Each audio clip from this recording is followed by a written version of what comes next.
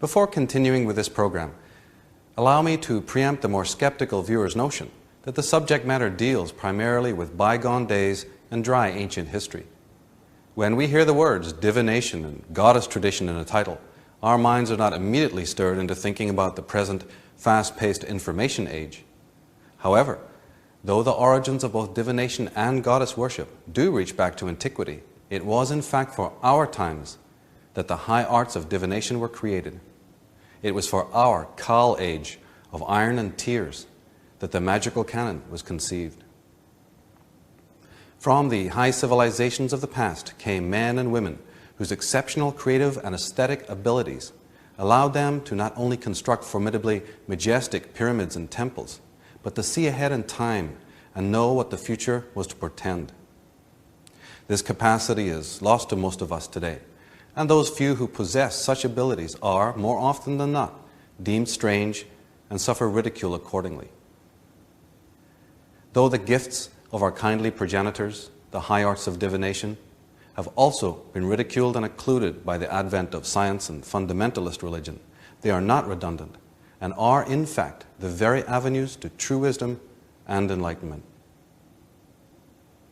Enlightenment is, however, primarily about understanding the nature of the self. Self-realization is necessary before God-realization, wrote the great Vedantic masters. Know thyself were the words found inscribed at the site of the Delphic oracle in Greece.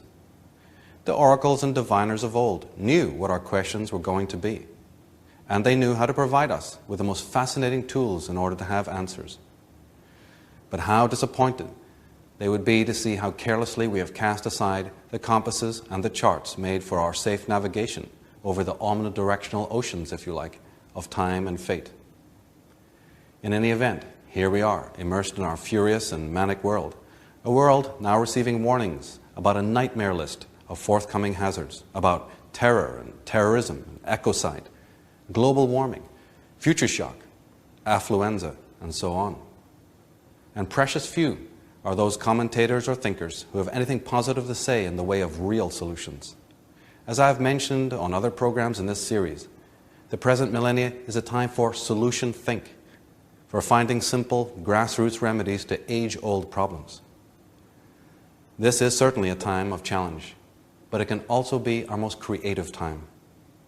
All we have to do is dispense with the hierarchies, conspiracies, and oligarchies which seek to keep us in ignorance while they progress from our energies and blind support.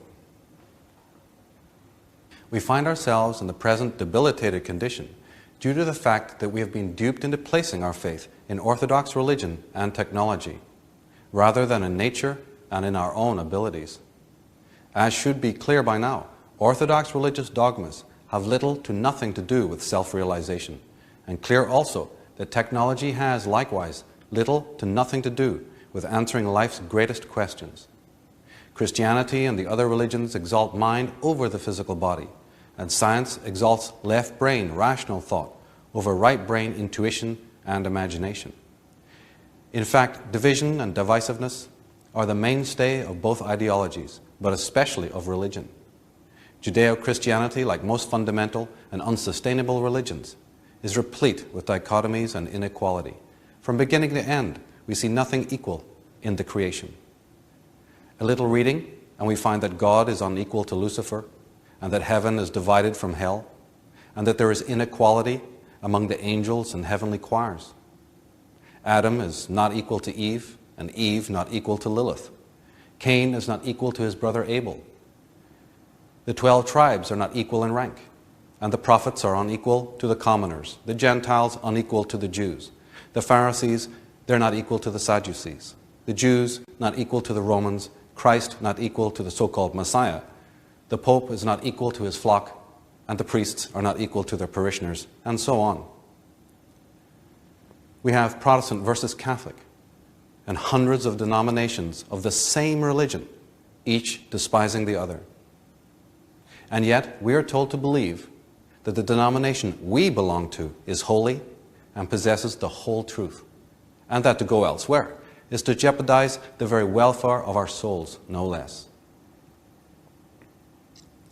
Clearly, it is our misattribution of faith which accounts for why multitudes are now finding themselves in a state of emotional, psychological, and spiritual angst. In an age in which there is materially more available to us than ever before.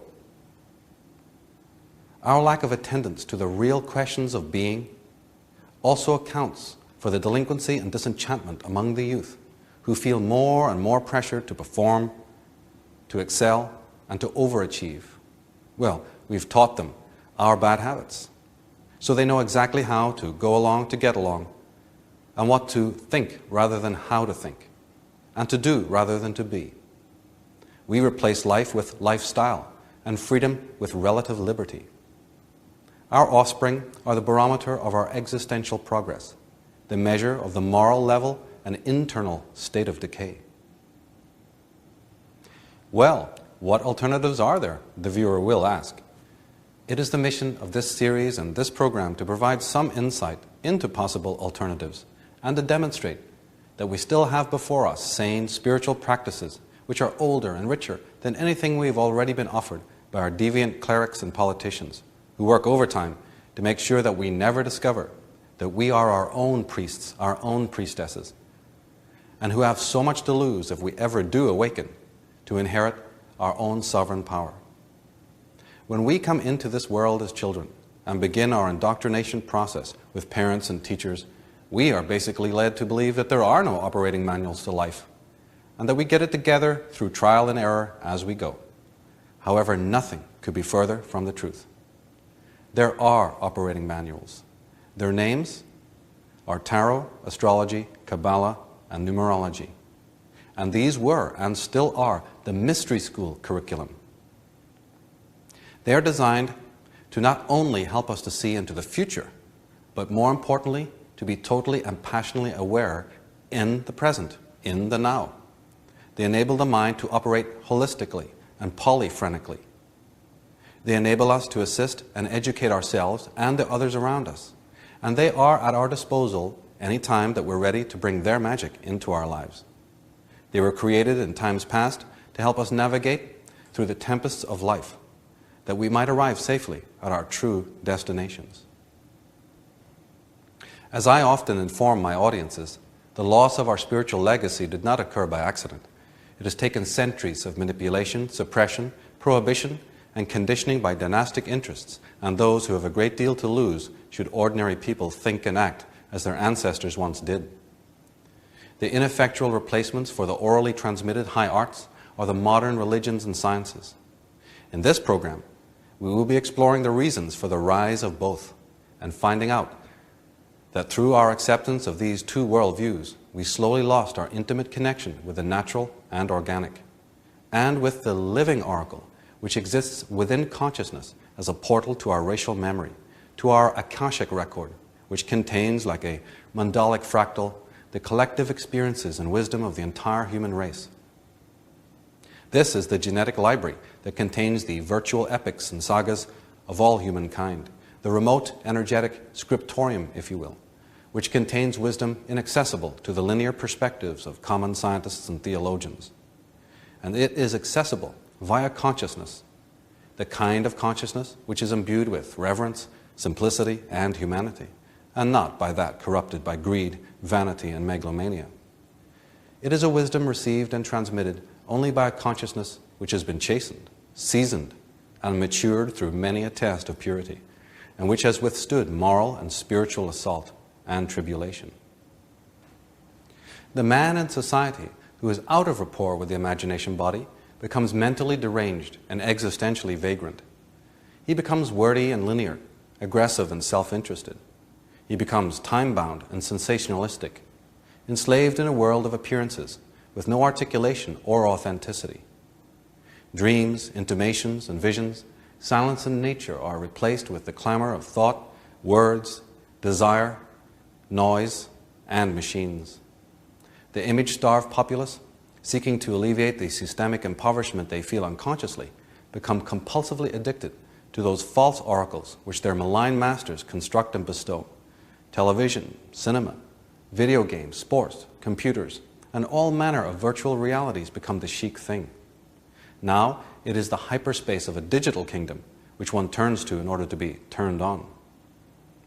The emptying out of the ancestral reservoir of consciousness has brought into being a culture of artificial pastimes and vicarious identification.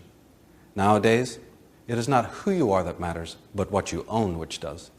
Not what you lead, but what you follow that becomes your merit, and not what you create, but what you allow others to create for you, which provides your security. For all the great learning and expenditure, modern scientists still cannot build a pyramid, nor even lift 2 blocks used in a pyramid into place.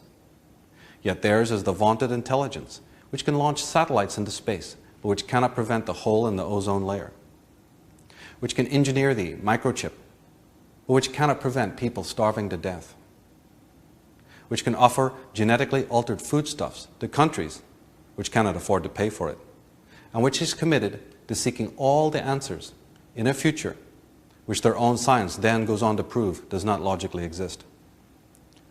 Theirs is the intelligence which can send thousands to die in a war which has been convened based on lies, which despite their transparency are declared truths by those with so much to lose from the actual truth should it ever come calling. The questioning of such intelligence is the sane man's first call to arms. The study of such distorted thinking and such tyranny becomes a more profitable science, one worth the time, energy, and resource invested. Once the futility and flaws of such intelligence is recognized, the time comes for one to make a reverent return to a more pristine archive of wisdom, one created by men and women of the past ages who possessed a deep and abiding love of nature and truth, who craved no heavens and feared no hells, but who allowed nature to teach them all that was needed. For all the pulverizing hammers of myopic science and false religion, the foundations laid by our ancestors are as strong still as that of the physical pyramid. As the great Egyptian Sphinx herself appears to have survived gigantic floods and cataclysms, so has the sublime knowledge of the ancients survived the cyclones of lies and error that have swept over the world for generations. That knowledge is encapsulated in the Tarot, the Kabbalah, and the other high arts of divination. Indeed, damage has been done to these fine bequeathments, and so the first duty of the purist is diligent restoration. My own work within these subjects has been one of excavation and reconstitution, an attempt to peel away all the debris which encrusts the magical arts, so that they can resplendently appear before us in their original, pristine glory. Through most of the Origins and Oracles series, we have been looking for answers to some of the world's sorry problems, be those problems sociological, economical, or psychological. The whole idea being that maybe something that our ancestors were doing wouldn't help us, that the past may have secrets. I mean, the ancients must have been doing something right. You don't build pyramids and sphinxes. You don't create zodiacs and map the heavens and sail the high seas. And you don't come up with all of the cultural artifacts and traditions that we have today out of the blue with no intelligence. And this program is likewise an attempt to glean some of the understandings from the past that might help us and assist us in the modern world.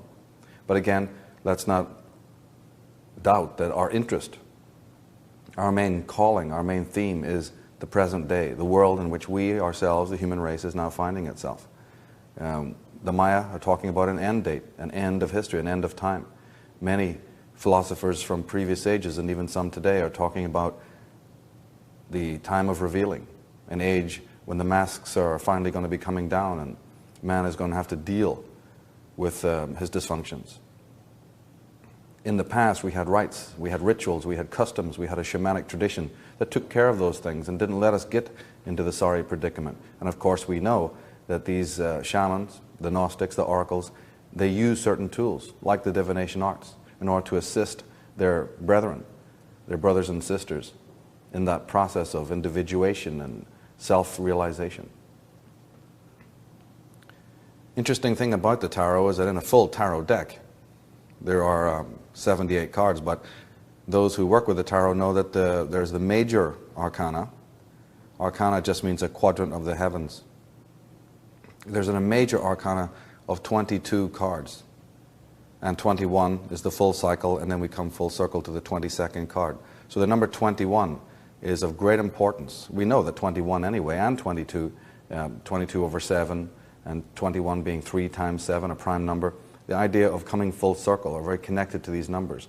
Pythagoras and Plato and the Greeks were very fascinated by 21 as a key master vibration. And here we are in the 21st century, approaching the 22nd. And these centuries go by in a blink of an eye historically. We might question, are we coming full circle? Are we returning? Are we involved in what Nietzsche called the eternal return? I've mentioned many times in this series that we're coming full circle to the period which I term solution think, meaning that again, we all must be familiar, you all must be familiar with what the problems are. We've had critics and pundits and activists and all sorts of malcontents and well-meaning individuals understanding that we have certain problems here, not only psychologically in the interior of man, but also socially. Of course, we understand, if we're in the mystical tradition, that there's a connection. We're going to look at that a little bit later. But here we are in the new century, and the early part of it. We're in a time of solution think. And those solutions need not be complex. Those solutions need not need tweed suits and walnut tables and cameras and lights. Those solutions are grassroots solutions. Again, the solutions that were applied by the ancients. But again, precisely what were the ancients doing? What was the main tenet? What was the main thrust of their culture? Well, contrary to what we're told in the history books, it was the independence of the human being. Perhaps not socially. Perhaps when we look back, if history is manipulated enough, we can look back and say, oh, they all had no sense of individuality. They all lived in the commune. They all huddled together. This is, of course, the case perhaps with, yes, the rank and file. But in the esoteric tradition, to those whose consciousness was developed and awakened, the essence was serving humanity and serving your brother, yes, but also the full-fledged realization of yourself, who you are. In short, the idea that man is his own priest and woman her own priestess, and that one could be initiated into those roles. Like in childhood, we obviously as children need the steadying action of parents. You don't pop out into the world perfect, not even if you're Mozart. So you need a certain steadying action in the beginning. And on the road of enlightenment, on the road of self-realization, you may go through a period where you need the shamans of old, the wise ones, to guide you. But of course, those weren't punitive beings like we have today. These were very loving people who never blurred our sense of selfhood. So in the journey of enlightenment, yes, there's a time for steadying action, but then there's a time when that must be released and the individual flowers on their own. This is very much the theme of the ancient traditions. In the program in this series, Astrotheology, we understood that there was 4 cults of the ancient world. We looked into that in great detail and discovered that before the religious enclaves that we have today, before this enormous Leviathan, there were the stellar and lunar paradigms, which were so much more egalitarian, so much more ecocentric, matrifocal, connected to flora and fauna, aware that nature is a teacher, that it has its own ordinances and its laws and its rules, where women held high office, not just domestically, but also spiritually, something they haven't enjoyed for thousands of years since. In the Celtic countries from which I come from, we have the Druids and the idea of the round table.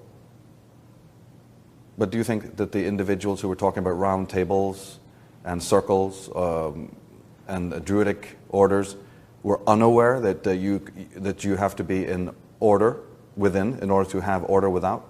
Do you think that these individuals who didn't even permit themselves the luxury of cutting a single living thing with a sharpened blade, that's the Druids, were not aware of the symbiosis between man and the universe, and that man has to be in harmony in his inner universe before he can even hope to have it outside?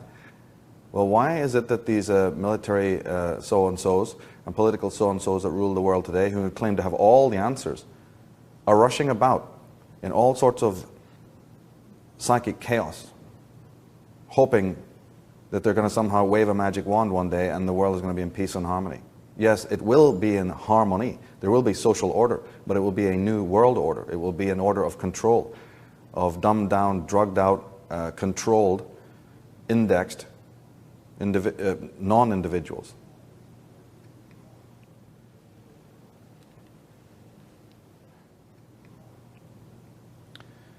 Now, one can't study divination, one can't study goddess traditions, one can't study the ancient cults without the study of Egypt, the land of the alchemists. Egypt, which was known as Chem, K-H-E-M, it's where we get the word chemistry or alchemy from. Chem just means the black land. It's where the man's name Kenneth comes from, because Ken or Chem was the ancient name. In England we have a region called Kent, K-E-N-T. It's actually a throwback to Egypt, and if you go to Kent, you'll find lots of Egyptian symbolism there in the land and so on, in the megaliths. But land, the black land, the sacred land where all the peoples of the world knew to send their young men or women for initiation to the Nile Valley, that if you wanted to become fully knowledgeable about the universe, both the interior universe and the external universe, it was to Egypt that you would be sent. As Solon, the father of Plato, spent time in Egypt amongst the priests, and perhaps it's rumored even by the greatest of scholars like Frederick Copplestone and Bradley that perhaps Plato and Socrates were just echoing the knowledge brought back by Solon and other travelers, other historians to the land of Egypt. Egypt was the great metropoli, the great cosmopolitan city culture of the ancients, upon which so much of our culture comes down, only we're not aware of it. Now, Professor Max Mueller, one of the greatest historians and antiquarians, said, "No people, ancient or modern, has given woman so high a legal status as did the inhabitants of the Nile Valley." Feminists need to understand this when they're doing their research on the whole problem of the gender dichotomy. It wasn't always like that, as Maria Gimbutas and Professor Bakofen have shown. Now, Mustafa Gadalla, one of the greatest Egyptian researchers and also a revisionist, in his book Historical Deception, he echoes that and says the Egyptian women were entrusted with the civilization. The woman, princess, and not the male, was the legal heir to the throne, and the man she chose to marry would become the ruling pharaoh. We know this in Celtic mythology, and sure, all over the Sarmatians and the steppes of Russia, all the way to the Tartars, through into Mongolia. They're finding burial chambers, just like you find in Celtic Ireland, where not only the corpse is put in as a fetus position, but they're laid in a mound. The whole idea of putting the king, the great ancestor, after his death or his fall in battle, you'd inter him in a mound, a sacred mound, was to represent going back into the mother. The idea being that there's rebirth involved here. There's no such thing as death. In the Egyptian, you have the sarcophagi. And we all know the sarcophagi in which we see the mummies being laid. But do you know that on the inner side of the lid of the sarcophagi, there's the image of the goddess Nuth, the sky goddess, that's laid over the corpse? And the understanding that you're merging back again with not just the night goddess, but with the goddess, the eternal mother. Now, the Greek historian Herodotus, who spent lots of time in Egypt, said the Egyptians were the first to discover the solar year and to portion out its course into 12 parts, both the space of time and the seasons which they delimit. It was observation of the course of the stars which led them to adopt this division. It is also the Egyptians who first brought into use the names of the 12 gods, which the Greeks adopted from them. One of the greatest scholars of all time, the English writer and historian Godfrey Higgins, in his monumental work, The Celtic Druid, said that in science the Greeks were pygmies. What they have known of science, if their Platos and Pythagoras's had not traveled to the east. Now, Ignatius Donnelly, the great Atlantean researcher of America, said, those Greeks that we regard as the fathers of mathematics were simply the pupils of Egypt. And Diodorus of Sicily says, the disposition of the stars as well as their movements have always been the subject of careful observation among the Egyptians. They have preserved to this day the records concerning each of these stars over an incredible number of years, this study having been zealously preserved among them from ancient times. And we understand also, to underline what he's saying, that there was an exoteric and an esoteric tradition. Yes, they handed down a lot of information, but they also sequestered and kept back from the uninitiated a vast amount of esoteric information. And it's only a very few scholars in the world, like Godfrey Higgins and Schwala de Lubitsch, for instance, perhaps, who've gone into that, because the way that the Egyptians saw the stars, the way they saw the connection from heaven and earth, terrestrial and celestial, the way they understood the mysteries of cosmos, being, and God, are not the same as we do today. We have language barriers. That's the least of the problem. We also have conceptual barriers. In the Kabbalion, it says, in ancient Egypt dwelt the great adepts and masters who have never been surpassed. Sleptus, in his Hermetic text, says, in Egypt all the operations of the powers which work in heaven have been transferred to earth below. It should be said that the whole cosmos dwells in Egypt. Gerald Massey again, he said, the retouching by the Greeks, like that of the Semites, tended to efface the figures or falsify the meaning of the mythos, and the astronomical facts are of 1,000-fold more important than all the petty embellishments of irresponsible fancy. He's saying they tweaked it, they changed it, they couldn't understand it, so they distorted it, they adapted it, but they adapted it in a very exoteric way.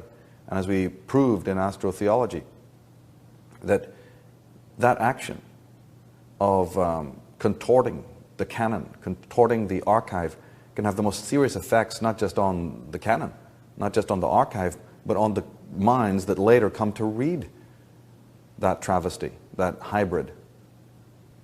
Now, Cyril Fagan, in his Astrological Origins, points out the same thing.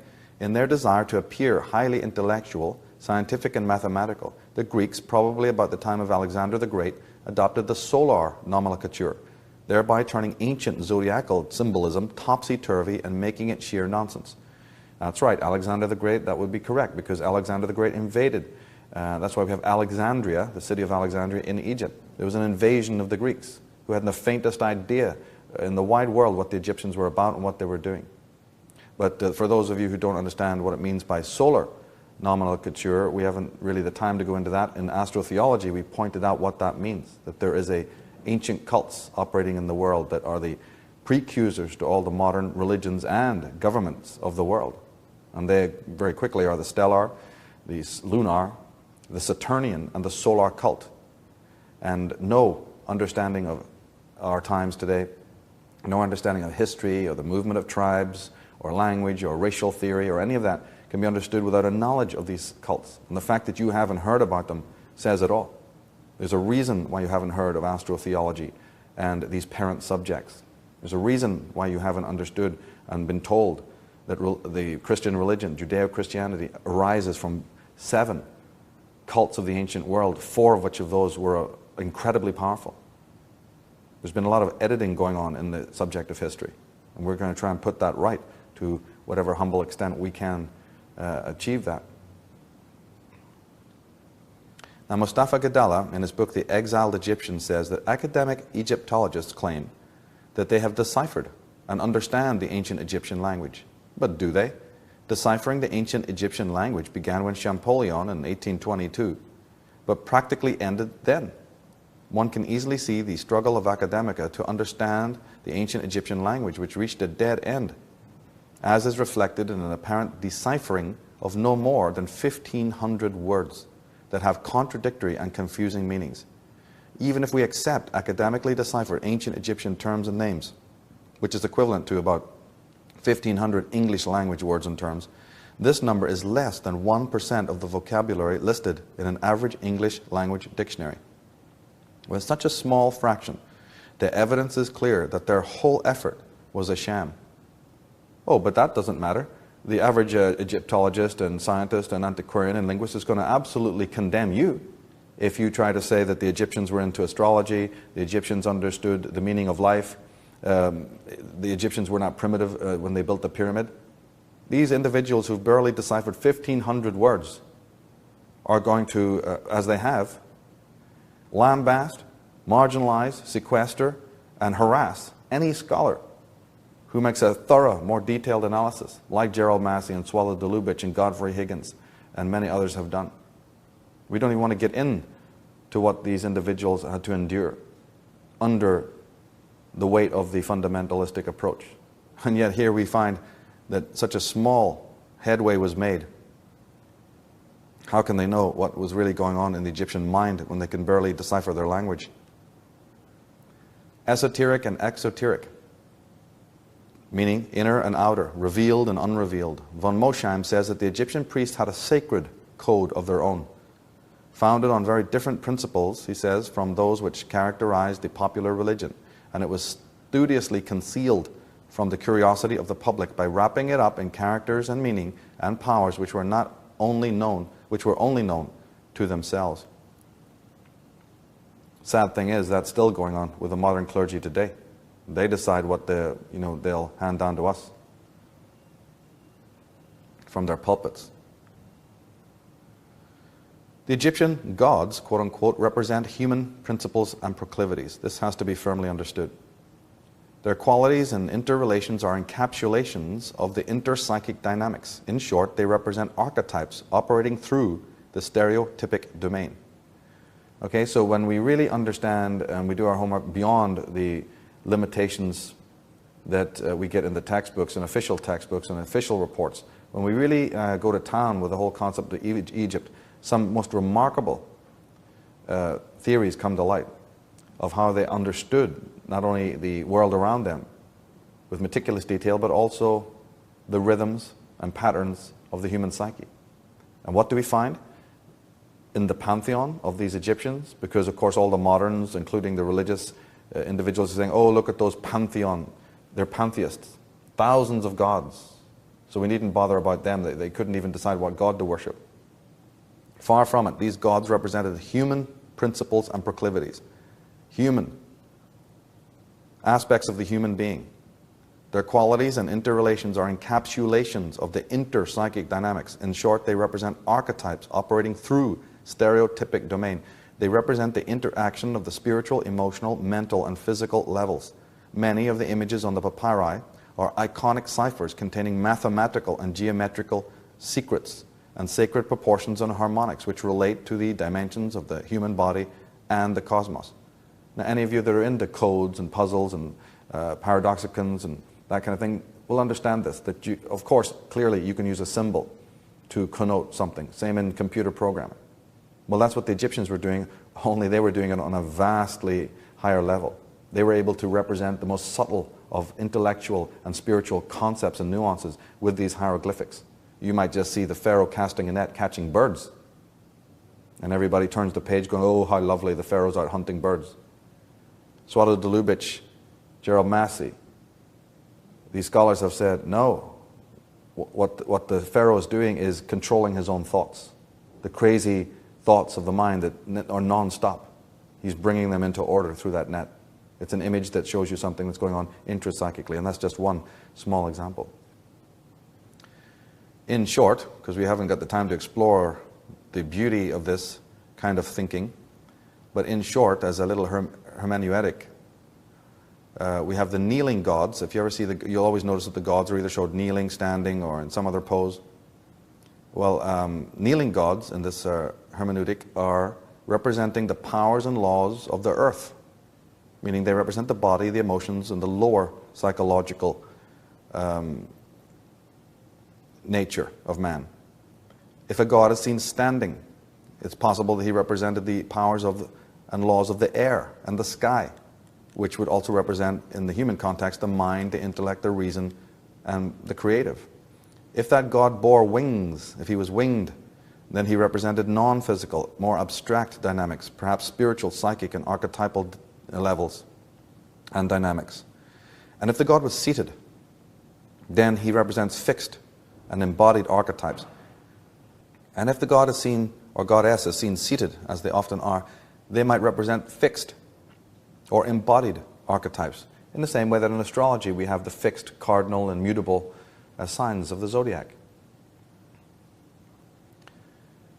But of course the problem is that none of this matters because it's all past history for most of us, or it's just an idle curiosity. Now Aesculapius says that the day is coming when the world will know nothing of the faith of the Egyptians. Our land will stand desolate. Tombs and the dead will be its only witnesses. O Egypt, nothing but the fables will tell of thy faith, and no posterity will believe them. In one sentence, the man has got it absolutely right. That's right. Only tombs and dust is the memory, and even if we dig up and find something remarkable, we don't believe it. We can't connect the dots. So far are we in our dark age. Now, those within the metaphysical and the magical and occult Gnostic communities don't buy into any of that. Of course, we understand that the Egyptians were the fathers of all civilization, and we know very much what they have bequeathed to us. Out of the many things that the ancients, like the Egyptians and the Celtic, the Vedic, and have bequeathed to us, probably the most important thing, or certainly in the Egyptian context, is what could be referred to as the magical Western tradition. Magical Western tradition? That's right. We know about the Eastern magical tradition. We know about all the gods that we worship there. We know about the different yogas. We know about a little bit about the different religions. And we certainly know about all the gurus on the banks of the Ganges and all the temples and idol worship and all of that. And it's been a fascination, especially since the 60s. There's been a sort of a fusion and emerging of that old world paradigm because it looks so wonderful and resplendent over here in our impoverished religious situation. When you look over there, it looks mighty exotic. However, the Indic philosophies are nothing more than the same thing. They're just Christianity under a different name, and those who've studied Brahmanism or any of these very patriarchal, hierarchical, and suppressive religions over there know that for all its pomp and ceremony and all its enigmatic and sort of mystery, it's basically Christianity by another name. So, but it's considered the Eastern world tradition. It's a fascinating subject, a fascinating study. But what we don't perhaps understand too coherently in the West is that there's a Western magical tradition. Egypt is actually considered a Western country. And it passed on to us, it donated to us a completely coherent magical tradition for the spiritual uplift and right living and moral health or hygiene of the human being. So what is the magical Western tradition? Well, it's the tarot, it's astrology, it's Kabbalah, and it's numerology. 4 divination arts, 4 high arts of divination, all connected. But of course, in today's world, they're all disconnected. But originally they were connected.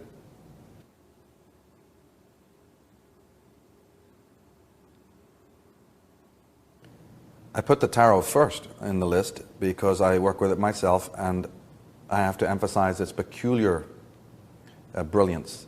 Of all the other divination arts, of its 3 sister disciplines, it alone uses composite images, iconic representations, pictures, and those have a very deep effect on the unconscious mind. It's a symbolically rich archive. And speaking of symbols, Mircea Eliade, the traveler and historian, said that the man who understands a symbol not only opens himself to the objective world, but at the same time succeeds in emerging from his personal situation and reaching a comprehension of the universal. Thanks to the symbol, the individual experience is awoken and transmuted into a spiritual act. The American occultist, Manly Palmer Hall, in his book Sages and Seers, says, "Nature about us uses the language of symbolism for the unfoldment of all the potential of its creations. The mysteries of life do not explain themselves or issue any dogmatic statement about their ways or workings. Simply put, the voice of God or the voice of the truth is speaking to us every day, but it's not going to talk louder than our racket. It isn't going to turn itself up. It doesn't have a volume switch. We have to turn our nonsense, our racket, our mayhem down, and then that still small voice will be ever clear." It's as simple as that. But as Manly Palmer Hall is pointing out here, symbols are also involved. Plotinus says, and Plotinus was the Neoplatonic philosopher, he said that the Egyptians, either by exact science or spontaneously, had arrived at a method by means of which they could write with distinct pictures of material objects instead of ordinary letters expressing sounds and phrases. These pictures were not ordinary images of the things they represented, but were endowed with certain symbolic qualities called Sophia, by means of which they revealed to the initiated contemplator a profound insight into the very essence of substance of things, and an intuitive understanding of their transcendental origins, an insight which was not the result of reasoning or mental reflection, but was acquired spontaneously by means of divine inspiration and illumination. as artistic representations of this phenomenal world, they revealed in fact the ideal world of the soul. So he's saying that the adepts know not to really try to even to communicate in words. Of course they can do it, but words refer to the monophrenic mind. That's a single focused, narrow intellectual mind, not to the polyphrenic mind or the omnidirectional consciousness. So they preferred to use symbols. They also knew that by using symbols, not everybody would be able to interpret them. So you had to bring forth something from your own intelligence. You weren't just sitting there passive at a desk for 18 years under fluorescent lights, being spoon-fed what you're meant to think and believe. You had to bring something completely unique from inside yourself. And that would couple with the symbolic form of communication that was taking place. That was what real learning, real education was all about. This higher power in the universe also, as I said, it doesn't talk over our racket, but it also communicates to us in symbols and colors and rhythms and all sorts of ways other than words. Words are, phylogenetically speaking, a very recent form of communication in our world. So what do we understand about shapes and colors and platonic solids and vibrations and rhythms and numbers? There's a whole world of communication out there that we're barely involved with. Perhaps that could also account for the state that we're in.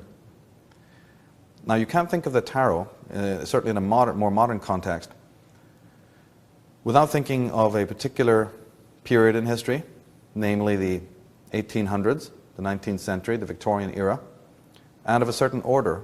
That's the Order of the Golden Dawn, and of two very special individuals. One was MacGregor Mathers, the head of the Order of the Golden Dawn, and the other was the enigmatic and mysterious Edward Aleister Crowley. Now Mathers devised Book T, or Book Tarot, the basis for the Rider-Waite Tarot, and was painted by a woman, Pamela Colman Smith. And Aleister Crowley devised his Thoth deck, which was painted by Lady Frida Harris. So the women are artists. I've always found that more than interesting. But these two men from the Order of the Golden Dawn, master occultists, Mathers spending 30 years researching the esoteric tradition. Okay, we talked about the exoteric and the esoteric. He studied the esoteric. And Crowley, by joining the Golden Dawn, was given Book T, because Mathers had that as a cardinal manifesto when you joined that order. You were obliged to read that. Crowley loved it, picked up on it, and went with it, and created his own tarot. Again, esoteric. So these two individuals are responsible for holding over and getting the tarot back into shape, because for many millennia, many generations, the tarot was not in its pristine form and had been misunderstood. The word tarot is itself very enigmatic. The word tarot was pronounced, it was actually the name of the mother goddess of ancient times, Tarut, and it was pronounced with a soft H at the end, which is of course Taruth, thus giving us the familiar English word truth. The word tarot and the word truth are therefore the same. In the Anglo-Saxon eras, the strong T's at the beginning and end of tarot, that sound, that strong T sound, was softened eventually to CH. So instead of T, you have Ch. And of course, if you take the two T's off and put CH on either side, instead of Tarut or Taruch, you get Charuch or church. So the word church and the word truth and many other words come from this ancient mother goddess name of Taort or Tarut or Tarot.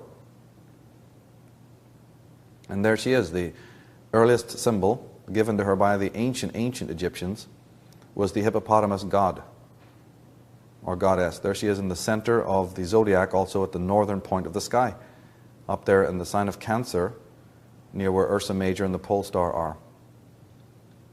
In fact, that's one of the reasons today that the Christians, who know a great deal of this, only they don't tell us about it, refer to their church as Holy Mother Church. And church, that word, comes out of also the Greek circe. Circe was the female Circe, C-I-R-C-E, the magician, the wizard, the enchantress Circe, which the Scottish pronounce as Kirk with a hard K. K-I-R-K is Scottish, Celtic, Gaelic for church, Kirk. Now the tarot is the actual emerald tablets of Hermes. So when you hear all sorts of scholars and thinkers pontificating about the so-called emerald tablets of Hermes, and one day some wannabe Indiana Jones is going to turn over a rock somewhere and there they are in the Syrian desert, well, guess what? They've already been discovered, and they're the 78 cards of the tarot. Very simple. If you do your homework, that is conclusively proved that the tarot is the book of life and is the Emerald Tablets of Hermes. There is no other. As Madame Helena Blavatsky of the Theosophical Society writes, the alphabet of Thoth, and she's referring there to the tarot, the alphabet of Thoth can be dimly traced in the modern tarot, which can be had at almost every bookseller's in Paris. As for it being understood or utilized, the many fortune tellers in Paris who make a professional living by it are sad specimens of failures of attempts at reading, let alone correctly interpreting the symbolism of the tarot without a preliminary philosophical study of the science. So just in case any scientists are watching this program thinking, what's all this nonsense about tarot cards? Please understand that I am not referring to the normal fortune-telling gobbledygook and charlatanism that's out there. I am very serious about this. This is an archive, an heirloom from ancient times that has incredible geometric, numerical, astrotheological, and symbolic, iconic mysteries attached to it, which have hardly even been touched upon. As Aleister Crowley himself said in his Book of Thoth, the medieval pacts are hopelessly corrupt, or otherwise far from presenting the ancient truth of the book in a coherent system or shape of lucid beauty. He says that each card is, in a sense, a living being, and its relationship with its neighbors are what one might call diplomatic. It is for the student to build these living stones into his living temple. Ah, finally, a true magus. Right, the true teacher. We're not going to do anything for you. You're going to do everything for yourself. They provided the means. It's not didactic, it's not pedantic, it's symbolic, it's perfectly egalitarian, it's totally whole brain, and you sit down, you work with it, and you develop your own intelligence. But how threatening that is to us today in the world. We've given away our sovereignty, we've given away our intelligence, we've absolutely and full desire of letting other people do our thinking for us. Well, those times are a-changing. Now, A.E. Waite of the Order of the Golden Dawn, in his book The Key to the Tarot, Part 2, says that the tarot embodies symbolical presentations of universal ideas behind which lie all the implicits of the human mind, and it is in this sense that they contain a secret doctrine, which is the realization by the few of truths embedded in the consciousness of all. And in Part 1 of that book, he says, the true tarot is symbolism. It speaks no other language and offers no other signs. Crowley, in his book Liber 777, says the tarot is a language fitted to describe certain classes of phenomena and to express certain classes of ideas which escape regular phraseology. Madame Blavatsky again says the Wheel of Enoch, and it's another word for the tarot, is an archaic invention, the most ancient of all. Eliphas Levi, and she's referring there to the French occultist, Eliphas Levi says, there was not a nation but had it, its real meaning being preserved in the greatest secrecy. It is a universal heirloom. He goes on to say, or Eliphas Levi says, that the antiquity of this book is lost in the night of time, and it goes back to an epoch long before Moses. It was written upon detached leaves, which at the first were of fine gold and precious metals. It is symbolical, and its combinations adapt themselves to all the wonders of the Spirit. Altered by its passage across the ages, it is nevertheless preserved thanks to the ignorance of the curious. A lot of contention, a lot of debate, raging in tarot circles about who exactly created the tarot. It's like this perennial question mark hanging over everybody's head. And in my work, my simple answer is, well, why don't we just look at the cards? If you want, the tarot is so self-referential, how come it's never dawned on anybody to actually look at the cards, look at the pictures?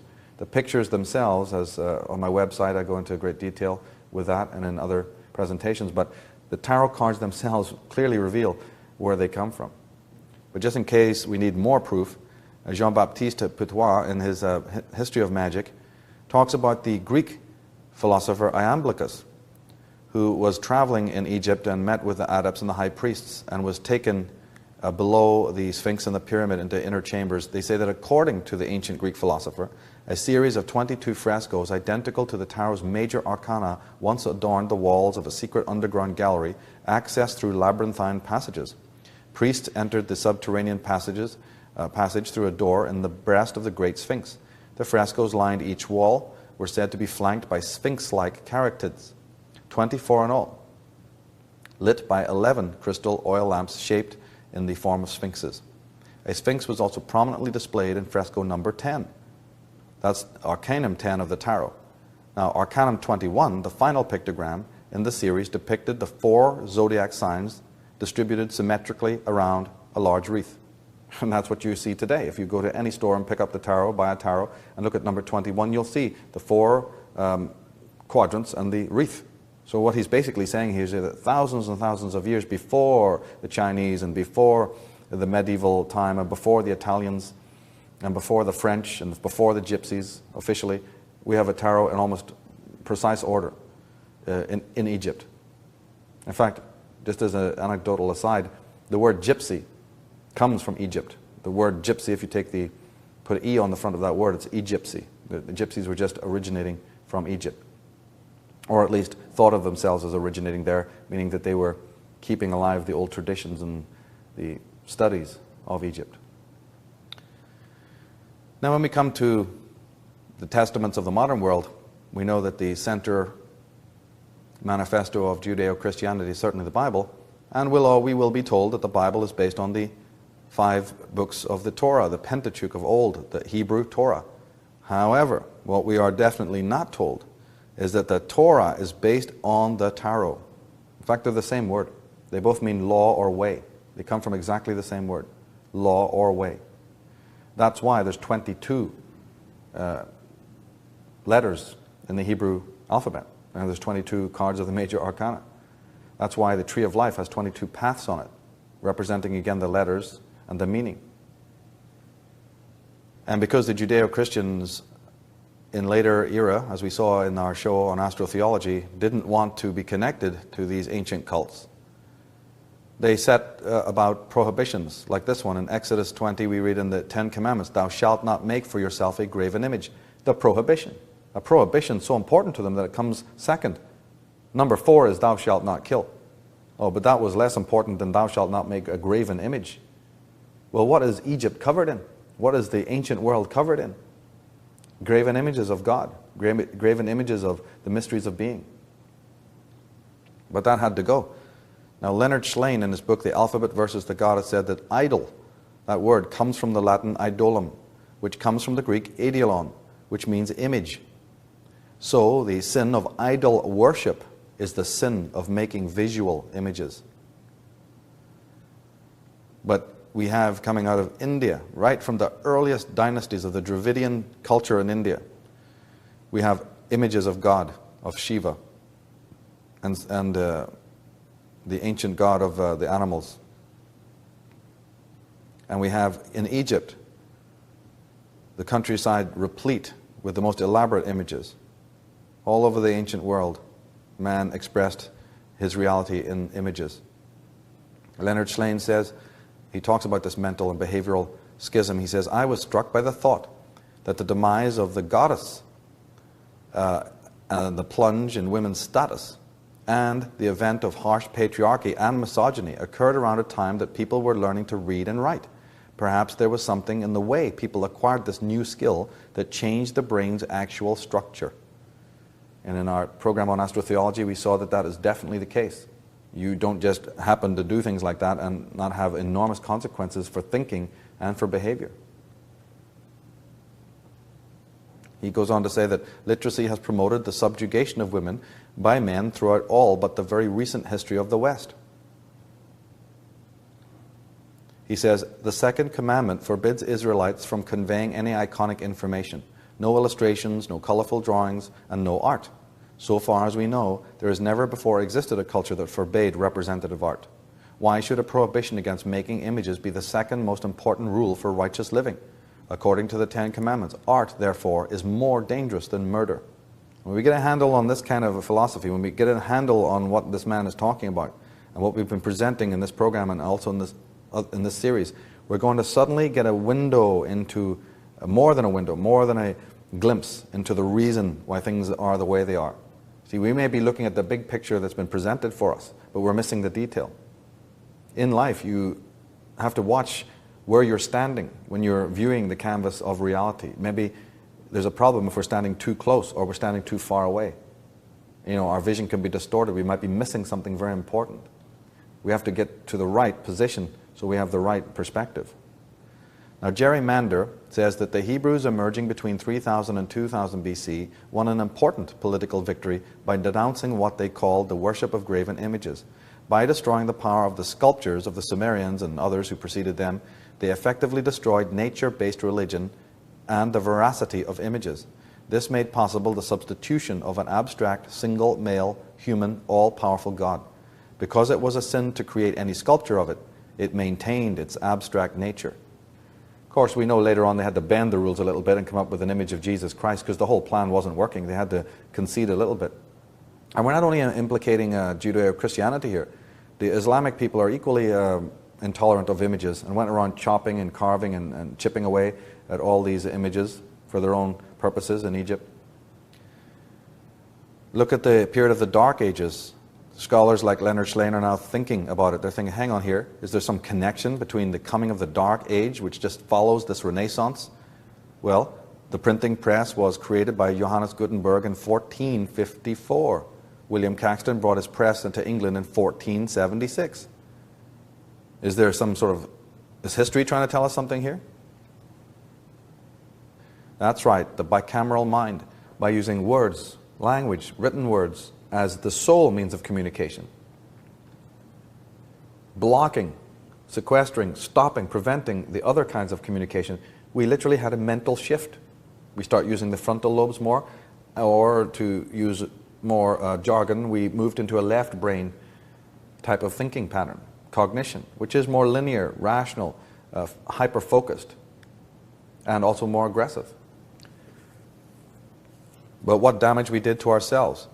It turns out that now slowly scientists are starting to discover that the brain works in a very different way. In fact, they've discovered that there are 240,000 miles of neural threads in the human brain. That's enough to stretch from the Earth to the moon. On every micrometer of these threads, there exist 250,000 units of information. But this data is recorded only as pictograms, as composite images, and not as words. Well, we didn't need scientists to tell us that. When you think of what you were doing 2 Fridays ago and that incredible party on the beach, you're not thinking in a series of words. Well, I hope not. I hope you're not thinking in a ticker tape marquee of sentences. You're thinking of the image. You're thinking of things that are even quite unrelated. You're thinking of all the peripheral things that went on. Your memory is bathed in your insubstantial light of mental thought.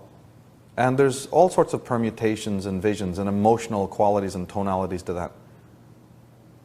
So now can we understand that when we are being slowly, gradually, not overnight, but through the centuries, channeled into denying that part of ourselves, that image-making quality, what damage it could do, that we now find ourselves in the post-industrial age of crime, delinquency, and addiction.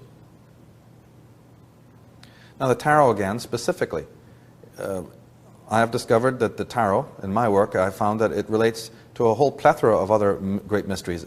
There's connections directly to the Egyptian, Hebrew, Celtic, and English magical alphabets. That's right, they're magical alphabets. There's links to what we know as the Kabbalistic tree of life, to the chakra system, to the alchemical process, to the sacred numerology, whether that be Pythagorean or some other kind. There's a connection between the tarot and the orbit of the luminaries and the planets, to the phenomena that we're going to look at a little bit later called the precession of the equinoxes, to Jung and his concept of human individuation, to the yearly maturation of the human being. The yearly maturation of the human being from age 1 all the way up to whenever. The tarot cards demarcate those zones. To the personality types, to the zodiac, to the sequence of historical centuries from the 1st to the 21st. Meaning that if you associate a card, if you know what you're doing, and you associate a major arcana card with each of the centuries, that card clearly depicts the main events of that particular century. It encapsulates for you the details that we know even in a purely general historical way. And also there's connections to the periodical table of elements and to several other exoteric and esoteric phenomena. As Madame Blavatsky wrote, the tarot contains indeed the mystery of all such transmutations of personages into sidereal bodies and vice versa. She's saying, from heaven to earth, It is a vehicle. It vehicleizes. It's like a sort of catalyst between the human being, his consciousness, his mind, and the external world, and to the subtle mysteries of the inner world also. But that's right. To back up what I was saying about the yearly maturation, if you put out just the 22 cards of the major arcana in front of a young child or a teenager and ask them to pick a card that represents how they happen to be feeling as they're going through puberty, chances are they're going to pick the Hanged Man, which is card number 12. Well, card number 12 and card number 13. It's known that at 13 years of age you start secreting the hormones for your adulthood. Number 13, that card relates to Scorpio and to those biological processes. 12, the cards 12 and 13 seem to match or represent the process known as puberty and many other biological and psychological processes. And of course, those who have a familiarity with tarot have often been wondering what is the exact connection between the tarot, say, and the zodiac. There's known to be a connection because lots of the tarot cards have zodiacal signs on them. Some tarot decks show you the astrological signs and symbols. So there seems to be a connection. Some of the cards themselves seem to be literally based on signs of the zodiac, like the one for Leo, which shows a lion. Well, there's a connection in the numerology. There are 12 signs of the zodiac, and there's 78 cards of the tarot. The interesting connection is that if you add all the numbers between 1 and 12, that's 1 plus 2 plus 3, in what they call the digital fashion, and you get to 12, you'll find that it equals 78. So even though the numbers seem different on the surface, people go, oh, there could be no connection between these 78 cards and the 12 houses of the zodiac. There is a connection, but it's a little bit more Pythagorean, it's a little bit more subtle. Why are there 78 cards? Scholars are always talking about it. Again, if you want to know a mystery about the tarot, you go to the tarot. If you pull out the 7th card of the tarot, you'll find that it's called the Chariot, and it's ruled by the moon, and it relates to the sign of Cancer. It's ruled by the moon, and it relates to the sign of Cancer. If you pull out the 8th card, well, it's the one right next door. That's the 8th card, and it's ruled by Leo. It's called Strength. It rules the sign of Leo, which is ruled by the sun. Oh, wait a minute. Card 7 is ruled by the moon, and card 8 is ruled by the sun and the moon coming together.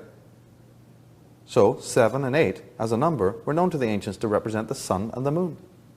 And of course, just like the yin-yang, or the coming together of the male and the female, the black and the white, the heaven and the earth, the lower man and the higher man. This was the most important thing to the ancients, is the unification of opposites. And that's what the number 78 means, the house of the sun and the house of the moon, the coming together by unity, Shiva and Shakti, all opposites joined to one. So now what do you think when you hear about people going out and making decks of 101 cards, and no, this person's got one of 67 cards, and let's add another few cards there or take a few away? That comes from an exoteric understanding of these subjects.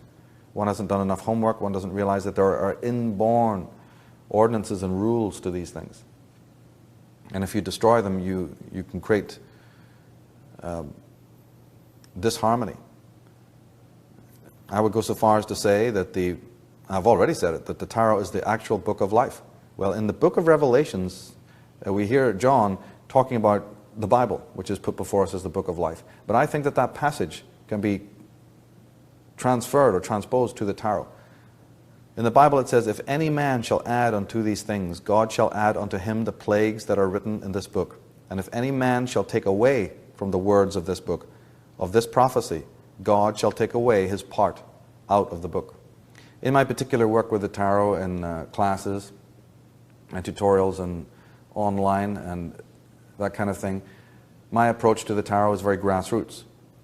It also happens, one of its incredible mysteries is that your own birthday, your date of birth, relates to certain cards in the tarot. And your introduction to the tarot can be had through your own personal chart. Who knows you better than you? And we call those cards the personal significators. And there's a right way and many wrong ways to find them. And more poetically, the tarot may be likened to a cathedral. The cards are the stained glass windows, let's say, replete with symbolic imagery. The spreads that the cards go in are the light of varied intensities emanating through these windows. And you, the reader or the adept, are sort of interpreting the different light that comes through those windows when you give a reading to your client. Ultimately, it's the guide of the client that's giving the reading. You're just a vehicle for what their guides are actually saying. same way that a doctor uses a thermometer. There's no mystery, there's no magic to it. It's a procedure, and if it's done right, the right answers will be revealed.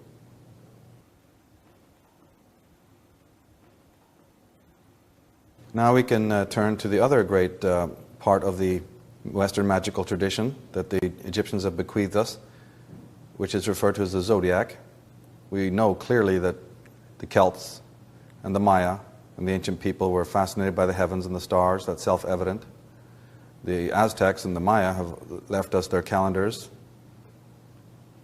The Egyptians referred to the zodiac as the scroll of life, or also as the girdle of Isis. It was the original round table. That's what Camelot means. Camelot, if you decipher the etymology, means cam, like a camshaft to go around, and Camelot, the revolving castle. The revolving castle is nothing more than the Ker City, which is the zodiac. In Revelation 12, and there appeared a great wonder in heaven, a woman clothed with the sun, and the moon under her feet, and upon her head the crown of 12 stars. That's right, Mother Mary, the crown of 12 stars. Very inexplicable to a Christian, but perfectly explicable to those who know it. Well, it's Mary now, but it was Isis yesterday, and it was Tarut before that. The woman with the crescent moon at her feet and the 12 stars in her head, and the baby in her arms. Now, what we have to understand about the difference between the tarot specifically and astrology, there are many things, but one of the most important, I think, again, has to do with the goddess tradition and the suppression of the female.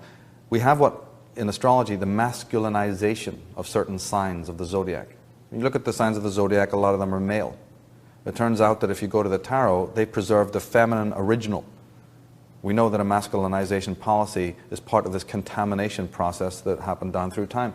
You see, we must understand this, that those forces that became Judeo-Christianity and the solar cults would not just go through the world butchering, massacring, and laying entire nations to the sword, burning witches, molesting oracles, desecrating the oracles and the shamans of old, and suppressing the Gnostic canon, and then let the arts that these people were studying be in perfect, pristine condition, since that was what they were after in the first place.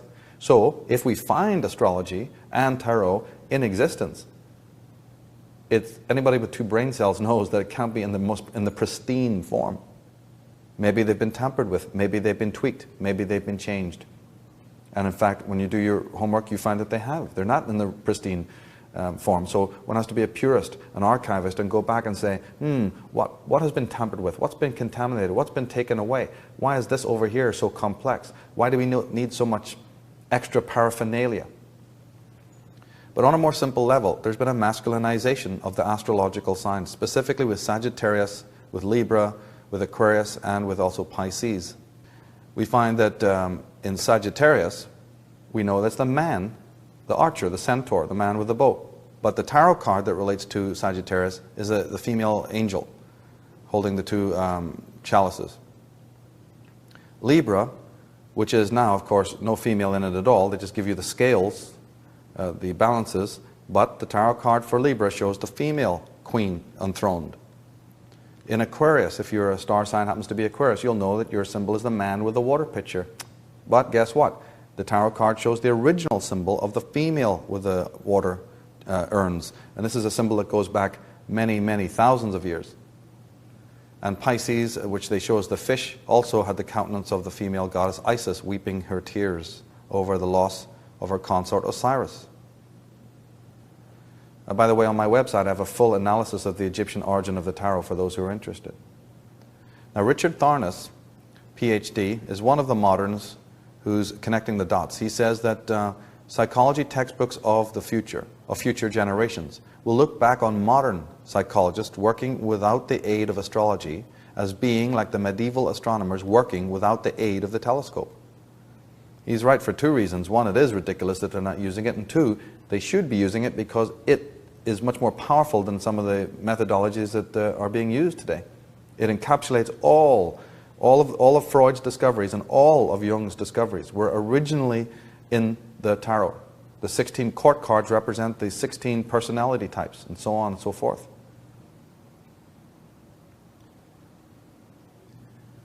Now, what we have to understand about the zodiac, and something which is central to my work in this field of the divination arts, is that the zodiac is in fact not an external phenomenon. It's not out there in the sky.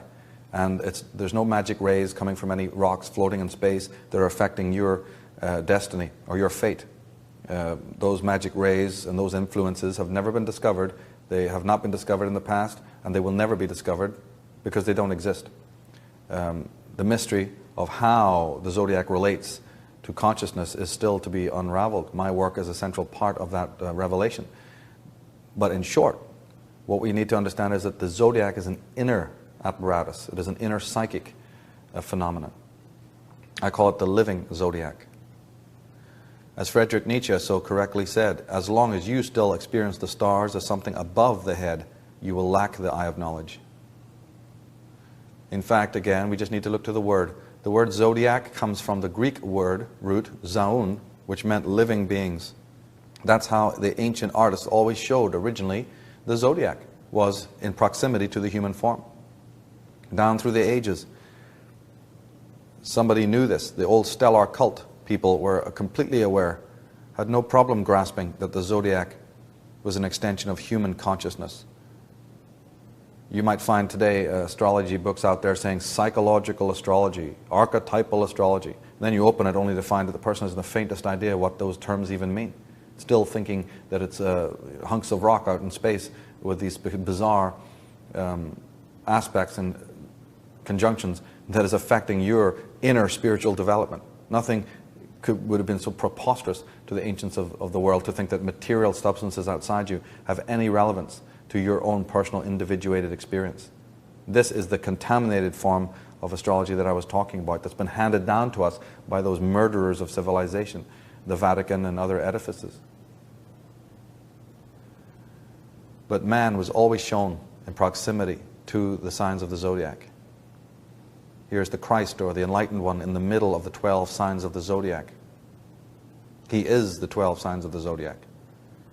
We find that even later in the Grecian and Latin periods with the great scholar Pico della Mirandola and Agrippa.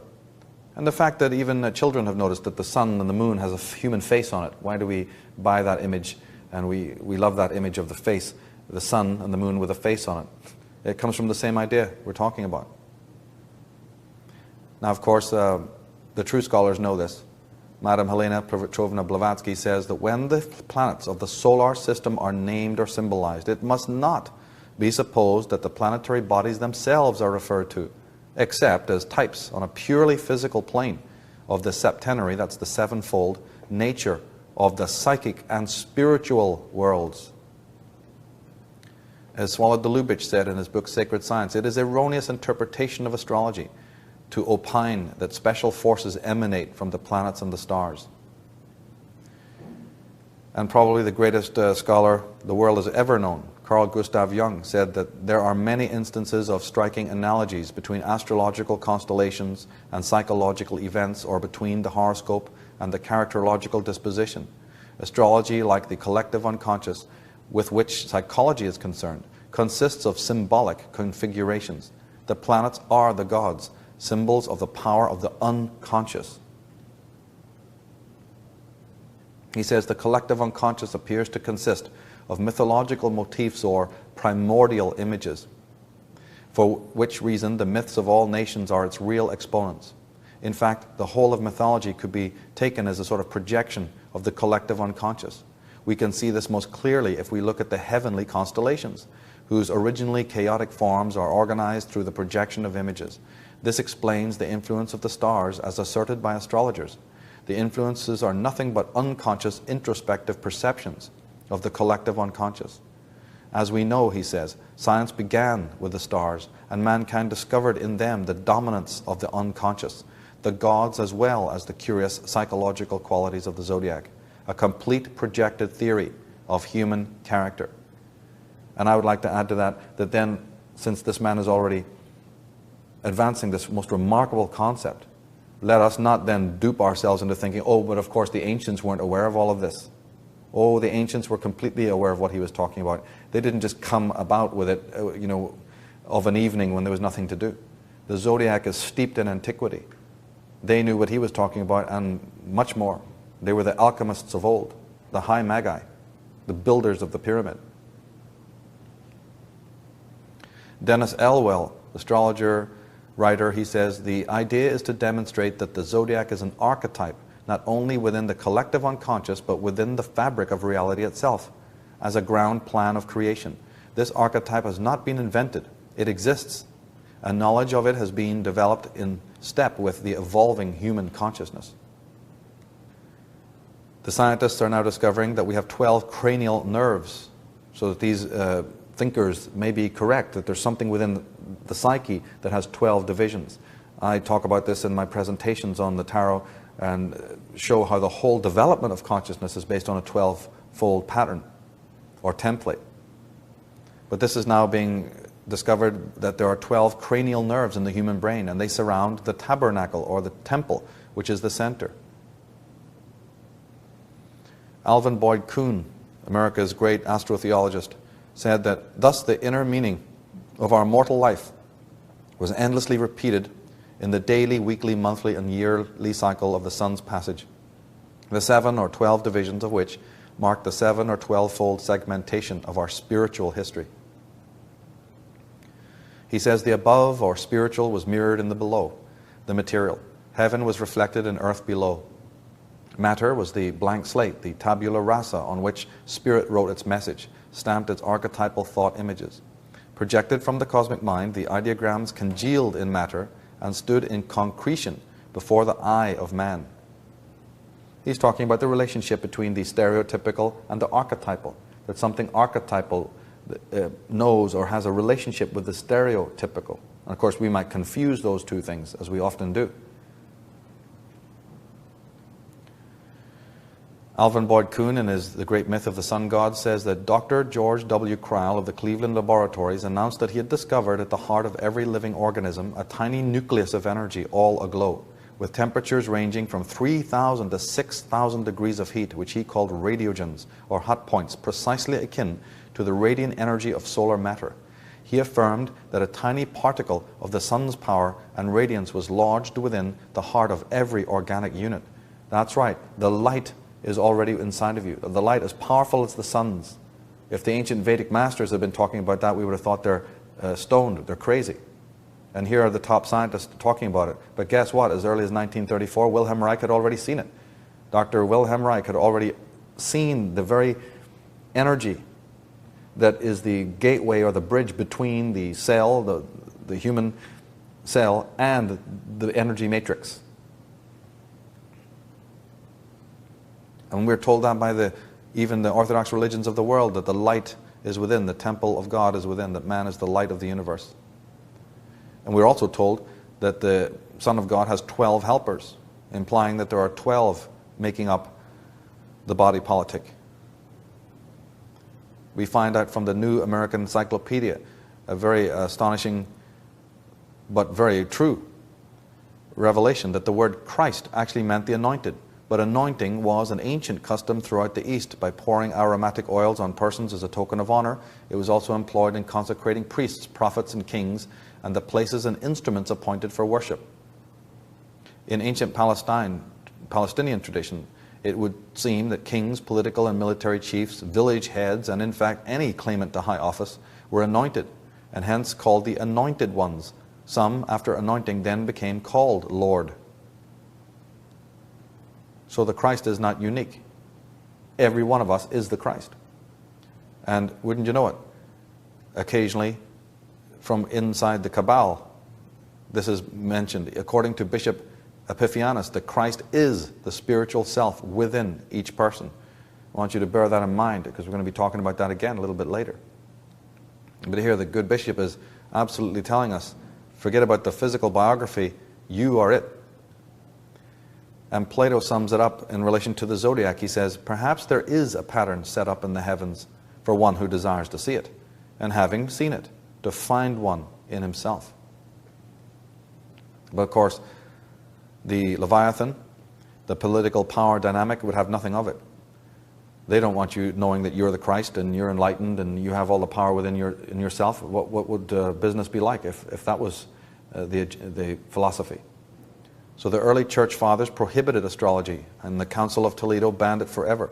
Nevertheless, 600 years later, the dates of the Pope's coronation were determined by the zodiac. The church hierarchy employed their own astrologers, and signs of the zodiac appeared all over church furnishings, tiles, doorways, manuscripts, and baptismal fonts. Remember, we were talking about what they allow you to know and what they know? And in astrotheology, another program in this series, we very much brought that out, that they prohibit you and your fellows from empowering yourself, from getting readings and empowering yourself through these incredible arts that your forefathers have handed down. But you can sure bet they're going to use it. They even use it on their church design, in their stained glass windows. Everything they do is based on divination, because they want to be empowered. The very clothes, the robes they wear. In astrotheology and sidereal mythology DVD, we went into that and showed you how they use the names and terms and images and iconography coming from the ancient world.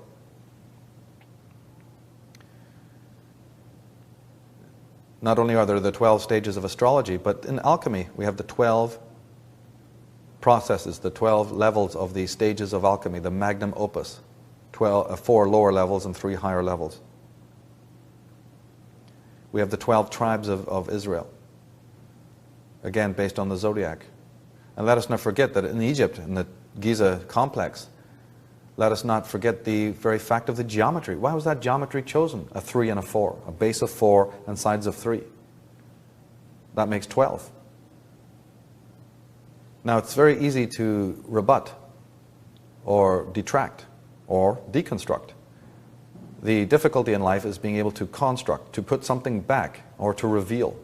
We're talking about some kind of campaign of denudation, of suppression. But why? What is it that was being taken away from man? What's the whole purpose of this? Originally in magic, in theology, in religion, in yoga. What was the core of it all? What's it all about? Well, what it's all about is androgyny. And I don't mean androgyny on just a genital level. It has to do with spiritual androgyny. When we look at the word matrimony, we find that it comes from the word for the moon, that's mon, and Maat was the goddess of balance. So in Egypt, the goddess of the scales of perfect equilibrium was known as Maat. In fact, her hieroglyphic also stood for 1/2 or 0.5. So anything split down the middle. She was the goddess of balance, or the goddess of equilibrium, goddess of homeostasis, and the goddess of symmetry. Very important. And primarily, she was also the goddess of universal justice, the principle of universal justice.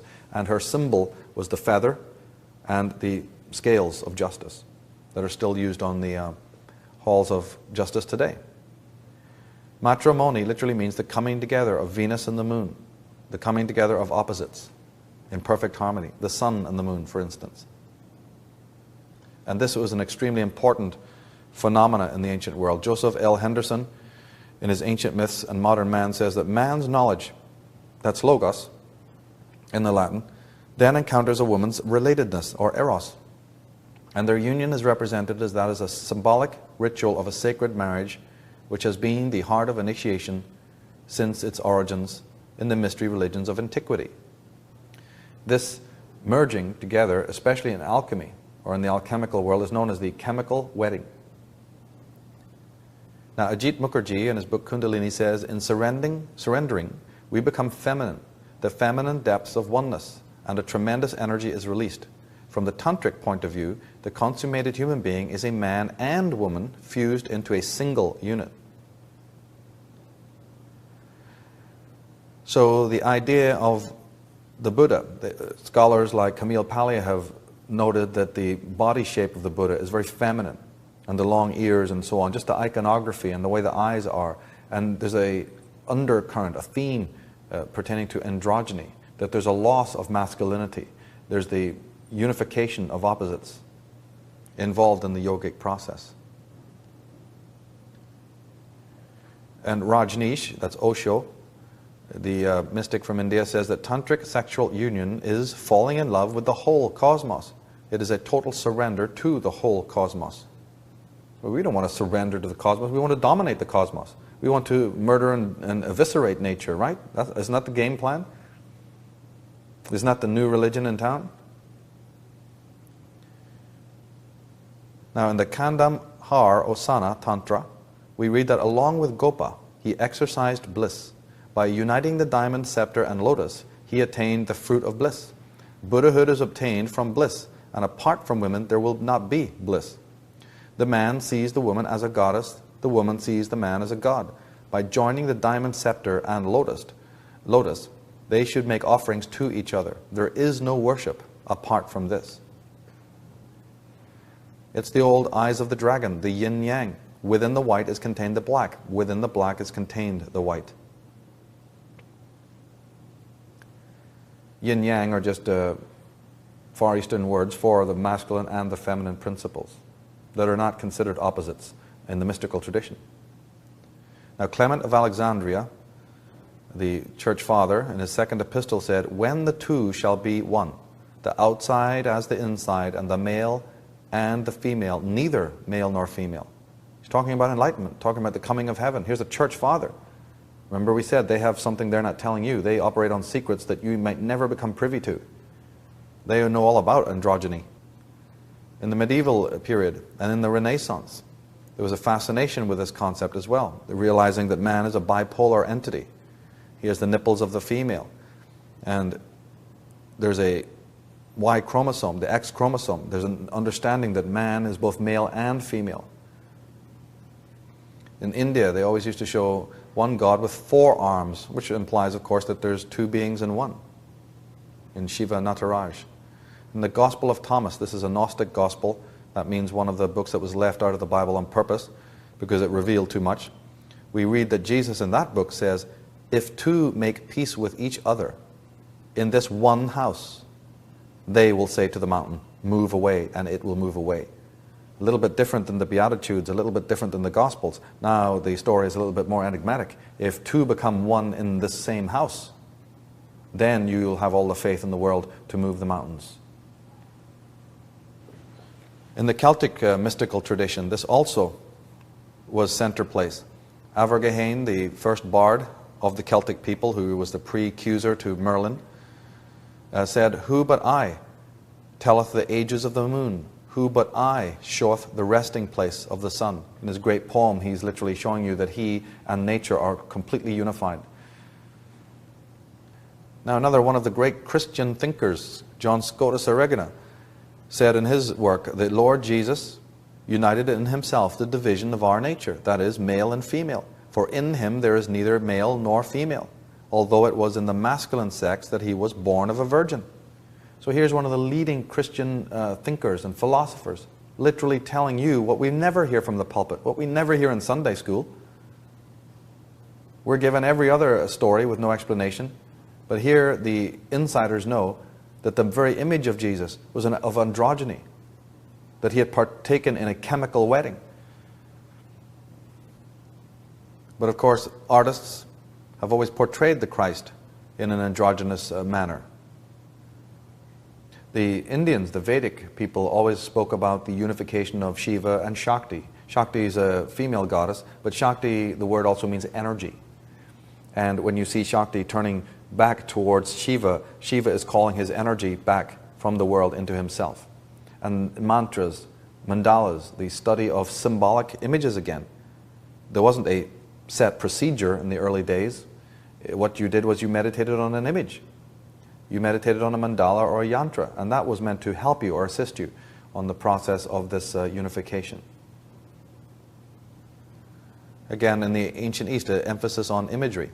Now in the Gospel of Thomas again, we read very clearly about this principle. When you make the 2 one, and when you make the inside as the outside, and the outside as the inside, and the upper as the lower, and when you make the male and the female into a single one, so that the male is not male and the female not female, and when you make eyes in the place of an eye, and a hand in the place of a hand, and a foot in the place of a foot, an image in the place of an image, then shall you enter the kingdom.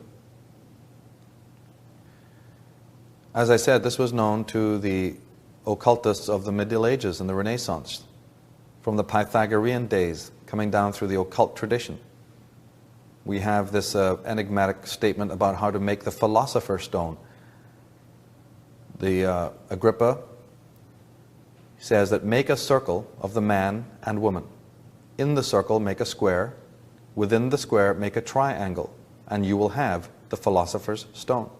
Again, talking about taking dissimilar ideas, the circle and the square and the triangle, and the male and the female, and uniting them in a particular methodology, of course. And there you will have the philosopher's stone. So we can see that there's this thread of interest running through yoga, religion, mysticism, about androgyny. But how come we have never heard of this? How come this all sounds completely strange and foreign? Because from day one we have been not told this. We have had this information hidden from us. So we don't even know where the A to Z, we don't even know how to get to point A about what this could possibly mean. In Egypt, the sky goddess Nuth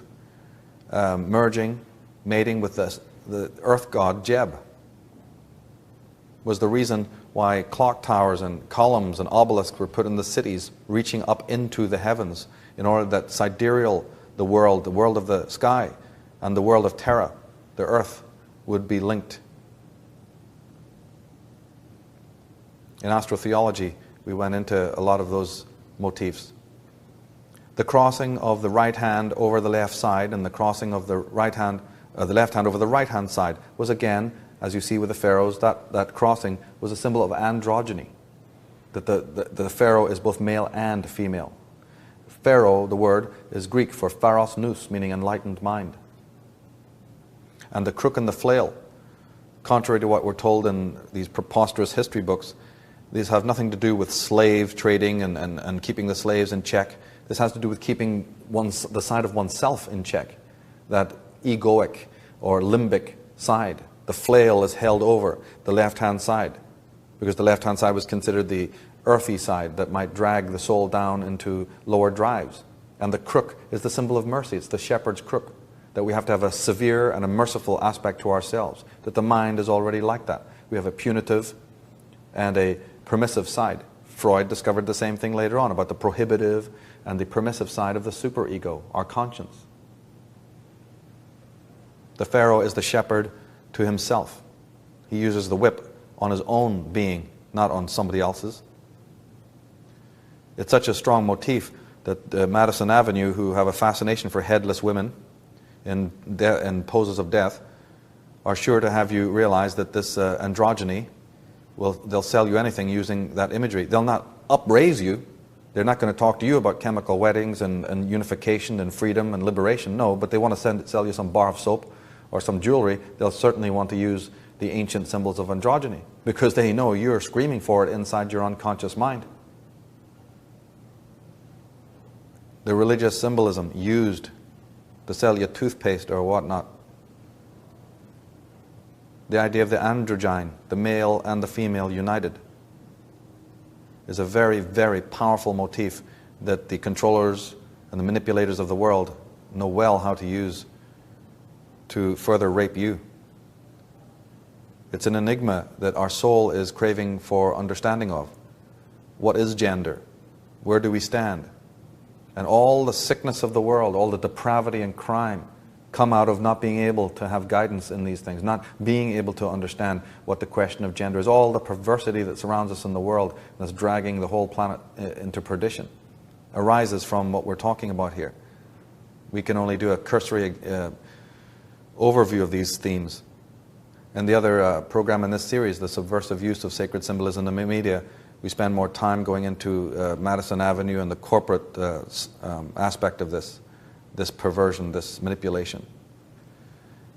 In the Gospel of Thomas we read, "For every woman who makes herself male will enter into the kingdom of heaven." That line is spoken by the Christ in a book that was considered in the ancient world equally, if not more important, than the Bibles that are given to us today. I put the tarot card there because I want to emphasize that the tarot is very much about this process. It is, in fact, the doctrine. I was saying just a few minutes ago how we're not left with any instruction manual or any kind of guidance into this process. Well, in fact, that's not quite true. We do. The divination arts are the methodology. They provide the rungs of the ladder and the map and the compass, the tools that we need to navigate this particular mystery. But this was a fact known to some of the greatest men of our time. Samuel Taylor Coleridge, not only one of the greatest English poets, but also one of the greatest literary geniuses of our time. He said the great mind must be androgynous. And emphasize yet again that somebody knows this. Why is it that the doors of the churches into which we go every Sunday are shaped like the female vagina, the female opening? Why do we have all that symbolism of the water, the holy water? All of these symbols that we show in astrotheology, that program, we show how it all comes out of the ancient world, representing the female. For this very simple reason. You cannot totally have somebody suppress their sexuality and their gender. To do that causes instant pathology. You want to suppress the instincts, you need to suppress these drives, but if you do it too much, we've got insanity let loose. And of course, a slave is no good if he's insane. So we need to give back in surrogate the same thing that you're taking away with the other hand. And that is the plan of Christianity. That's exactly what Judeo-Christianity is doing. It sells you back what you're missing, what you're aching for, in a subliminal, surrogate manner. And the study of that is most fascinating. It's all right to have vagina-shaped headdresses. It's okay to dress in the flowing robes of the female. It's all fine to have the churches referred to as Holy Mother Church and have the sacred salt waters used in baptism and all the rest of the imagery that even the evangelists use when they dunk you in the water and whatnot. But they're never going to give you the thing in its purest form. We even find that there was no cult of the Virgin Miriam or Mary in the earliest centuries of the church because they wanted to completely suppress it. There's no mention of Mary's name nor reference to her occurs in the notices of the Holy Communion in the New Testament, nor in the liturgical thanksgiving of the first epistle of St. Clement of Rome, nor in the Didache, nor in Justin Martyr's or Tertullian's account of the Eucharistic services. The only place where an invocation of St. Mary could come is at the commemoration of martyrs and the commemoration of the departed. And on this, all that St. Cyprian has to say is that there is no direct evidence that among the martyrs, the Virgin was so much as mentioned. So all you Catholics out there, just remember that this was not natural to Christianity. They realized the plan of control wasn't going very well. So they had to stoop to the old paganistic representative art. They had to give you back Jesus as an image. They had to throw a few stained glass windows around, and then they had to finally concede. Originally, the Trinity was a Holy Spirit. Mary was not brought in as the fourth part of that, wasn't made part of the quaternity until a lot of debate. But they realized it wasn't working. The total absence of the feminine was something that wasn't natural, wasn't organic. So they had to concede. So they gave us back the very passive image of Mary that you worship, and the very passive image of Eve, tinted, of course, by the fact that she caused all of our problems in the fall. Of course, we know that. But all of the females that are presented to us are either literally temptresses or fools. And for centuries, we have never seen anything wrong with that picture. Now, the introduction of Mariolatry, that's the worship of Mary, was sometime later from the introduction in the Eastern rites. Okay, so it was the Eastern Christian church that started taking to it first. After the church was adopted by the Roman Empire, the heathen practice or heresy was adopted, and the practice is recorded by Epiphanes. By the medieval period, up to the close of the Council of Trent in 1563, we see that Mary had been elevated in the liturgy, being mentioned by name now as the Most Holy, the Stainless, the Blessed, Our Mother, Our Lady, Mother of God, and so on. So she's back. But Aleister Crowley said that for some reason best known to themselves, the translators of the Bible have carefully crowded out of existence and smothered up every reference to the fact that deity is both masculine and feminine. They have translated a feminine plural by masculine singular in the case of the word Elohim. So even though the word for God that was known throughout the whole of the world is feminine, we can just change that. We'll just masculinize it. Doesn't matter what anybody thinks. We're in business here. We've got the control of the human mind to think about. We don't care about the rules of grammar or language. He says that woman is equal to man. Okay, the great magician here is saying that woman is equal with man and certainly not inferior to him, as it has been persistent endeavor of so-called Christians to make her. That's right. In the magical tradition, such nonsense holds no currency.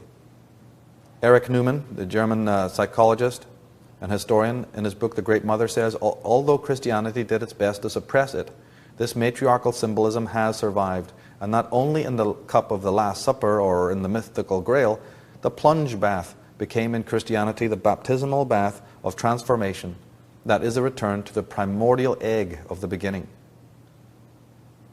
Alvin Boyd Kuhn says, under the psychological influences of this persuasion, religion in this system was so overbalanced by the unmitigated overemphasis on the functional cult of the spirit and the corresponding militant negation of the physical and the natural, that Christian devotion was warped into forms of morbidity and corruption.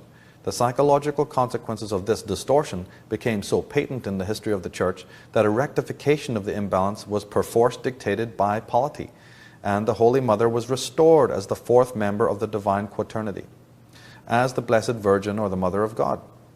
Okay, so now God has a mother.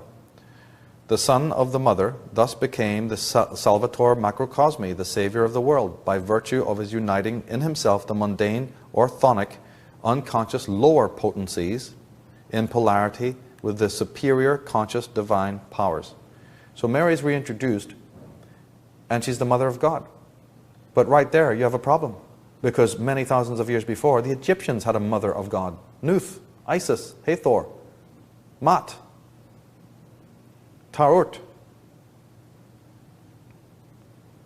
Aleister Crowley, in his masterpiece, Magic in Theory and Practice, says that it is therefore incumbent upon the male magician to cultivate those female virtues in which he is deficient. It will then be lawful for a magician to invoke Isis and identify himself with her. If he fails to do this, his apprehension of the universe when he attains samadhi will lack the conception of maternity. The result will be a metaphysical and, by corollary, ethical limitation in the religion which he founds. Judaism and Islam are striking examples of this failure. Now, he's not endorsing the perverted types of things that people are getting into today. He's not talking about cross-dressing, transvestitism, or any of that. I'm not saying there's anything wrong with that, and nor am I saying there's anything wrong with that if that's your means of getting in touch with the feminine. Hey, something's better than nothing, right? What I am saying is that those perversions are coming about because of the original suppression of the truth. If your mind and your heart and your soul is screaming for bipolarity, but we have no rites and rituals to help you to do that, then naturally your mind will find perverse ways of doing it. That's what the word perverse means.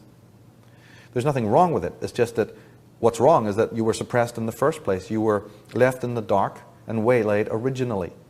But what the high magicians are talking about is more than that. They're talking about a systematic and reverent identification with the feminine principles, not in another, but in yourself, for whatever that might mean. And you can't know ahead of time what that will mean. For some it'll be a little bit more, for some it'll be a little bit less. For some it'll be an intellectual process, for others it may take on some sort of physical component. You don't know ahead of time. Nobody is there to teach you this or tell you this. It's purely your own.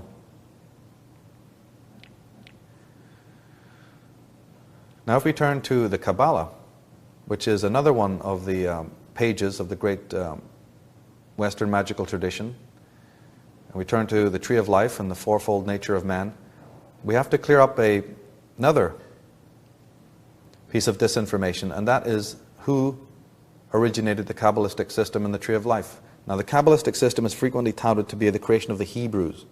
Though the Jews preserved the figure and philosophy of the Kabbalah, they are not its creators. Judeo-Christianity had a strict prohibition against graven images, remember.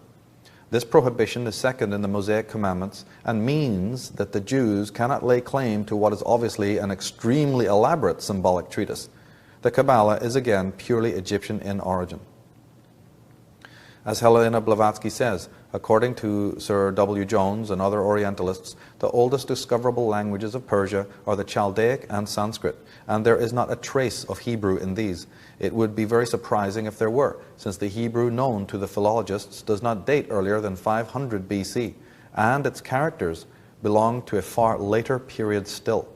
What we know as the Hebrew language didn't fully come into effect, didn't get polished until the captivity in Babylon and then the sojourn in Greece. This is perfectly understood by scholars. When we look specifically at the Kabbalah, what is the Kabbalah? What is the Tree of Life? We find that it's a tree that has 10 zones, 10 circles, 10 regions of energy, and 22 intersecting paths. But most importantly is that the tree is divided horizontally into 4 levels or 4 regions, all corresponding to the elements. They have Hebrew names, Atziluth, Bria, Yetzirah, and Asaya, but they just represent fire, water, air, and earth. And the Kabbalah, the word alone tells you that it's Egyptian because the Egyptian had 3 parts of the soul. The Egyptians did not have one soul. The Egyptians had multiplicities of souls. When you have the dark part of you, and the happy part of you, and the light part of you, and the secret part of you, and the Errol Flynn type part of you, and all of these different aspects of yourself that you have, the fear part of you, we just think of those as parts of a single personality. You know, you have a criminal part of you. You have a very spiritual side of you. You have a childlike side of you. All of these different sides of you. Well, they did not think of it as being all of these sides as of one central personality. They literally thought of that as separate souls into which your whole energy could pour. So theoretically, you could become manifested with that very, very childlike part of you permanently. It was your choice. But in their sacred tradition, the soul was of 3 levels. And those levels, believe it or not, were actually called the Ka, the Ba, and the Allah, or the La. So Kabbalah, the word, is actually Egyptian for the 3 parts of the soul. And the Tree of Life was often shown with a serpent coiling around it, and ancient scholars knew that Egypt was called the land of the tree and the serpent. The book of Genesis story, by the way, of the tree and the serpent is codified in Egypt. We know that the Kabbalah is Egyptian because those 10 zones I was talking about, in Hebrew they're called Sephirah. Sephirah is where we get our word sphere from. They're just spheres of energy, realms of consciousness. Of course, this thing relates to the inner states, the inner psychological states. But each of the gods, and there were 11 in all, and there was an Ennead. The Egyptians had their famous Ennead, which is 9 gods. So of the 9, 10, 11 major deities, there's one for each of the zones on the Tree of Life. And originally, these deities were perfectly assigned to the Tree of Life. Those 4 regions on the Tree of Life have correspondences to the tarot cards. The wands, the cups, the swords, and the discs are the 4 zones, fire, water, air, and earth. In the tarot cards, just like in regular playing cards, the deck is divided into 4 suits called the wands, the cups, the swords, and the discs. The wands is like your clubs, the cups is hearts, the swords relates to the spades, and the discs would be the diamonds in a regular playing cards. But in esoteric tradition, they go along with the Kabbalistic 4 realms. Now Jesus dying on the cross of 4, above his head, we often see this term INRI, INRI, and it's put before us that means the King of the Jews. But nobody really has a decent translation of it, and the biblical concordances and biblical dictionaries say that the jury's out, they don't know really what it means. Well, again, it's not that hard to decipher. The INRI are well known in the occult tradition. Those are the 4 letters representing the 4 elements: fire, water, air, and earth. And it's the same in Latin or in Hebrew. If you fire, water, air, and earth in Latin or Hebrew, the letters are INRI at the beginning of the words. So Jesus is now dying to what? To the 4 elements. He's transcending the 4. Now, Madame Helena Petrovna Blavatsky says that the crucifix, as we know it, the crucifix of Jesus, was an instrument of torture and utterly common among Romans, as it was unknown amongst Semitic nations. It is certainly not the Christian cross that John had in mind when speaking of the signet of the living God. So she's refuting the idea that the crucifix is not the cross. Okay, when the Christian fathers were talking about the cross as the symbol of Christianity, it was not to the crucifix that they were originally referring.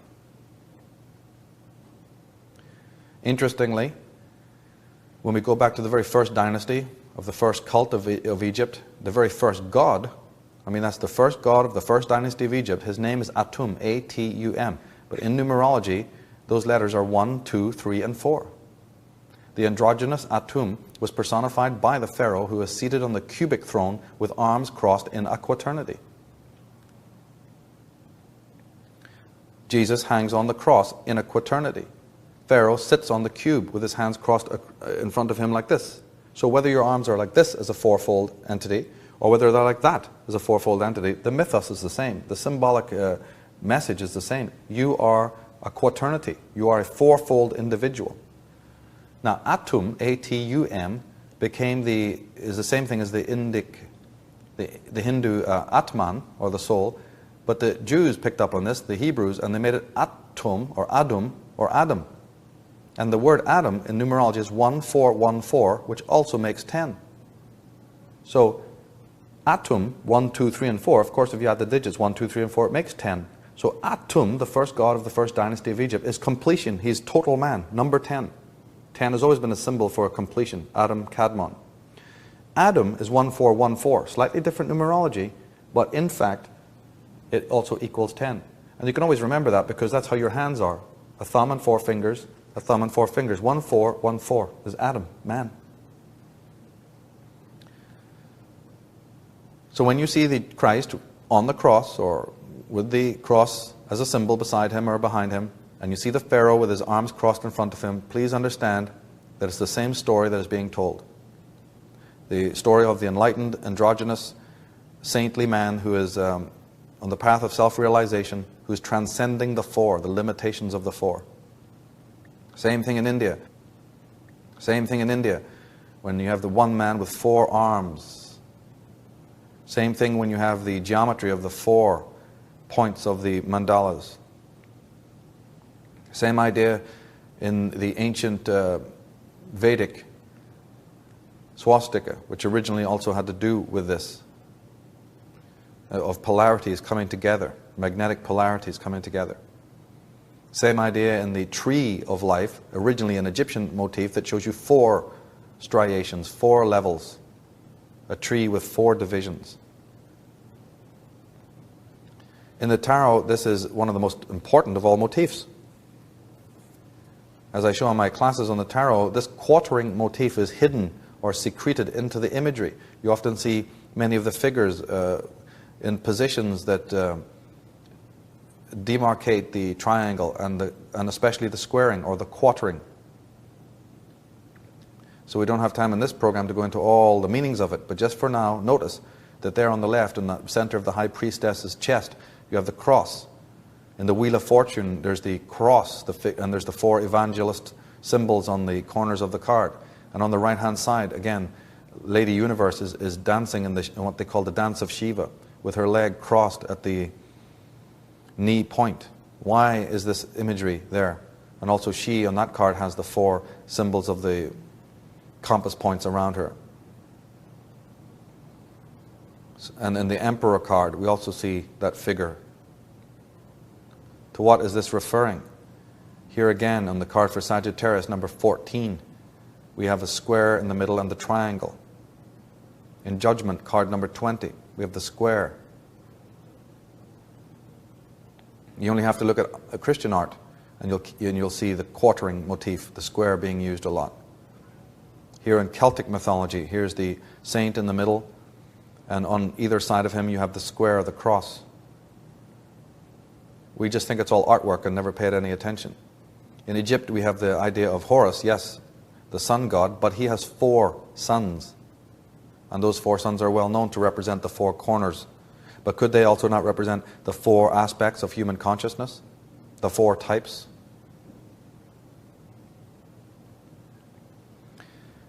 The Kabbalah tree of life, as we said, was divided into 4. And then those 10 circles of energy were arranged from that point on. This was a mystery that was kept in Egypt, the land of the tree and the serpent. Sometimes we'll even see the serpent itself with 4 undulations. Now, before we leave the Kabbalah, there's another interesting thing to bring out about it. I didn't mention the 3 bars or the 3 paths. If you actually look at the Kabbalistic tree of life, you'll notice that it's also made up of 3 vertical poles, one on the left, one on the middle, and one on the right. These 3 staffs or poles or ascents are very interesting as well, especially the one in the middle, which is called the pillar of equilibrium. In Kabbalah, if you study this and get a book on Kabbalah and look at the tarot cards that are associated with the central pillar on the tree of life. Okay, so if you've never been into this subject before, just go and browse a book on the Kabbalah. You can get books on it. And tarot cards are assigned to those 22 paths. But if you look at all the cards of the central path, which is known as the pillar of equilibrium, the pillar of balance, every single card is a feminine card. So the straight road from ignorance to enlightenment, from earth to heaven, the straight road has only feminine tarot cards associated with it. Because she was the keeper of the mysteries. In card number 2, we even see the Kabbalah symbol, but in a different type of design. The high priestess sitting between the 2 pillars, but she is literally the middle pillar. And behind her is the pomegranate tree. The pomegranate tree was sacred to Persephone, the goddess of the underworld. The idea being that you're going to have to go into the underworld and through the unconscious in order to be enlightened. You must pass through your own shadow, and then you come to the tree of everlasting knowledge. The fruit of the tree of life is hidden behind the female principle, the Sophic principle. That was also known as the path of the arrow. But the path of the serpent is also a term that is given to the tree of life. And of course, we understand that the serpent and the female are connected in the program Astrotheology. We even saw that in Egypt, when you wanted to write the word woman, you drew a serpent. The hieroglyphic serpent indicated the female. Joseph Campbell says that Jane Ellen Harrison, the historian, demonstrated over half a century ago that the field festivals and mystery cults of Greece, numerous vestiges survived of a pre-Homeric mythology in which the place of honor was held not by the male gods of the sunny Olympic pantheon, but by a goddess, darkly ominous, who might appear as 1, 2, 3, or many, and was the mother of both the living and the dead. And her consort was typically in serpent form. Any of you who've read my book on Atlantis, Atlantis Alien Visitation and Genetic Manipulation, will know much more about the relationship between the female and the serpent.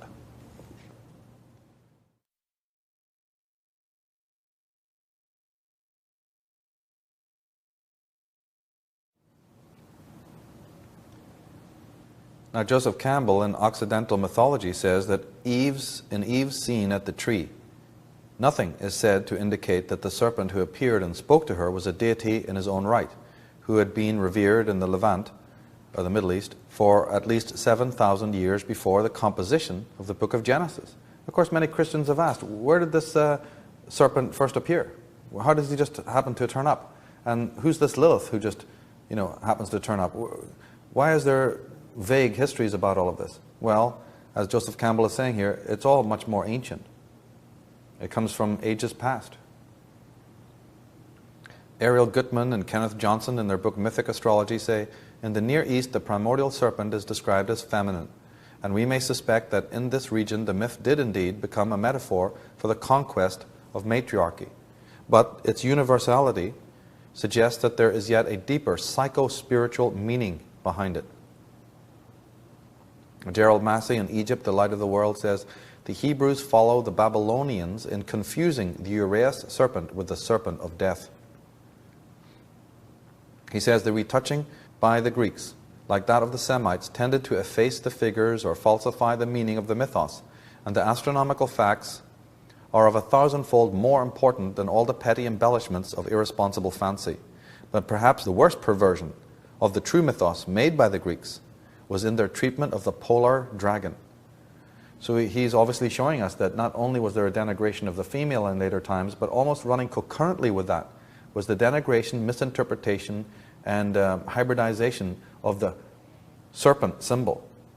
Now we understand that these are not disconnected, because they were very connected in ancient times. The female and the serpent were twin motifs. You can't mess with one without the other. And always, even later days though, as much as the corruption was taking place, you still see the idea of the female being connected to the tree of life. Here we have Persephone with the pomegranate, but that's an ancient symbol going way back. In Egypt, the female is always associated with the tree of life.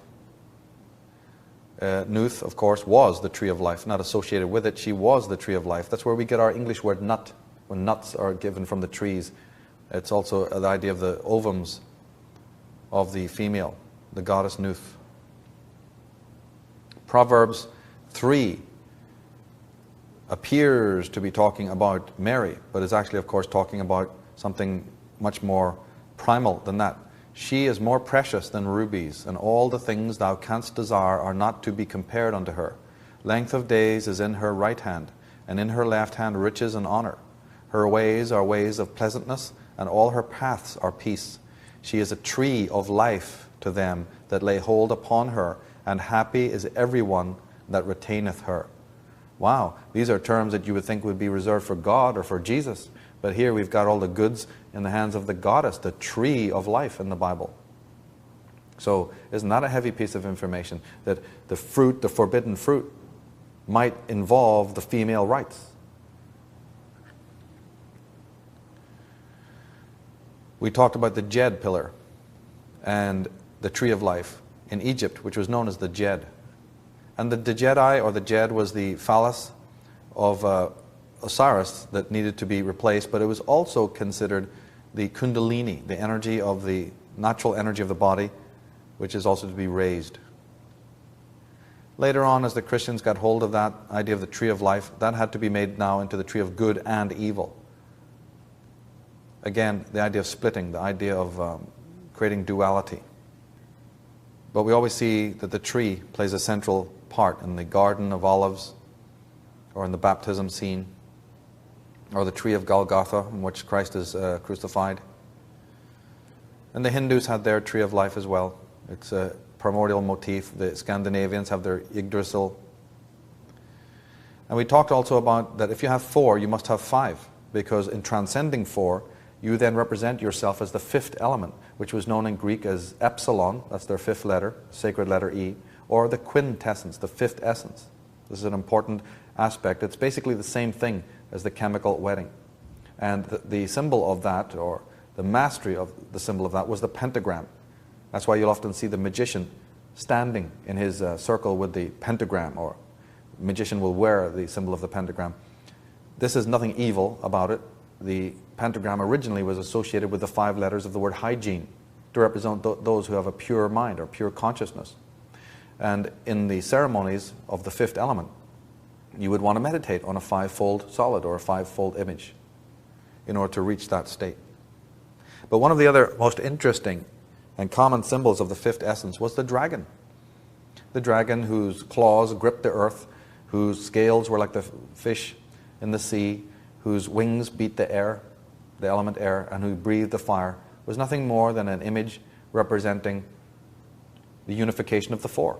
And those who could slay the dragon or ride the dragon, or who were permitted to speak to the dragon, were those who had again achieved that state of quintessence, the 5th element. So the slaying of the dragon and the releasing of the feminine were also connected, as you see here in the famous painting by Paolo Uccello. The idea being that slaying the dragon, and the dragon is passive here, peaceful. It's not an attacking dragon, it's just something that needs to be overcome, and overcome in the right way. Man goes through the labyrinth, which is his own consciousness, destroys the dragon there, and releases the feminine, or bonds with the feminine that is always chained. Because the dragon, when the dragon is unawakened, then it's the reptilian limbic side of ourselves. But as the alchemists knew, gold is not just created with a wave of a magic wand.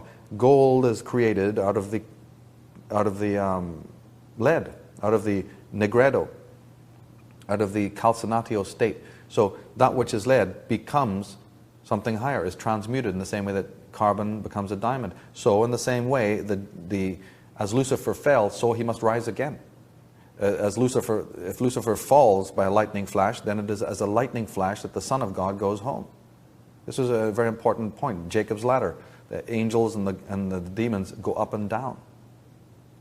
So if the dragon that is the dragon of enlightenment, there must be a corresponding dragon of darkness or dragon of illusion.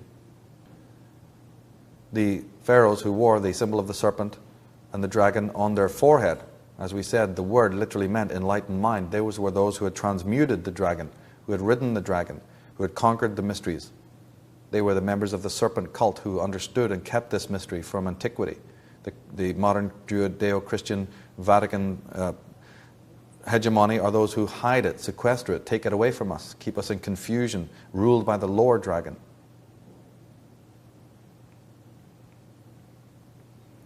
And the last of, but not least of the great chapters of the Book of Symbolism and the Book of the Magical Western Tradition is the subject of numerology, which, as the word implies, involves numbers, the science of number. But Carl Jung says that numbers are not concepts consciously invented by men for purposes of calculation. They are spontaneous and autonomous products of the unconscious, as are other archetypal symbols. Marie Louise von Franz, who is a very close associate of Carl Jung, in her book The Process of Individuation, says that numbers thus appear to be a tangible connection between the spheres of matter and psyche. What they're talking about might be difficult for us to understand until we realize that we didn't invent numbers. You don't invent the numbers 1 to 9. Those numbers just exist because they themselves are repositories of higher symbolic energies. Something that's very elusive, rarefied, abstract, manifests itself down, and we understand it from this level as being the numbers. The numbers represent elements that are much more numinous. They're just concentrates and all sorts of occult principles associated with them. Again, numerology is a very vast and interesting subject, but we can condense it quite a bit when we understand that central to the subject of numerology are the 3 kinds of time. There is, of course, clock time, which we're all familiar with. There is calendrical time, with which we're all familiar, the idea of the seasons and the 12 seasons we pass through. The 4 seasons, but the 12 signs of the zodiac or the 12 months of the year. And then there's the third, which is much, much less known, and that is psychological time. Psychological time. Now, the first 2 we're veritable slaves of. We should be in absolutely no doubt that they exist. I mean, the watch on your hand has the 12 divisions. The calendar on your wall of the year has the 12 months of the year. But then we have psychological time. What's the clock to measure that? Well, the clock for measuring psychological time was nothing more than the zodiac. That's what the zodiac is. It is a clock for measuring psychological time. There's nothing mysterious about it. There's no hocus pocus. It is simply to be used, and the doctor would use a thermometer to take your temperature. Nothing more mysterious than that, unless somebody is willfully using divination to be malign, and there's no doubt that there are such people who do that. 12 months, 12 hours, 12 signs. Numerology is the art that specifically deals in how to get you in touch with your psychological time clock and your psychological rhythms. Because there's also a very important map, a time map, what we call the personal timeline, that can assist you in becoming empowered in your daily life. And if you're out of touch with it, well, it's just like casting off your physical watch and saying, hey, I can live without my date book, I can live without my calendar, I can live without my watch for 2.5 weeks. See what chaos your physical life would be in trying to handle that scenario. Just do it, test it, see if you can do it even for a few days. Well, think of the consequences then when you've taken away your inner clock, as we've all done, and cast it away. Think of the consequences to the soul afloat on the ocean of karma and time and space. When we look at the number 1, for instance, we find that this has an origin. 1, we saw in astrotheology that the word on meant light in Egyptian, and 1 means the light. Of course, all number must come from the light or come from 1. But 1 also derives from the Vedic word yoni, or onai. And yoni is always known to be the symbol of the female regenerative power. So 1 literally is the birth of all other number, but it refers to the female. In astrology, the symbol for the sun, and the sun is always considered very masculine, of course, in astrology, it's the male symbol. But let's look at the symbol again. The symbol for the sun is this symbol. It's traditionally connected with masculinity and dominance. The traditional symbol of the sun is a circle with a point in it. However, it is of single interest that this is also the image of the female breast. We'll often see the sun god or the sun king Horus or Krishna sitting in the head of a bull, or he'll have the bull's headdress. Many times in Egypt you see the god standing on the top of the bull's head when you'll see the horns. However, what this relates to is again much more biological in nature. The ancients understood that the shape of a bull's face and the horns represented the fallopian tube complex of the uterus and the female generative opening, from which comes what? The child, the birth of a child. In fact, when they see the child or the sun, you'll often see even the sun disk in the middle of the horns of a cow or a bull. Same thing, the idea of giving birth. Birth comes from the fallopian complex of the female, and that seemed to look like, physically to them, the head and the horns of a bull. And the twisting process that is, they said, experienced subconsciously by the child as it makes its way out of the canal, the birth canals, that was the reason why labyrinths were often drawn in ancient times, and even why the Celts spent so much time with these interweaving zoomorphic shapes and with the little heads at the end. They'd have little human faces or heads at the end of these entwining labyrinthine drawings of theirs to represent this movement through the female. As today, well, the same reason why they say when you walk through a labyrinth, these earthwork labyrinths that they have made, if you walk on them, you have this uncanny sense of peace. Well, yes, because it's reminding you of something very peaceful and something very primal. In mythology and in religion, we have the motif of the two mothers of God, or the two Marys. Leonardo da Vinci was fascinated by that. We'll always see the two females at the foot of the cross. The two Marys, Martha and Miriam, Mary the mother of God, Mary Magdalene. We've got in the Old Testament Eve and Lilith. In Greek mythology we've got Demeter and Persephone. There's many, many examples of this. But again, the original duad is the sisters, the twin sisters in Egypt, Isis and Nephthys. There you see them standing behind the Pharaoh. In astrotheology, we always talked about how the male was an officiator or an ambassador or an agent for the feminine principle. That feminine principle is the feather of Mat that's above his head. He officiates for Mat. That means he's in perfect harmony and balance. He has the four suns in front of him. And then behind him stand the two goddesses who represent the two phases of the moon, the crescent moon. But they are known as Isis and Nephthys. There they are again. Always behind the sun god, presiding over the events. And the headdress of Isis is a seat, S-E-A-T. She is the goddess of the east. And her sister Nephthys, who represented the dark crescent, was the goddess of the home and the hearth, but her headdress was of the tower. And now these sisters, as a duad, are known as the Reti.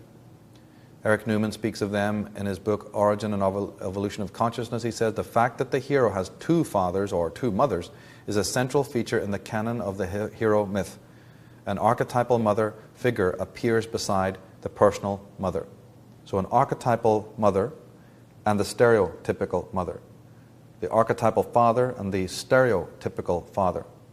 King Arthur is born of Uther, Pendragon, but he's taken by Merlin, and then he's given into the hands of Sir Kay, his twin, and into one of the other knights for safekeeping. Uriens or whoever, I can't remember right now, but he's raised by another knight. All the mythological heroes have two fathers or two mothers. Just understand where these principles come from. We move to the concept of threeness. Threeness is one of the most important archetypes. One important threefold division is our sense of time. We have past and present and future. Another concerns the three gunas, which give rise in humans to the various personality dispositions. The High Celts used the symbol of the triskelion, or three spirals, to represent the three main glands in the brain, the pineal, the pituitary, and the hypothalamus, which they believe controlled all other glands, hormones, and organs. Geometry. This triangle is one of the most important geometrical symbols in architecture and also in nature, the way things grow and the way things are designed and built. We even have whole cities designed based on the triangle.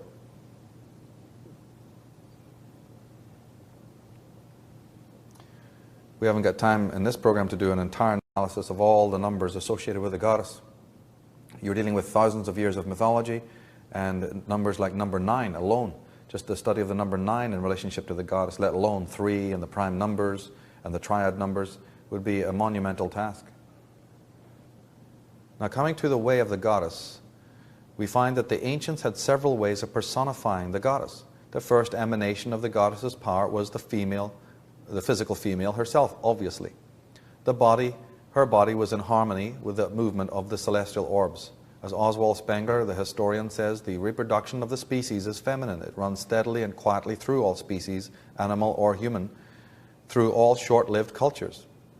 It is primary, unchanging, everlasting, maternal, plant-like, and cultureless. If we look back, we find that it is synonymous with life itself. So Spengler is talking about the direct relationship between life itself and the female. Upaleus, in his Golden Ass, says, I am nature, the universal mother, mistress of all the elements, primordial child of time, sovereign of all things spiritual, queen of the dead, queen also of the immortals, the single manifestation of all gods and goddesses that are. I want you to please note for now just this term, queen of the dead. We're going to try to explain a little bit later what that means in relation to spiritual development, that there's two paths to spiritual development, and that the West has got out of sync because they only understand one phase of development, one mode of operation when it comes to spiritual development. J.J. Bachofen, one of the greatest scholars on the subject of the matriarchal cults of antiquity, says that woman exists everlasting, self-subsistent, immutable. Man, evolving, is subject to continual decay. In the realm of the physical, therefore, the masculine principle is of second rank, subordinate to the feminine. The earth being bountiful and resplendent was also seen as a perfect symbol for the goddess. So we have the ordinary physical female being a representative for the goddess. The next symbol of power that the ancients give was the earth itself. It was green, it was bountiful, it seemed to be eternal, and it was providing all your needs. George Russell, the Irish philosopher and member of the Order of the Golden Dawn, said that I believe that most of what was said of God was in reality said of that spirit, whose body is earth. And Jane Ellison Harrison says, a worship of the powers of fertility, which includes all plant and animal life, is broad enough to be sound and healthy. But as man's attention centers more and more on his own humanity, such a worship is an obvious source of danger and disease. So she's not saying that focusing on humanity is a wrong thing. Again, it's all about balance. If you do it to the exception of focusing on the natural, then it becomes something that can be distorted. In the tarot cards, we often see the nature of the goddess in her connection to the elements, also in her connection to the serpent.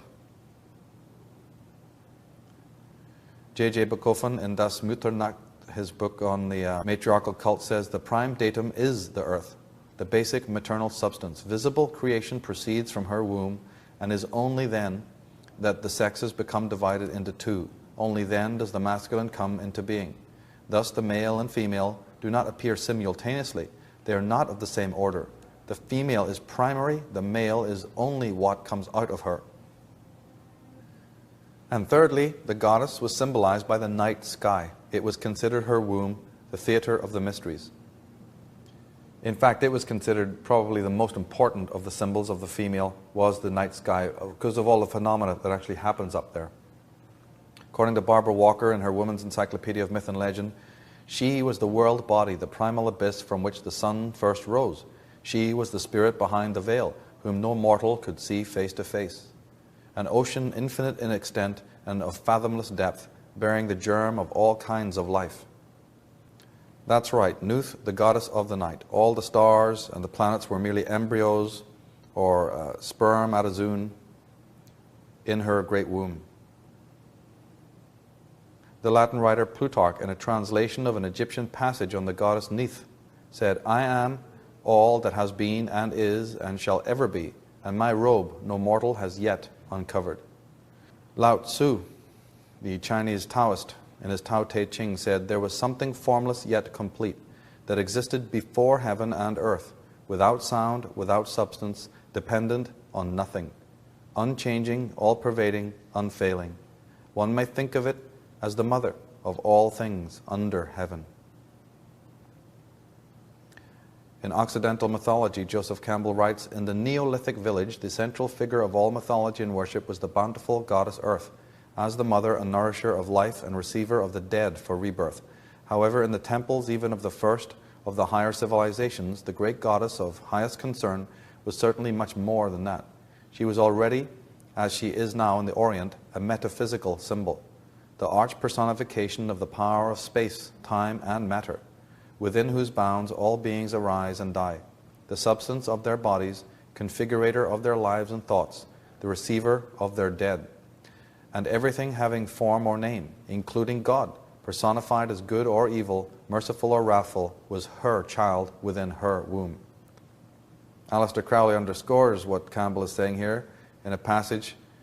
He quotes the quote is, the female is to be regarded as having been separated from the male in order to reproduce the male in a superior form. Again, one of the ancient passages from the ancient world, from Egypt, Isis in her own words, I am she that is the natural mother of all things, mistress and governess of all the elements, the initial progeny of worlds, chief of the powers divine, queen of all that are in hell, the original principle of them that dwell in heaven, manifested alone and under one form of all the gods and goddesses. At my will the planets of the sky, the wholesome minds, sea, and the lamentable silence of hell are disposed. My divinity is adored throughout the world in divers manners, in variable customs and by many names. And the Egyptians, which are excellent in all kinds of ancient doctrine, and by their proper ceremonies accustomed to worship me, do call me by my true name, Queen Isis. From the most ancient of days, we have the Venusian goddess and the concept of the mother. And through the art of the world, the tremendous emphasis of the female form and also the mysteries of the feminine, both in the sacred and profane way. Plato in his Timaeus says, she presides over the whole of generation into natural existence, leads forth into light all natural reasons, and extends a prolific power from on high, even to the subterranean realms. I want to mention again that there's a lot of emphasis here on hell and the subterranean realm, the underworld. We'll be coming more to what that really means later on. Eric Newman says the archetypal feminine is not only a giver and protector of life, but as a container also holds fast and takes back. She is the goddess of life and death at once. The feminine contains opposites, and the world actually lives because it combines earth and heaven, night and day, death and life. The vessel character of the feminine not only shelters the unborn, but also takes back the dead into the vessel of death, the cave or coffin, the tomb or urn. We said earlier about how important that was to the ancient Celts and to the Egyptians to inter their dead warriors or the kings into the tomb or the mound that literally embodied the body of the goddess. In the Shakti Sangama Tantra, we read that woman is the creator of the universe is her form. Woman is the foundation of the world. She is the true form of the body. In woman is the form of all things, of all that lives and moves in the world. There is no jewel rarer than woman, no condition superior to that of woman. Now, we need to understand that not a lot of women are aware of this issue also. Just like men are a travesty of what masculinity represents, so many women have fallen from what these ancient texts are saying. We have a problem in the world. Neither being is manifesting what they really could be. Far from it. There's an initiation and an evolution required on both fronts here. As D. Hollander in his Tarot for Beginnings says, the high priestess uses her wisdom and understanding to enable others to find their own true path. The high priest uses his power to increase his authority over others.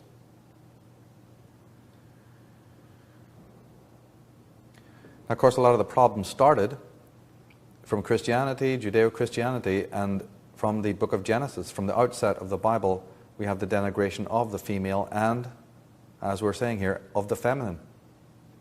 The book of Genesis and the temptation of Eve. Now, we find that the book of Genesis was originally known as the Egyptian Book of the Dead, which was also called the Book of Coming Forth by Day. But that book also went by the name of the Book of Gen Isis. And the word Gen meant queen or woman.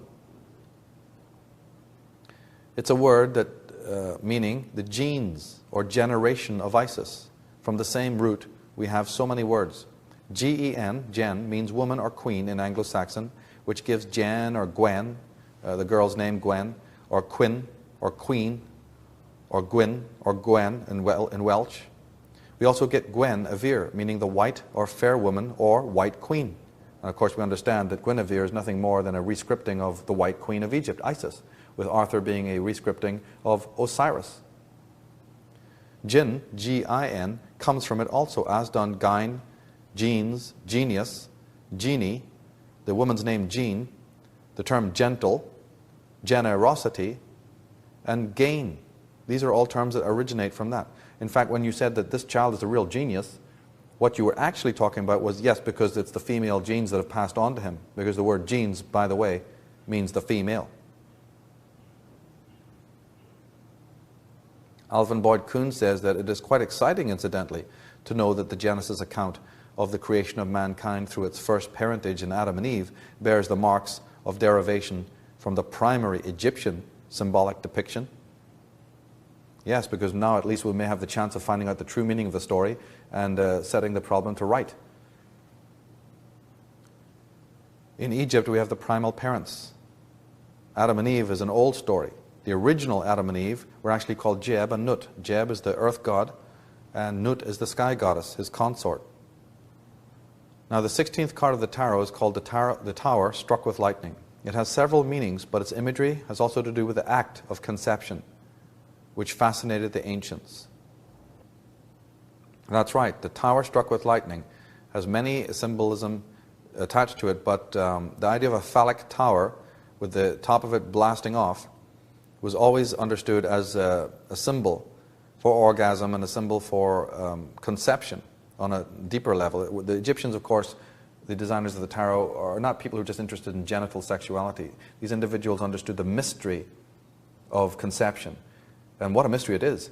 They thought to themselves, what is this mysterious thing that within a lightning flash of spiritual energy, something happens, and within the body of a female, from an ovum, comes a human form, comes a spiritual life in the cauldron that they knew as the womb of the mother. They thought this was unbelievable, how this incredible magical act took place. They understood that Nut is the tree of life, and in her womb are the ovums. And the ovums were always known in ancient times, though, as the apples. So in the book of Genesis story, when you read about the apple from the tree of life, we've already established that the tree of life is the ancient goddess.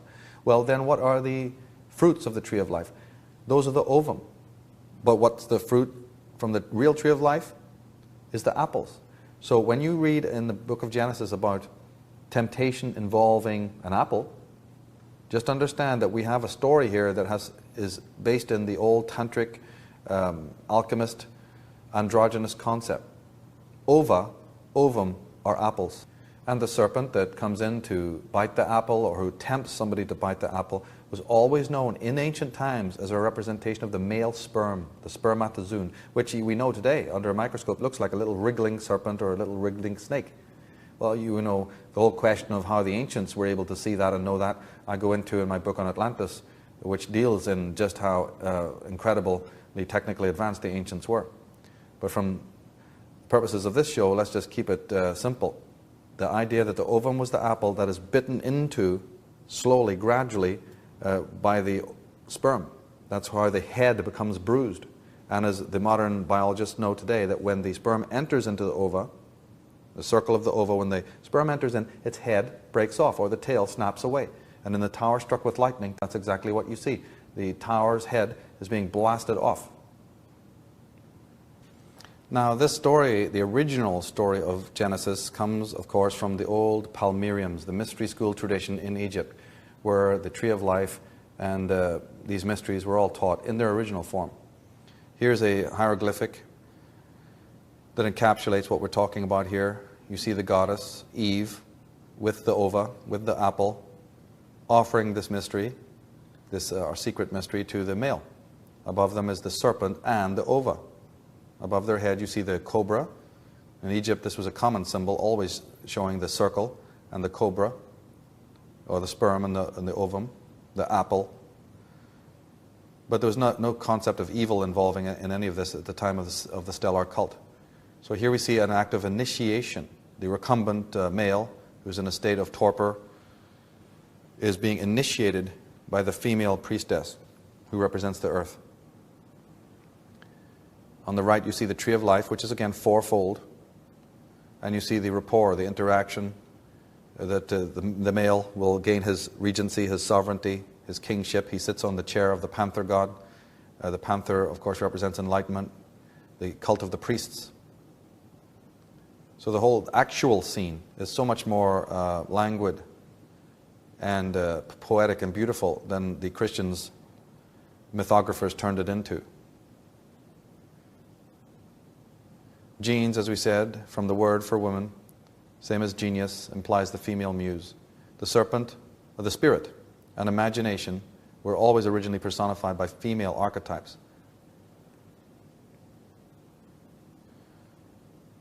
The high priestess was the initiator of the great mysteries of old. And the second card of the tarot lets us know that, because it's the high priestess. Behind her is the tree of life, the half-cut pomegranates, which represent the seeds of the ovum, the keeper of the mysteries. So, biting the apple is a euphemism for the male sperm entering the ova.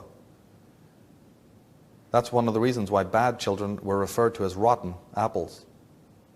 And our letter Q, which is a round circle with a straight line, or sometimes a squiggly line going into the Q, also was a representation of that act. Of course, this act has magical properties that we're completely unaware of now. It's all a matter of biology and nothing much to think about. We have no real understanding of the miracle of conception whatsoever, because everything has been trashed, everything's been perverted, everything's been dumbed down to a most mundane, degree. We're not infused anymore with the miracle of masculine and feminine and all that this implies. The alchemists knew this mystery and they call it Azoth. Azoth was mercury, the secret elixir. It's one of the reasons why AZT is also given as an elixir to cure AIDS. AZT is a very ancient term coming out of Egypt, which meant the elixir of life, the liquid of all life. But the symbol for it was a serpent and an egg, or a serpent surrounding a globe. Here you have the serpent and the globe. So every time you now see the cobra and the globe, you'll know what it means. So now we know what was. How did that change, and how do we get what we've got? It has to do with the rise of the solar cult. The rise of the solar cult. In the program in this series called Astrotheology and Sidereal Mythology, we go into the 4 cults. In fact, we go into the 7 cults, but the 4 of greatest power, and show how their power dynamics operated in the ancient world, how one supplanted the other, how they appropriated the mythologies, and how after a long period of time they all decided to join together, become the first conglomerate, setting about the control of not only trade routes, but the domination of the human mind. And how many of the royal families, royal dynasties, even media personalities are all descended from these cults of power, are bloodline connected to them, and have an agenda that they're working on, an agenda we need to rapidly find out about, because we're actually participating in it in an unconscious way. But briefly we can sketch it out here again. Raina Funk, editor of Love, Sex and Matriarchy. That's the book by Eric Fromm, says that we will never understand the psychology of either women or men as long as we fail to acknowledge that a state of war has existed between the sexes for approximately 6,000 years.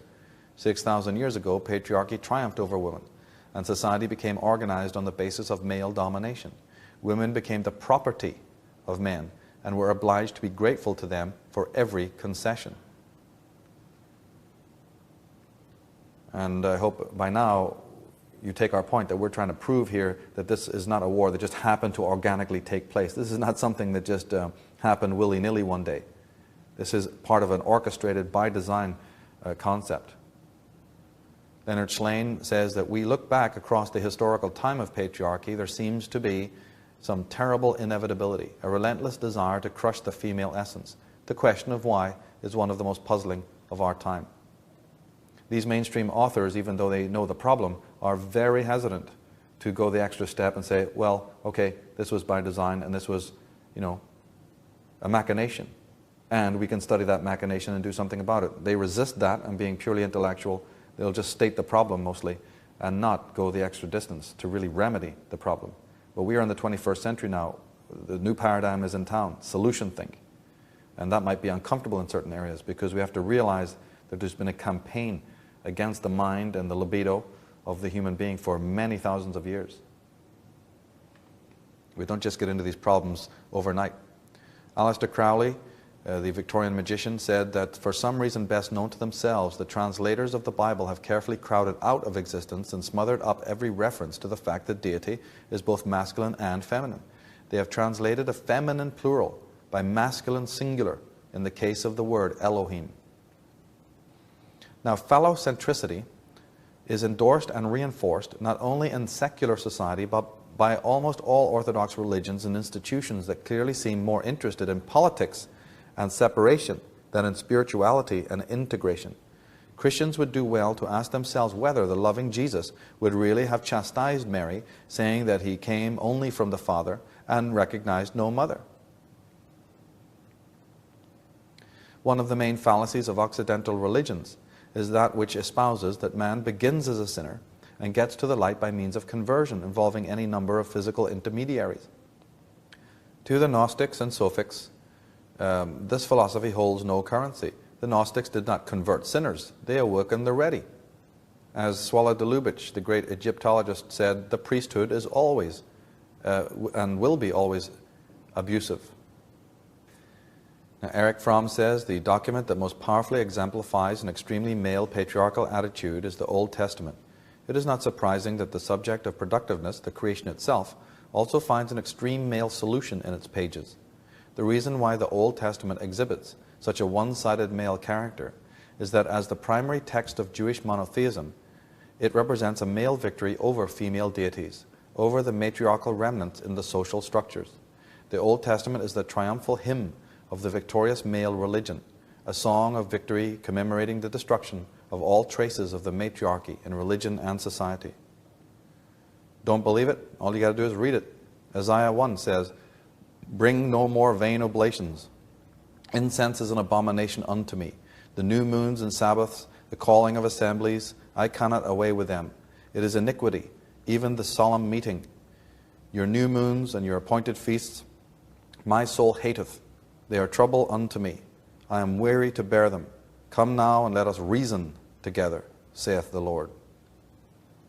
In the Laws of Manu, which is an 8th century Vedic text, though destitute of virtue, or seeking pleasure elsewhere, or devoid of good qualities, a husband must be constantly worshipped as a god by a faithful wife. If a wife obeys her husband, she will for that reason alone be exalted in heaven.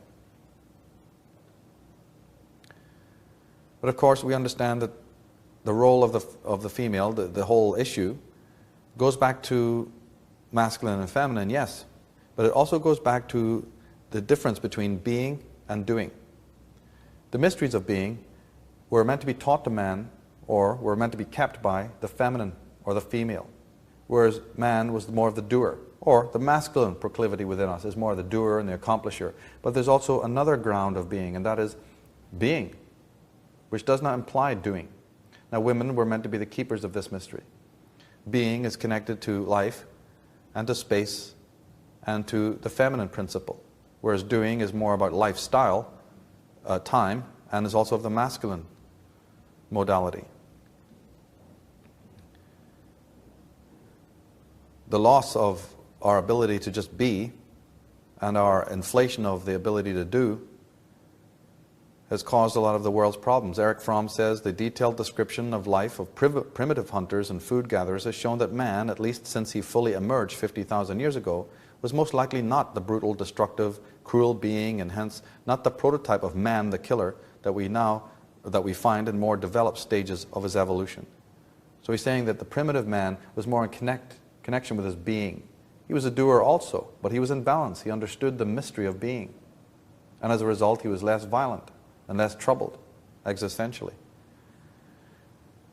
Marshall Solins says the world's most primitive people have few possessions, but they are not poor.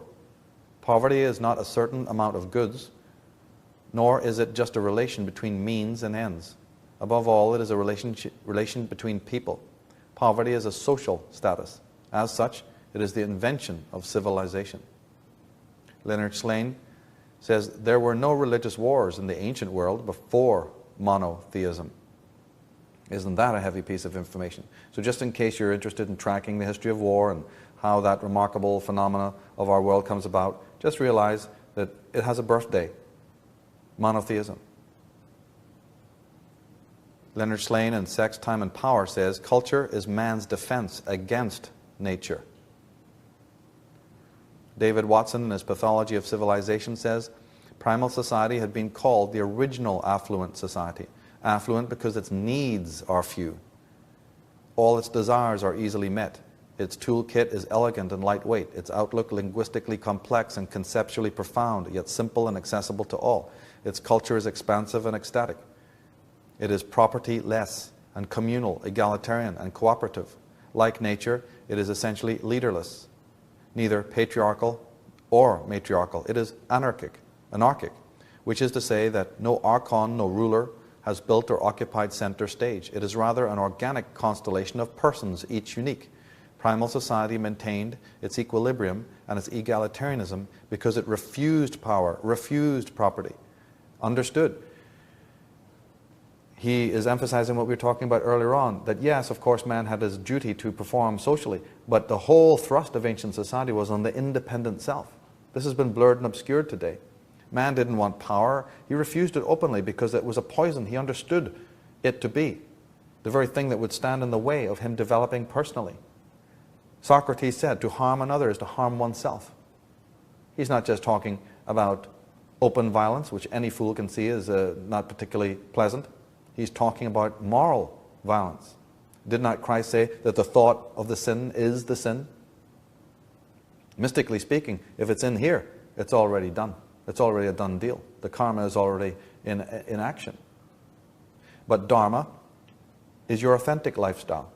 And dharma can't be when you're a power-hungry person whose sole meaning in life is dominating others, nor can dharma occur when you're the slave or the servant of others. So man is quite capable of taking care of his domestic and social duties in a more mechanical, easygoing way, and reserving then time so that he can deal with the greater purpose of his life, his meaning of life, why he's actually on this planet. In the Indian Sanskrit, that was known as the Dharma, the way of Dharma. Heidegger, the German philosopher, referred to it as das Ein, the true being, the true self. Gerald Massey, the Egyptians had no vicarious atonement, no imputed righteousness, no second-hand salvation. No initiate in the Osirian mysteries could possibly have rested his hope of reaching heaven on the Galilean line of glory. His was the more crucial way of a menta, to tread with the guidance of the Word that step by step and act by act he must himself make true. Now, Amenta is the underworld. Amenta is the shadow world. Amenta is looking at the dark aspects of your own psyche. You're not going to get anywhere towards any kind of light until you first understand that where there is a strong light, there's also a lot of dirt that shines up. And until you take care of that dirt, there can be no question of higher forces or angels or gods coming to talk to you. If your soul, your psyche, your heart is poisoned with dark emotions and upsets and frustrations and what have you, you can rule out any idea of anything spiritual coming into your being or you as descending to anything. So the Egyptians understood that there's a cycle here that involves, yes, a cultivation of spiritual powers and awareness, but there's something else also, the release of the negative that is within us. And we are ourselves our own path makers of that. Eric Newman said in his book On the Moon and Matriarchal Consciousness, the comparative passivity of matriarchal consciousness is not due to any incapacity for action, but rather to an awareness of subjection to a process in which it can do nothing, but can only let happen. It is an inner possession, realized and assimilated by the personality, but not easily discussed, for the inner experience behind it is scarcely capable of adequate verbal expression. For this reason, a plain and simple masculine consciousness finds the knowledge, quote-unquote, of matriarchal consciousness unverifiable, willful, and par excellence mystical, or mystic. That's right. We're back to the old idea of language being too limited. Language is very important for what it is to do, but there's another kind of communication, and therefore there's a whole slew of different experiences that you'll have to go through mystically, which cannot be in any way reduced, not even the finest poets, not even Ezra Pound or Rainer Maria Rilke or William Blake could put it into words. Leonard Shlain goes on to say, around 1500 BC, there were hundreds of goddess-based sects enveloping the Mediterranean basin. By the 5th century AD, they had almost been completely eradicated, by which time women were also prohibited from conducting a single major Western sacrament. Okay, so from being the keepers of the sacraments, the keepers of the mystery of being, to being a whole culture of matriarchs, we find a complete genocide taking place. The full answer to that is in my work on Atlantis. Right now we can only focus on some of the permutations of it. Theodore Roszak in The Voice of the Earth says, in Maria's Gimbutas's influential formulation, it was the Indo-European incursion of warlike Indo-European nomadic tribes, worshippers of the masculine sky gods, that replaced the matricentric cultures of old Europe with the androcratic warrior society that henceforth claimed all virtues of civilization for itself. But before that, there had been a civilization of the goddess marked by peace and high art. Under the spell of this original version of Gaia, there was even a different kind of city, one that honored the earth and rested lightly upon it. Lewis Mumford, the sociologist and thinker in America, said that out of the early Neolithic complex, a different kind of social organization arose, no longer democratic, that is, based on neighborly intimacy, customary usage and consent, but authoritarian, centrally directed, under the control of a dominant minority, no longer confined to a limited territory, but deliberately going out of bounds to seize raw materials and enslave helpless men, to exercise control and exact tribute. This new culture was dedicated not just to the enhancement of life, but to the expansion of collective power. By perfecting new instruments of coercion, the rulers of this society had, by the 3rd millennium BC, organized industrial and military power on a scale that was never to be surpassed until our time. And it's basically gone on unabated. In my work on Atlantis, alien visitation, genetic manipulation, we look into the original reason for this great expansion that had also a purpose that, again, we can't afford to go into in this program. But just a note of this incredible travesty. He's saying that this went on unabated and has moved in even to our time. The suppression of women, but this whole doing mentality, and also this conquestative proclivity. Now, in my other work on the website and in the High Windows book, and also in the Tarot's Major Arcana, I say that regardless of the hyperbole of Genesis, it is man who comes from the body of the female. Woman does not emanate from him, he comes from within her form, but can never contain her form. As Aleister Crowley said, the female is to be regarded as having been separated from the male in order to reproduce the male in a superior form. This is a very enigmatic statement he's making there, a magical statement. People who are into sacred geometry, who understand the principles of sacred geometry, know about the Vesica Pisces and the circle, and how the line doth not beget the circle, but the circle begetteth the line. I also write that, moreover, men cannot understand why it is that after each and every peak experience, somatic and psychic, vitality wanes. It has long been a subliminal dilemma for the male that at the very moment of his greatest achievement or exertion, there comes the reciprocal diminution of his obviously finite energy. In short, the male has great fear concerning the ambient power of the feminine and seeks to assert his own muscular and sexual strength in order to convince himself of his own potency.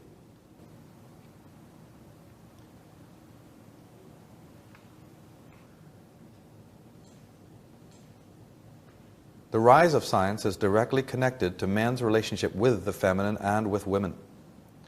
In the days of old, man perceived that women alone gave birth. This act was not only an apparent miracle, but involved internal processes of which man knew little. The ritual also reinforced the symbiotic connection of women, of the women of his tribe. Man eventually came to notice that the female biotic cycles were in synchronicity with the ordinances of heaven. It appeared to man that the gods had favored women. The gods gave life to the creation, and women, in their maternal capacity, gave birth to humans. They seemed, therefore, endowed with truly godlike abilities. Man felt their relative inferiority psychologically and physiologically. This inferiority feeling, compounded by centuries of collective experience, became the motive for the effort by men to compete with women, to find some comparable power specifically to bring themselves into closer affiliation with the gods who seemed to have them on a lower rung of the ontological ladder. Men have succeeded in their subconscious rivalry. Their means of rivaling the magical, maternal endowments of the female, they call technology. And wow, have they been successful. This Frankensteinian drive, this horrendous Frankensteinian rivalry has been going on unabated since prior to the Industrial Revolution. And we look around now, we don't see it because it's invisible. It's so wall to wall that we never realize it until its worst effects come upon us, and then we have to do pickup. But how many are actually aware of the problem from its inception? I'm not saying we shouldn't have technology. Perhaps these things would have come about in a more beneficent way when the sexes were united. Who's to say? It's the fact that we have a dichotomy going on here, a suppression of one side of consciousness and the hyperinflation of another. That's the problem. Now, M. Esther Harding in Women's Mysteries says that the rise of the masculine power and of patriarchal society probably started when man began to accumulate personal as over against communal property, and found that his personal strength and prowess could increase his personal possessions. This change in secular power coincided with the rise of sun worship under a male priesthood. Sun worship was usually introduced and established by an edict of the military dictator, as happened in Babylon and Egypt, and probably other countries as well. Erich Fromm says, the thought that the male can create living beings by himself, with his mouth, through his word, out of his spirit, is the most unnatural fantasy conceivable. It denies all experience, all reality, every natural condition. It disregards all the laws of nature in order to attain the one goal of presenting the male as the perfect being per se, who possesses the ability life appears to have denied him, the ability to give birth. And of course, the first act of creation is the birth of light, and light is always and everywhere a symbol of the male principle. In the beginning was the light. And I have to add also that if we take it that this drive for technology and science and gadget fixation that we have in the world, this whole mechanistic philosophy and applied science, is an aberration, is born from some psychotic rivalry in the mind of human beings, in the mind of men, then could it not be that by getting preoccupied in that, I mean, if its inception, if its root is already pathological, does that not mean that the role for which men were really put on this planet is not being worked on? I mean, if you're down that road, and that road is the false road, perhaps man is not attending to that which he should be attending to. And that could be one of the things that in the new millennium we need to be looking at. Because obviously, if it's not technology and science which is bringing the world to destruction, it must be something else. And we should be debating what that might be. What is it that is man's actual role? Are there secrets in the magical tradition? Is there secrets in Plotinus and in Aristotle? Is there secrets in the Gnostic canon? Is there secrets in the German existentialists and the German poets about man being the shepherd of being and being a temple unto himself? Or is it just homo vastans, man the destroyer, until the end? Leonard Shlain says that monotheism does not mirror human society. Humans are first and foremost social animals, a deity who is alone, not by choice but because there were no other companions for him, was a concept without parallel in human society. The God of the Israelites did not have a wife, a son, a daughter, or a mother. Eric Newman, in his Origin and Evolution of Consciousness, says the correlation of consciousness with masculinity culminates in the development of science, as an attempt by the masculine spirit to emancipate itself from the power of the unconscious.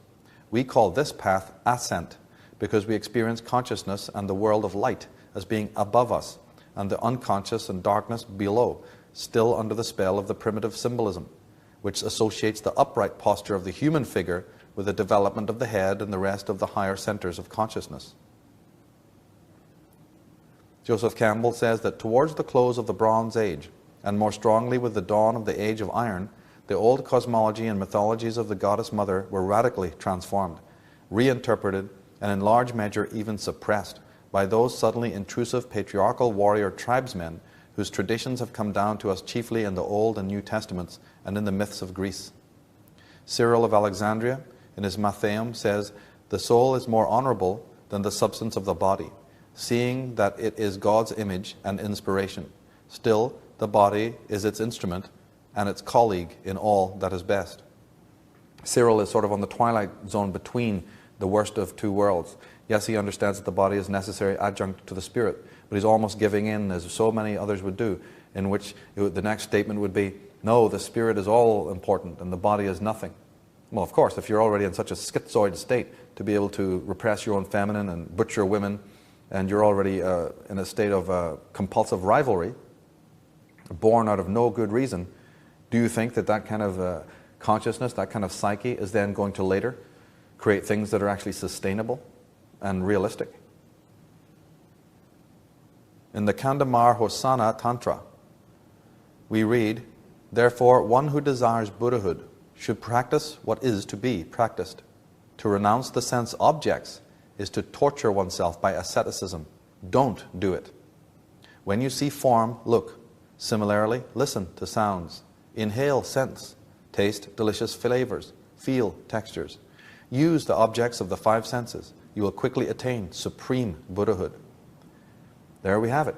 The ancient world teaching us a completely different set of tenets and doctrines and dogmas than the aesthetic, morbid, sadomasochistic, passive-aggressive stuff that came later. We have a body, the schizoid mind can understand that the body is separate, needs to be suppressed. How distorted can you get? Here, the body is the oracle. It is the portal to the worlds, to enlightenment, in fact. What a new concept. Now, Richard Heinberg, in Was Civilization a Mistake? Says that in terms of health and quality of life, civilization has been a mitigated disaster. S. Boyd Eaton argued in the Paleolithic Prescription that pre-agricultural peoples enjoyed a generally healthy way of life, and that cancer, heart disease, diabetes, emphysema, hypertension, and sclerosis, which lead to 75% of all mortality in industrial nations, are caused by our civilized lifestyles. In terms of diet and exercise, pre-agricultural lifestyles showed a clear superiority to those of agricultural and civilized peoples. Now, we're not blaming each other here. We didn't build the cities. We didn't create the civic states. We know it to be artificial, but somebody did. And in other work in this series, we go into who did and why this atrocious, hellish, utterly unnatural, inorganic, and ultimately lethal situation came about. Alvin Boyd Kuhn, in Ultimate Canon of Knowledge, says that it needs no dissertation to elaborate and certify what the record of history reveals as to this portent obsession with the dour religious consciousness over the centuries. It has left its lamentable record in the tale of corruption, banality, superstition, bigotry, and general moral and mental blight that overspread the areas of Christian Europe over the Middle Period, which has come to be known as the Dark Ages. David Watson, in The Pathology of Civilization, says, Its name is progress, and the dream of progress continues to fuel global civilization's expansion everywhere, converting human beings into mechanized, self-obliterating puppets, nature into dead statuary. William Kotke, in his book The Final Empire, says, "The civilized people believe that they have an obligation to bring primitive and underdeveloped people up to their level. Civilization, which is about to self-destruct, thinks of itself as the superior culture that has answers for all the world's people. The addict, truly, is a person who is emotionally dependent on things, television, substances, personality routines, other people, mental ideologies, total immersion in some cause or work. If the object of dependency is removed, then addicts will experience insecurity, discomfort, distress, the symptoms of withdrawal." As we pointed out in 2012, where history ends, we're going to be in a severe cold turkey situation very soon, because these things are going to be removed. They're already being removed. We have a death of the middle class on our hands. We've got economic upheaval on its way, and worse. What are the withdrawal symptoms going to be like then? And what bromides and panaceas will be handed down to us by those wanting to stave off the worst? A whole new batch of mind control effects and phenomena on its way. As Aristotle said, the male is by nature superior and the female inferior, and the one rules the other and the other is ruled. This principle of necessity extends to all mankind. Okay, there's no debate about it. They're just telling you that this is it, period. Leonard Schlein goes on to say that Nicholas Copernicus, the Polish astronomer and scientist, displaced Mother Earth from the center of the universe and replaced her with Father Son. Francis Bacon, in his Nouveau Organum, consistently used metaphors derived from the witch hunt and torture chamber to describe how scientists should force nature to relinquish her secrets. John Zerzan, in Elements of Refusal, talks of Descartes. He said, "When Descartes enunciated the principle that the fullest exploitation of matter is the whole duty of man, our separation from nature was virtually complete, and the stage set for the coming of the Industrial Revolution. 350 years later, this spirit still lingers in the person of Jean Vorst, curator of France's Museum of Natural History, who pronounces that our species, because of intellect, can no longer recross a certain threshold of civilization and once again become part of the natural habitat. He further states, expressing perfectly the original and persevering imperialism of agriculture, as the earth in its primitive state is not adopted for our expansion, man must shackle it to fulfill human destiny."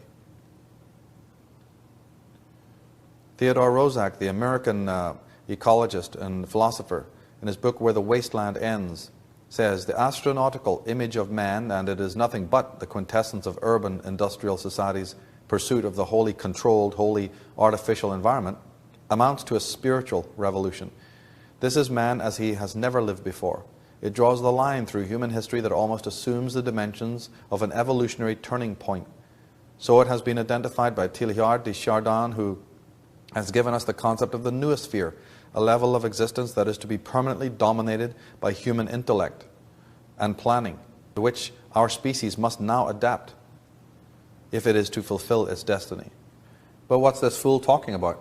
We don't want nature. We want hang gliding and river rafting if we ever go out there. We don't want reality. We want virtual reality. We want computer games and skateboards and all sorts of interactive devices. We want TV. Why is this person saying we need to get back in touch with nature? We don't want any of that. We want cities and high-rises and chrome towers going up and up and up. Now, Eric Fromm says the deep need of man not to feel lost and lonely in the world had, of course, been previously satisfied by the concept of a God who had created this world and was concerned with each and every creature. But for many of those for whom God was dethroned, the need for a godlike figure did not disappear. Some proclaimed a new God, evolution, and worshipped Darwin as his prophet. Well, that's right. Even though it worked for thousands of years, anything that has a beginning can probably fade out and have an ending. So even the God lie, has an end-by date. And as it started to fade away, as that began to not work anymore and not give the ego its security and satisfaction, they had to come up with something new. So you just invent some other masculine horror and put it before the people, and they'll swallow it, they'll believe it, anything but the real. Mark Matthew Braunstein says, where religion brought hate and called it the search for divine love, science brings death and calls it the quest for eternal life. Alvin Boyd Kuhn says that a study of Christian history discloses the portentous fact that the concept of the malignancy of matter coming into the movement from Hinduism through Zoroastrianism became an influence overwhelmingly dominating the theology and the ethic. It bred the monstrous cult of asceticism, whose driving motivation was the idea that the instincts of the flesh must be crushed down in the interests of the spirit. The tragic consequence of this staggering default of insight are incalculable, but in all conscience overwhelming to any intelligence that discerns it. It lay the Christian mind open to the obsession of a psychological influence that has been nothing less than devastating to sanity, inflicting upon the psyche a trauma that has produced morbidity and crushed to a degree the natural instinct for human happiness. Oh, you say, I'm no ascetic. I don't sit in any bed of nails and I don't deny myself nothing.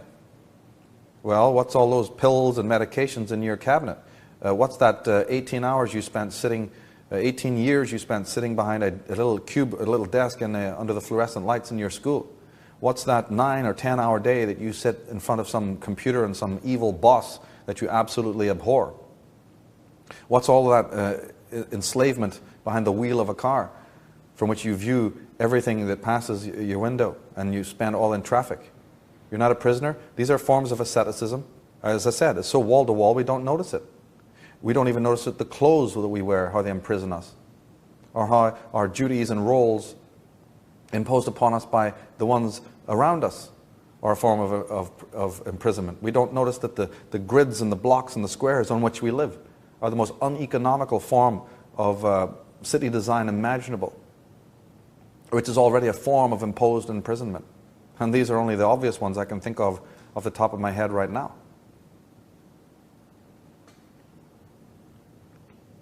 The influence of a book, says Kuhn, has done nothing to mitigate the virulence of the Western religion's bias against nature. Its glorification of the person and function in history of the Son of God has in effect diverted all interest in the religious field away from man's relation to nature.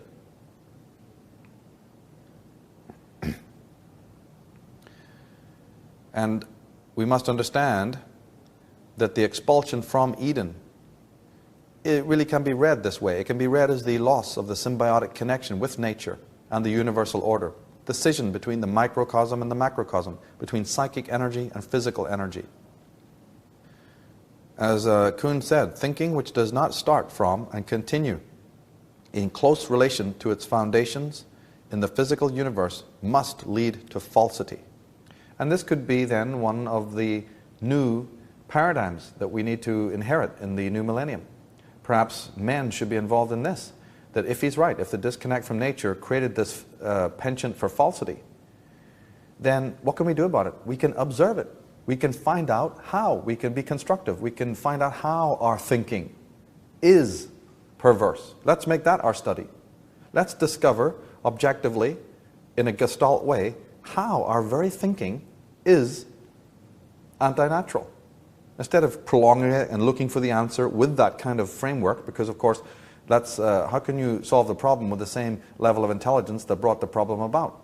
You have to do something different. So in other words, you continue what you're doing, but you observe how your thinking is pathological or psychotic. You make that the new philosophy of life. It sounds crazy now, but it's a lot better than carrying on the way we're going. And again, not only the suppression and the distancing from nature, but the absolute marginalization and condemnation of the female particularly. In Genesis 3, God is speaking. We're told he's speaking to the serpent, but we understand that when you're talking to the serpent, you're also talking to the female. Because thou hast done this, thou art cursed above all cattle and above every beast of the field. Upon thy belly thou wilt go, and dust shalt thou eat all the days of thy life. Now, in the book Atlantis and in the DVD we've done on Atlantis, alien visitation, and genetic manipulation, we go into the crime against the female and showing that just in the later historical era, where under the guise of Judeo-Christianity there's a rising with the Dominican order, rising to persecute the witches. This is small potatoes. This is a very late in the day machination or attack on the feminine. The female, the hatred of the female and the war against the female goes back at least 13,000 years. And we talk about that in that other presentation. So what are the consequences of all this? Erich Fromm is happy to tell us. We have got ourselves into a state where our real difference from the animal is that we are the killer. Man differs from the animal by the fact that he is a killer. He, the only primate that kills and tortures members of his own species without any reason, either biological or economic, and who feels satisfaction in doing so. It is this biologically non-adaptive, non-phylogenetically programmed malignant aggression that constitutes the real problem and danger to man's existence as a species. He says the most ample and horrifying documentation for seemingly spontaneous forms of destructiveness are on the record of civilized history. The history of war is a report of ruthless and indiscriminate killing and torture, whose victims were men, women, and children. Many of these occurrences give the impression of orgies of destruction, in which neither conventional nor genuinely moral factors had any inhibitory effect. There is hardly a destructive act human imagination could think of that has not been acted out again and again. And of course, we all can point to that. We all know about that. We even know about that from our own lives. I certainly do, coming out of Northern Ireland. But you know that last line where he's talking about it all originating in the mind? That, to me, personally speaking, is a much more significant fact. I am more interested in the moral criminality, the moral and psychic violence that we perpetrate on each other every single moment of the day, as well as the ones that are more obvious in the world. This, to me, is important. I think it's also important for this new millennium that we start really being honest about this and looking into it, about the actual moral culpability before it becomes even physical. Because if we start dealing with that, perhaps we'll have a little bit less dying and murder in the world. George P. Marsh says that in his book, The Earth as Modified by Human Action, but man is everywhere a disturbing agent. Wherever he plants his foot, the harmonies of nature are turned to discords. Now, he said man there, but I always emphasize no. Let's probably say masculine would be better, because women are capable of this kind of atrocity also. Erich Fromm says that in addition to sadism, the passion to destroy life and the attraction to all that is dead, that's necrophilia, seem to develop in new urban civilization. Michael Elner says, just look at us. Everything is backwards. Everything is upside down. Doctors destroy health. Lawyers destroy justice. Universities destroy knowledge. Governments destroy freedom. The major media destroy information. And religion destroys spirituality. And here we have Alvin Boyd Kuhn, the great scholar, underscoring what I just talked about the nature of our interior self. One of the most virulent aberrations resulting from the cult of anti-nature has been the exhibition of near masochism throughout the history of religion. The reference is to the cult of asceticism. With the full sweep into Western Christian consciousness of the doctrine of the sinfulness of the flesh, there came the preachment of the evils of the world, the flesh and the devil, giving rise to the pratique of self-mortification and brutal suppression of all natural impulses. The spirit was all, and the flesh was evil, and the deadly enemy of the immortal soul. This aberration he's talking about, and all the others I mentioned a few minutes ago, come under the heading of cruelty to the self. Not only are we meant to notice how our thinking and our mental patternings are based on a unsubstantiated and unsustainable psychotic paradigm, but we're also meant to also notice at the same time how we perpetrate cruelty to the self.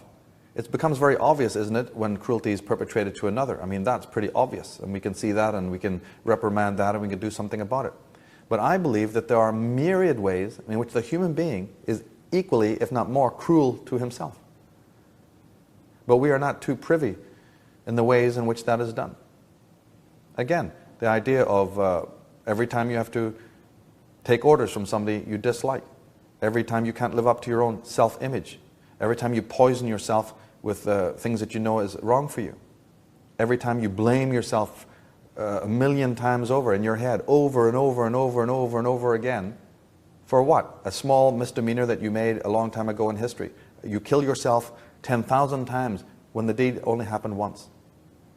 Cruelty to the self. If you're already in that kind of state, how can you be benevolent? I mean, truly benevolent. You may put on a mask and play the game, but how can you really honestly be of service or humanity or help to another person? So it's very important in our life to discover how we're cruel to our own selves. J.A.C. Brown, in his book Techniques of Persuasion, says, thus the tendency of religions to suppress the natural expressions of the sexual drive would seem to indicate a subconscious awareness of the fact that when normal outlets are allowed, sublimation into religious feeling is less likely to occur. One cannot help but notice the predominant role played by unmarried women in the Christian churches, or the visible loss of enthusiasm for religious interests on the part of happily married women. Many have noticed the common use in devotional works of sexual symbolism and the tendency to express religious feeling in erotic imagery, even to the extent of describing what, in another context, would be taken as an account of sexual orgasm. Of course, he's perfectly right. Many scholars have gone into this. Many of the feminists know this. Many of the yogic teachers understand this. Wilhelm Reich spent his whole life pointing this out. And we can't underestimate that. Of course, we are sexually repressed. We're cut off from our libido. We're completely at odds with the natural energies and flows of the body. But again, that itself is only one symptom of a greater malady, the one I've been talking about. That imposition happens from suppression, but it also happens from repression. Repression is when you are cruel to yourself. Suppression is when something else, the mother or the father or the political state or the teachers or the apparatus, is forcing you to operate and confine yourself and sequester yourself and obey. We understand that one. That needs to be fixed. But again, the issue begins with our repression. How are we our own tyrant? How are we our own malefactor? Caitlin Matthews, the Celtic scholar, she writes, our exile has not only been from the goddess, but also from nature. It is not surprising, considering that most Westerners live apart from their environment, protected by concrete roadways, consuming machine-processed foods and filled with media information to the detriment of the experience of our own senses. The seasons go unnoticed. We seldom touch the earth, eat fresh food, or observe the world personally. The sacred is a forgotten dimension in our society, which we ignore at our peril. David Watson, in his Pathology of Civilization, puts it very, very eloquently. He says, we reproduce catastrophe because we ourselves are traumatized, both as a species and individually, beginning at birth. Because we are wounded, we have put up psychic defenses against reality and have become so cut off from direct participation in the multidimensional wilderness in which we were embedded that all we can do is to navigate our way cautiously through a humanly designed day-to-day substitute world of symbols, a world of dollars, minutes, numbers, images, and words that are constantly being manipulated to wring the most possible profit from every conceivable circumstance. The body and spirit both rebel. That is the case in point. For those of you who are students of philosophy, you can get into John Baudrillard, the French scholar who talked about the simulacra, that we don't want the real, or we're not given the real anymore, we're given simulacras. And almost everything in this world, especially that in the commercial ambiance, is a simulacra for a real.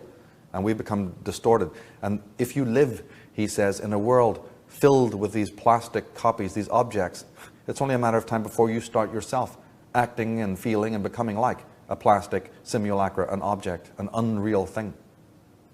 We even hear today of real TV. It's a contradiction in terms. What you're watching on a screen isn't real. It's not happening when you're watching it. And you're watching a bunch of electronic, phenomena. It's not real. Real is what is outside your window, what's right in front of you on the table and in the chair in which you're sitting. This is not real. And yet we're told it's real TV. Carl Jung, the great German psychologist, said that in his book Approaching the Unconscious, modern man does not understand how much his rationalism has put him at the mercy of the psychic underworld. He has freed himself from superstition, or so he believes, but in the process he has lost his spiritual values to a positively dangerous degree. His moral and spiritual tradition has disintegrated, and he is now paying the price for his breakup in a worldwide disorientation and disassociation. We may wonder if the overwhelming success of linear perspective as the sole definition of visual reality isn't a symptom of some deeper condition seeking expression. And we might ask, why did some humans create and then rationalize with elaborate devices, ideologies, and defenses an unprecedented way of seeing the world based on distancing and detachment? Could it be that the linear perspective that infuses our vision from our glorification of intellectual distancing to our debunking of earlier realms of feeling and intuition, to our relentless lifting upward with skyscrapers and space shuttles, to the ultimate techno-utopian vision of a downloading human knowledge into self-perpetuating computers to make embodied life obsolete, that such a perception is the result of some traumatic violation that happened in our human past? Again, those familiar with my work on Atlantis know that that is in fact true. That 13,500 years ago and 50, and then before that, we had significant traumatic incidences that caused the predicament that we're in. And the modern historians and sociologists, because of the horrors of our modern world, are starting to put the pieces together and discover this. Chalice Glendenning says that Terry Kellogg emphasizes the fact that abusive behaviors, whether we direct them towards ourselves, other people, or other species, are not natural to human beings. People enact such behaviors because something unnatural has happened to them, and they have become deranged. Hey, but that's all right. We're the monopolies of the world. We got solutions. We're going to make billions and billions of dollars of all of that disenfranchisation and alienation and horror. We're not going to fix it. We're going to drug it. Talking of this bicamerality, which is the splitting of the hemispheres of consciousness, and that bicamerality is, whether you want to phrase it as man from women, or masculine from feminine, or human from nature, or your mind from your own body. Eric Newman is speaking of it. He says, while the specific achievement of the male world lies in the development of masculine consciousness and the rational mind, the female psyche is in far greater degree dependent upon the productivity of the unconscious. So what Jung and Newman are saying here is that the feminine, another word for it, is basically the unconscious. And as scientists like Bruce Lipton have shown, the unconscious is 99 point something percent of our consciousness, our psyche. Ego, waking consciousness, is the smallest part. And eventually, we're going to have what Nietzsche referred to as the return of the repressed. We have the eternal return. We're going to have all of the content that we have been forgetting, and then forgetting we forgot about it. All those skeletons in the closet are going to be coming back, either projected onto other people, coming back that way, which we talked about in Weapons of Mass Deception, or in a more pernicious, homegrown way. But either way, it's coming back. The skeletons in the closet will come back. Bradley Pask, in his book Rape and Ritual, says, the depreciation and loathing of woman, her body, and by extension the feminine, has been expressed repeatedly by our intellectual and psychological forefathers. St. Peter in the Gospel of Thomas is heard to say, let Mary leave us, for women are not worthy of life. Tertullian, the patriarch, a church father, says, woman, you are the gateway of the devil. Because of you, the Son of God had to die. J.A.C. Brown, in Techniques of Persuasion, gives us a insight, an example into what happens when you suppress your libido in such a pernicious way. In the meeting, this Calvinist revival meeting, which followed in 1801, 20,000 men, women, and children assembled outdoors and listened to the doctrine of hellfire and eternal damnation for the unrepentant. Almost immediately, excitement broke out. Some ran about shrieking in agony or rolled on the ground for hours at a time. Others rushed into the surrounding forest crying, lost, lost, at the full pitch of their voice. Convulsive jerking movements began amongst many and spread like a contagion throughout the congregation and elsewhere. Groups of men and women went through the process known as treeing the devil, where they crawled around on all fours, barking and snarling at each other for long periods of time. Another phenomena was the so-called frog hopping, when both men and women occupied themselves by frenziedly leapfrogging over each other. As might be expected, many in the final phases of the meeting went into trance or had visual hallucination. and ended up by taking part in sexual excesses. And of course, we have the Roman Catholic Church well involved in those excesses in today's world. We know, as some people have said, that forgive me for echoing it, that the Roman Catholic Church is nothing but a hostel for pedophiles. Not originally it wasn't like that, but look what it's become. He gives another example. He says, in 18th century France, in a convent, one nun began to mew like a cat until presently the whole community was mewing day after day, until stopped by the threats of the local militia, and the biting mania which spread through the convents of Germany, Holland, and Italy. In the latter case, powerful excitement manifested itself not only in biting, but in indecent exposure, tearing the hair out by the roots, and group howling and gnashing of teeth. And if you think these two examples are the only ones, think again. There are literally thousands of such examples. Martin Luther, in a statement in his own works, you can see the level of the psychosis. He says, when my heart is cold and I cannot pray as I should, I scourge myself with the thought of the impiety and ingratitude of my enemies, the Pope and his accomplices and vermin, so that my heart swells with righteousness and hatred, and I can say with warmth and vehemence, holy be thy name, thy kingdom come, thy will be done. And the hotter I grow, the more ardent do my prayers become. That might sound outrageous to you living here in America. Coming from Belfast, it's completely understandable. When you see the atrocities in any of these countries, which is done under the name of religion, you know, it quickly dawns on you that there's something seriously wrong. We have St. Augustine in the same predicament.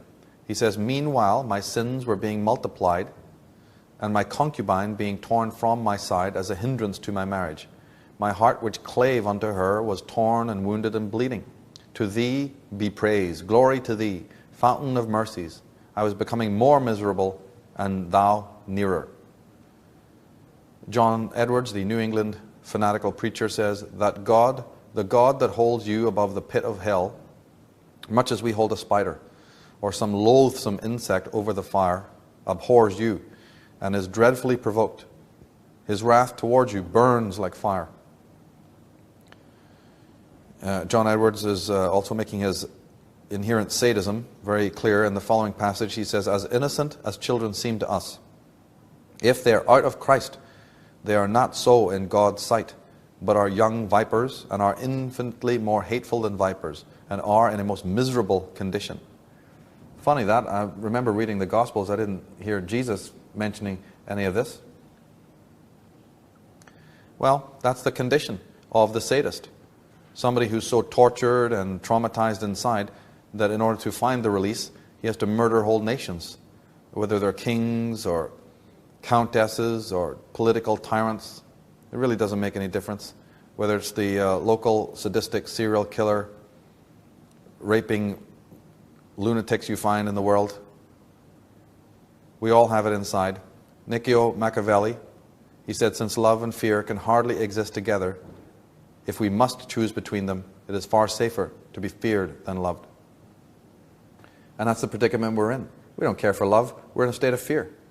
We don't care what leaders tell us to rise up under the name of patriotism and a flag and go and murder innocent children and women. That's all right. We're in such a state of chaos inside. We need to create chaos in the world so that our particular sadism and violence is less noticeable. You know, it's like camouflage. And it all works.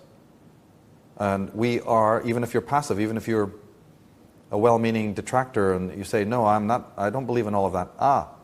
But have you observed the way that you're cruel to yourself? Have you observed the nature of how your own psyche, your own dynamic works? Have you understood the nature of shadow work and projection? That, yes, you may openly, consciously say, oh, that's just horrific, I can't stand that, these people are terrible. But have you noticed what it is within your own psyche? That maybe it's so minute you don't notice it. That creates this kind of scenario in your life? And that all the things that you think are horrible about your life, that you have manifested them, you're bringing them in? Because as Carl Jung said, did he not, that which you do not make conscious becomes fate. Mental energy has a strange, bizarre, almost mysterious and certainly inexplicable way of conspiring with physical energy. So that which you do not process within yourself becomes the very fate that meets you at the front door, forcing you to deal with it. You take that to the global level, and it explains a lot. Now, Leonard Slane said, the Babylonians elevated to the supreme position a god who had conquered and then mutilated a goddess. So the original Babylonians were all into this. Leonard Slane says, patriarchy is the dominant theme in Hammurabi's code. Sons are commanded to obey their fathers, not their mothers. Hammurabi's code was the first law that was ever set down by any civilization or culture. Of course, now you need laws. In fact, now you need money, you need clocks, you need walled cities, you need a meat diet, you need to suppress the women, you've got to conquer your enemies. All of this stuff coming out of the post-historic or the Asia Minor. All these citadels, bloodthirsty empires. Well, if you're not going to connect to nature, you've got to have something to do. Eric Newman, on the moon and the matriarchal consciousness, he says, any development at any stage that strives towards patriarchal consciousness, towards the sun, looks on the moon spirit as the spirit of regression, as the terrible mother, as a witch. Leonard Slane says, when asked, most men will gallantly express their admiration for women in general and profess a profuse love for their mates in particular. Despite these touching personal testimonials, society is rife with misogyny and patriarchy. A cursory glance at the current newspapers or television reveals a global society in which the majority of men disdain women. While some cultures are more egalitarian than others, men's actions suggest that they believe firmly in their superiority over women. So admit it, you feel superior over women. Next question, why do you feel that way? And the journey of self-realization begins. Is it because you feel inferior in yourself? Is it because you know that they are merely external representations of your own inner feminine? I mean, we've got answers, and as I've been saying all along, they're quite simple. And this is the way to healing.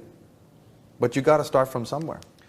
And as we brought out more clearly in 2012, the leaders of the world, those who are expert at steering the ship of state and who have their fingers on the pulse of the psyche of mankind, know epoch to epoch when it is that the pressure is building up. And they know exactly how to create the nemesis. In fact, these leaders of the world, they are the manifestation of all of this subconscious repression and toxic debris, this quality. And they know how to work with the shadow. And they know how to play Big Daddy. Just like the Big Daddy of the Old Testament, the original Big Daddy, Jehovah. He didn't make the Israelites chosen because of their rare and unique genius to go around building pyramids.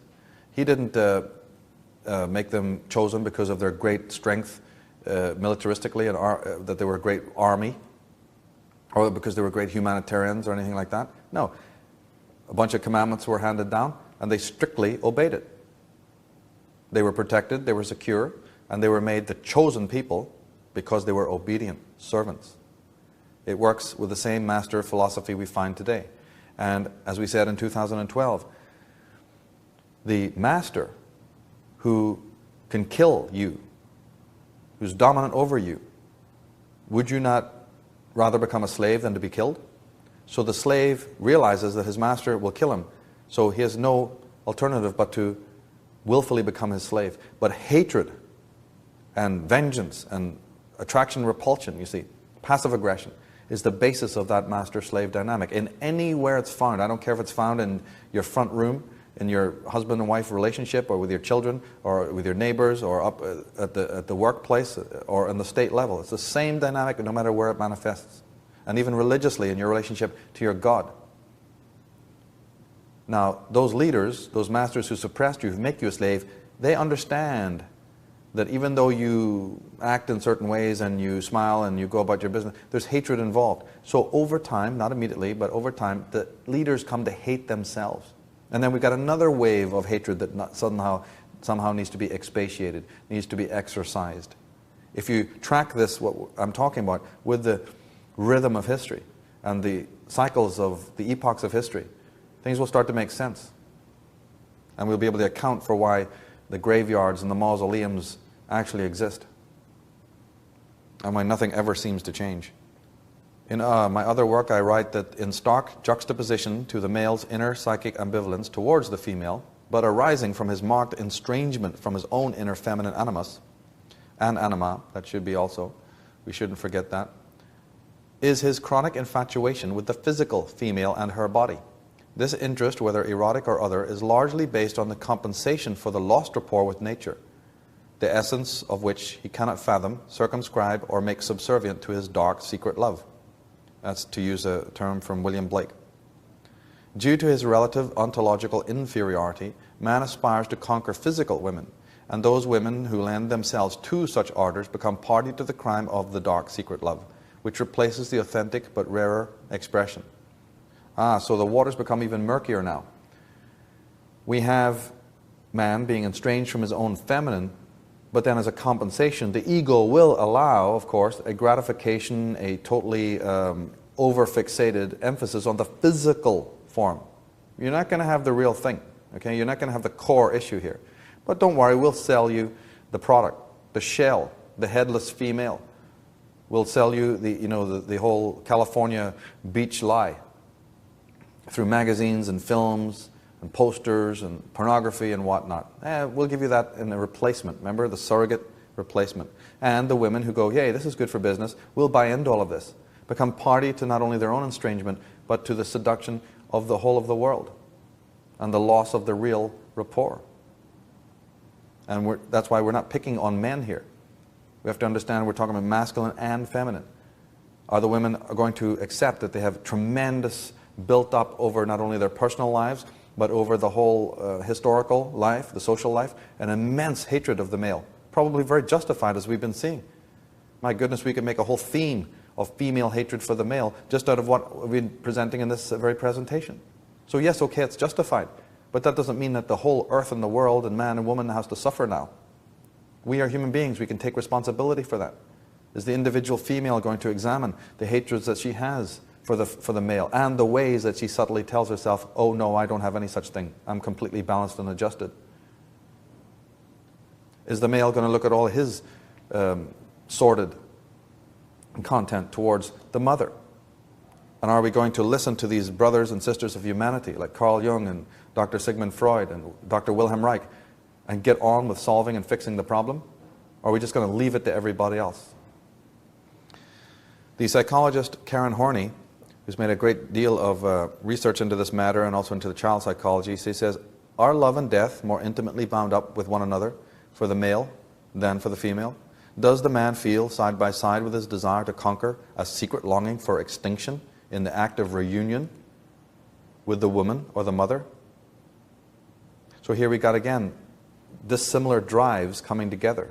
What Plato thought could never happen, Sigmund Freud and Horney and the Freudians and the Jungians, no, absolutely it can happen. Dissimilar drives crossing circuits. You absolutely despise your big daddy leader inwardly, but you're so threatened by his presence because you know he can kill you that you've only got two ways to rebel. You either rebel, start hitting the streets with tattoos and putting safety pins through your nose and not getting a job. That's open rebellion. We've all done that.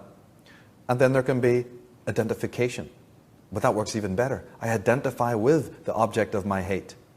I'm a female. I hate my father. I hate the state and everything that malehood stands by. But rebelling against it, that's not going to get me anywhere socially. And I all want those goodies that the state can offer me. So guess what I'll do? I'll identify with the object of my hate. I'm the male who hates women or despises women, but I want to cover that up. So guess what I'll do? I'll start becoming a feminist, and I'll go and read feminist books, and I'll grow my hair out long and pretend I'm a great lover, a great Casanova, a great free liberator of the female. On this subject that Horney's talking about, I also wrote in my articles, by his acts of violence against woman and earth, man and the masculine principle seeks more than simple conquest and the exaltation of his own raw physical or mental power. Psychological researchers into the dynamics of religious pathology have uncovered that the compulsive offender, similar to normal rapists and attackers, seeks union with the object of his violence. His acts of terrorism, rape, and rage are but affirmations to the inherent strength of that which he marginalizes but subconsciously strives to merge with. However, since union with the feminine theoretically means a diminution of his own libido and cessation of his inflated identity, his love and bonding expressions become violent and acquisitive. The male psyche is perpetually locked within his attraction, repulsion, and sadomasochistic syndromes. That's right. Sacred or profane. She's either the vampire or she's the virgin. The mother of God or that which needs to be destroyed. Now Vladimir Soloviev ties this whole thing back into the connection to nature. It is time when men realized their oneness with Mother Earth and rescued her from lifelessness so that they can save themselves from death. But what oneness can we have with the earth when we have no such oneness, no such relationship with ourselves?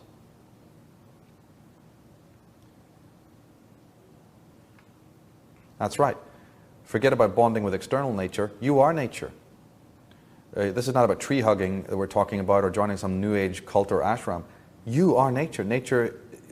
You are nature's creation. Nature is within you as psychic energy.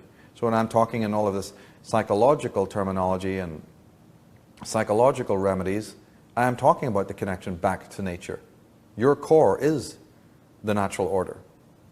So trying to skive out of that and run around in the forest and say, oh, I'm close to nature now.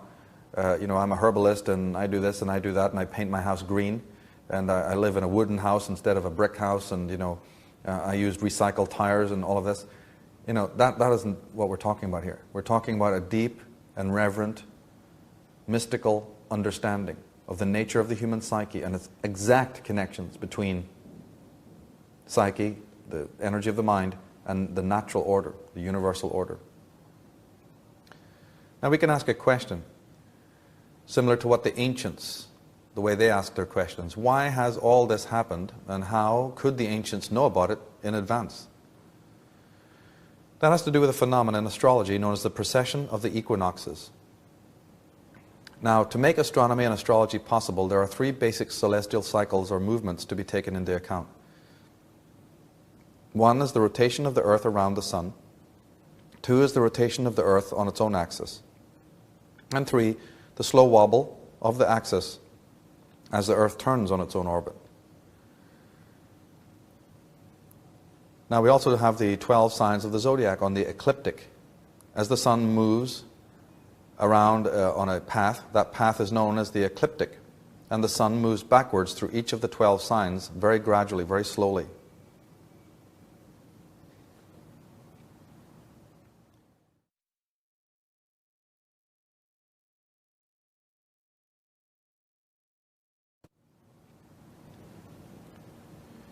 And that path that we call the ecliptic also crosses with another orbital path, which is known as the celestial equator. But this event in astrology and astronomy, known as the precession of the equinox, is when the sun, by moving backwards through the signs, makes the constellations themselves appear to be moving in the opposite direction, or westward. Now the sun moves literally through the 12 signs in a massive, gigantic circle. And of course, as it moves, it appears that the background of stars moves the other way. Due to the wobble of the axis of the Earth, the sun, the moon, the planets, and the constellations appear to move backwards through the 12 signs. The sun takes 2,160 years to traverse one sign of 30 degrees, moving 1 degree every 72 years. The entire cycle, that's the time it takes the sun to go through all the signs of the zodiac backwards, is 25,920 years. This round is known by astrologers and astronomers as the Platonic year. Now, 2160 is a very important number. 2,160 times 6 is 12,960, and that's a number that is found encoded in most all of the sacred megalithic structures and temple complexes of the world. Because we had a stellar cult, as we point out in the program in the series called Astrotheology.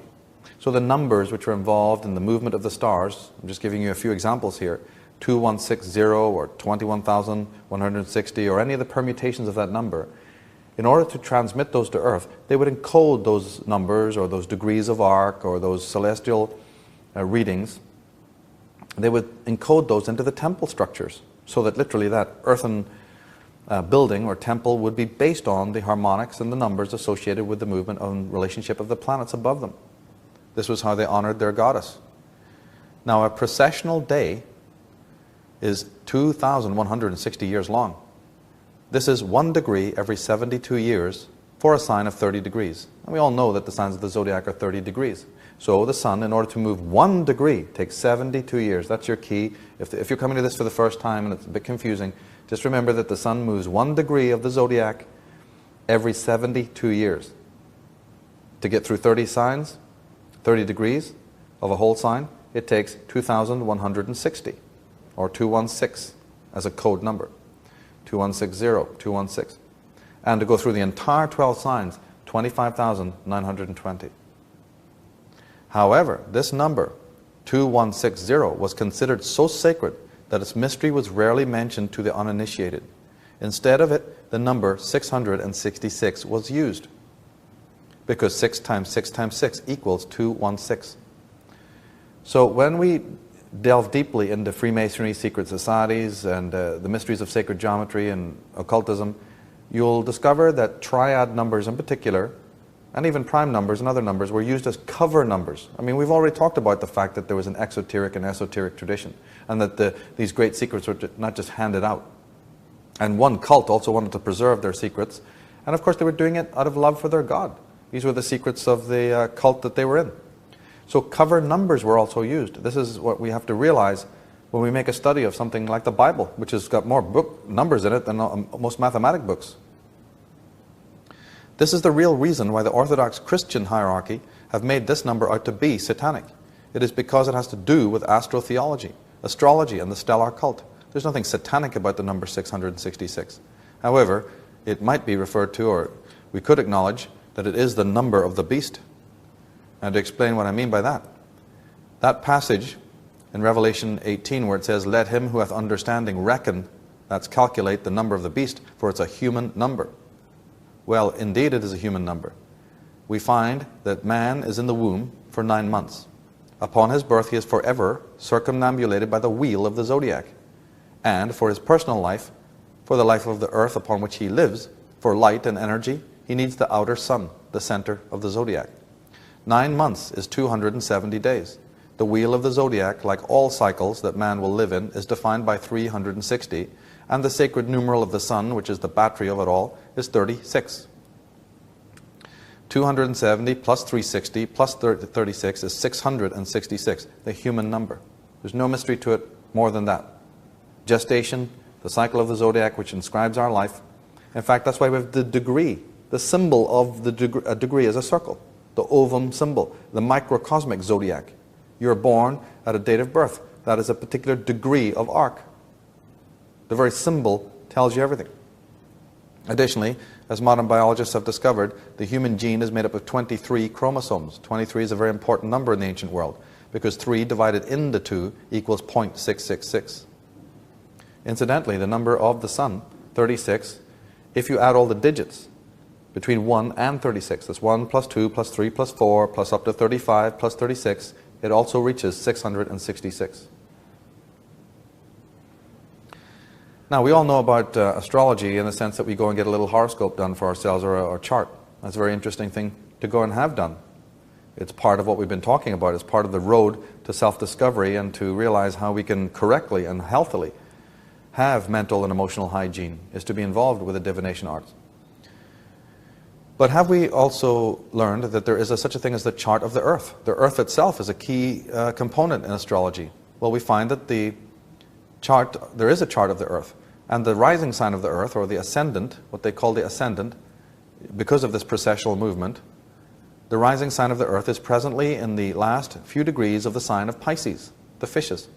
Therefore, the descendant, that's the exact opposite sign, the descendant is in the sign of Virgo. The descendant is very important in your chart. A lot of astrologers just think the ascendant, the rising sign, is of importance, and your sun sign. But we have a thing called the descendant, which is very important to analyze regarding your character and your nature and your fate and your destiny and what have you. And in the earth, it's no different. And the descendant sign is Virgo. Now, the opposite of the descendant is as important for the chart of the earth as the ascendant is. We cannot understand the times we are living in, or those to come, unless we are familiar with these astrological oppositions. And there's a tarot connection as well, because card number 9, the Hermit, relates to the sign of Virgo, and card number 18, the Moon card, relates to Neptune or to Pisces.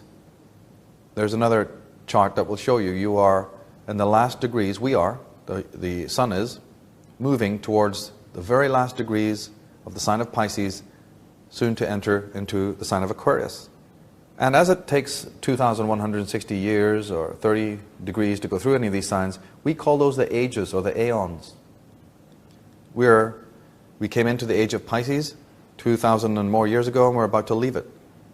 Now, competent astrologers know that the negative traits associated with the sign of Pisces concern deception, vice, hidden agendas, mass delusion, and the misuse of spiritual virtue and power. Now, every sign of the zodiac, every color, every symbol or sign, talisman, amulet, nothing is inherently negative. They have both positive and negative traits.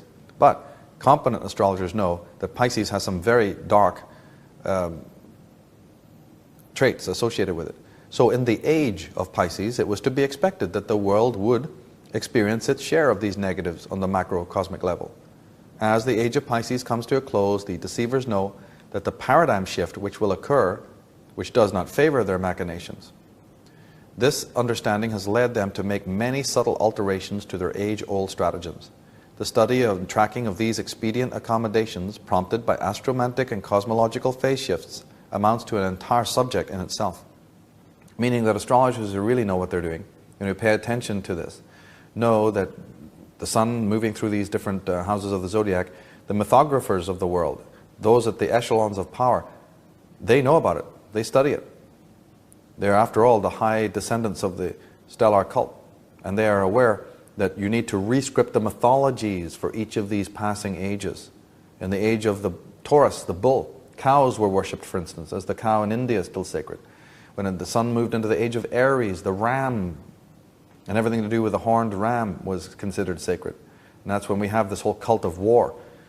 Then when it moved into Pisces, we have the fishermen, and Christ the fisher king, and the Pope with the headdress of the fish, and the whole cult of Christianity arising. And we move into age of Aquarius, they're going to have to rescript and come up with a new mythology to fit the imagery. And of course Aquarius rules technology and science. So already we're seeing that coming into ascendancy. The powers that be are handing down to us the whole of the Silicon Revolution and the microchip, and also positive things like the inventions, grassroots inventions, and New Age technologies. The age of Aquarius coming upon us is also mentioned in the Bible. John 14, "In my Father's house are many mansions, and I go to prepare a place for you. And if I go and prepare a place for you, I will come again and receive you unto myself, that where I am, ye may be also." Now the age of Aquarius begins in AD 2740, although nobody's quite sure that that is accurate. However, as the sun moves towards the final degrees of the previous sign, the descendants of the great cults of power who are at the helm of the religions and governments need to make arrangements for change. As each age terminates, the appointed mythographers have to get ready to script new mythologies consistent with the complex symbolism of the coming age. Their work is analogous to the Madison Avenue ad man, only their hot product can be summed up as the New World Order. And that's right, it's a new world order. We're moving into a new age, a new world. The end of an age is always distinguished by orchestrated chaos and conflagration. This is the meaning of Armageddon. This is why I added this slide, because we have to understand that it's history, it's fact. As one age comes to the end, we not only have millennial angst to handle, we've got it on a grand scale.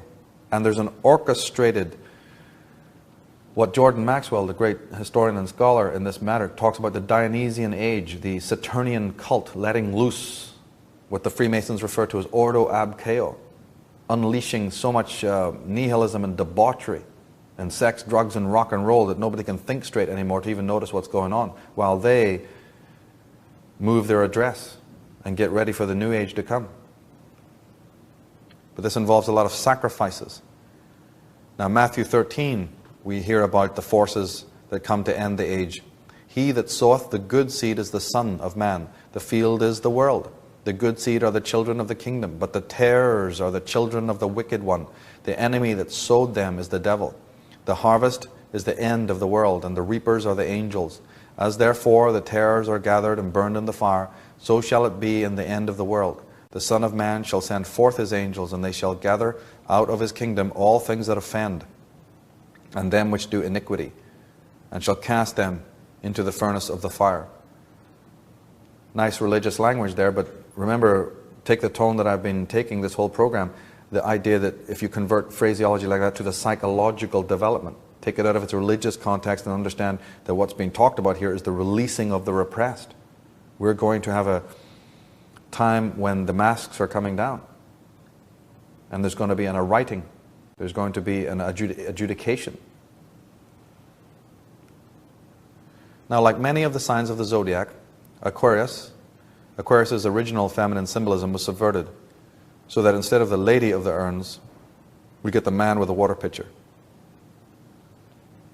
That's great. That's very insightful, because in Luke 22 we read, "And he said unto them," this is Jesus saying to his disciples, "Behold, when you enter into the city, there shall a man meet you, bearing a pitcher of water.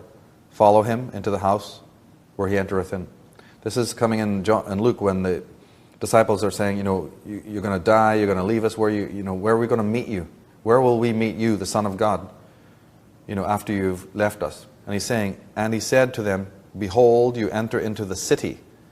And in astrotheology, we heard that terms like city and City of David and Mount of Olives and Tabernacle, these refer to the constellations and to the zodiac. Go into the city. He's saying, look up to the city, and there shall a man meet you bearing a pitcher of water. Follow him into the house where he entereth in. The sun will enter into the sign of Aquarius. The tarot cards themselves, if we understand what they are, the major arcana cards track this process of precession. Remember, as I said, the sun moves through all the houses of the zodiac. Well, just let's take even from Libra, going through Virgo to Leo to Cancer to Gemini to Taurus to Aries and into Pisces.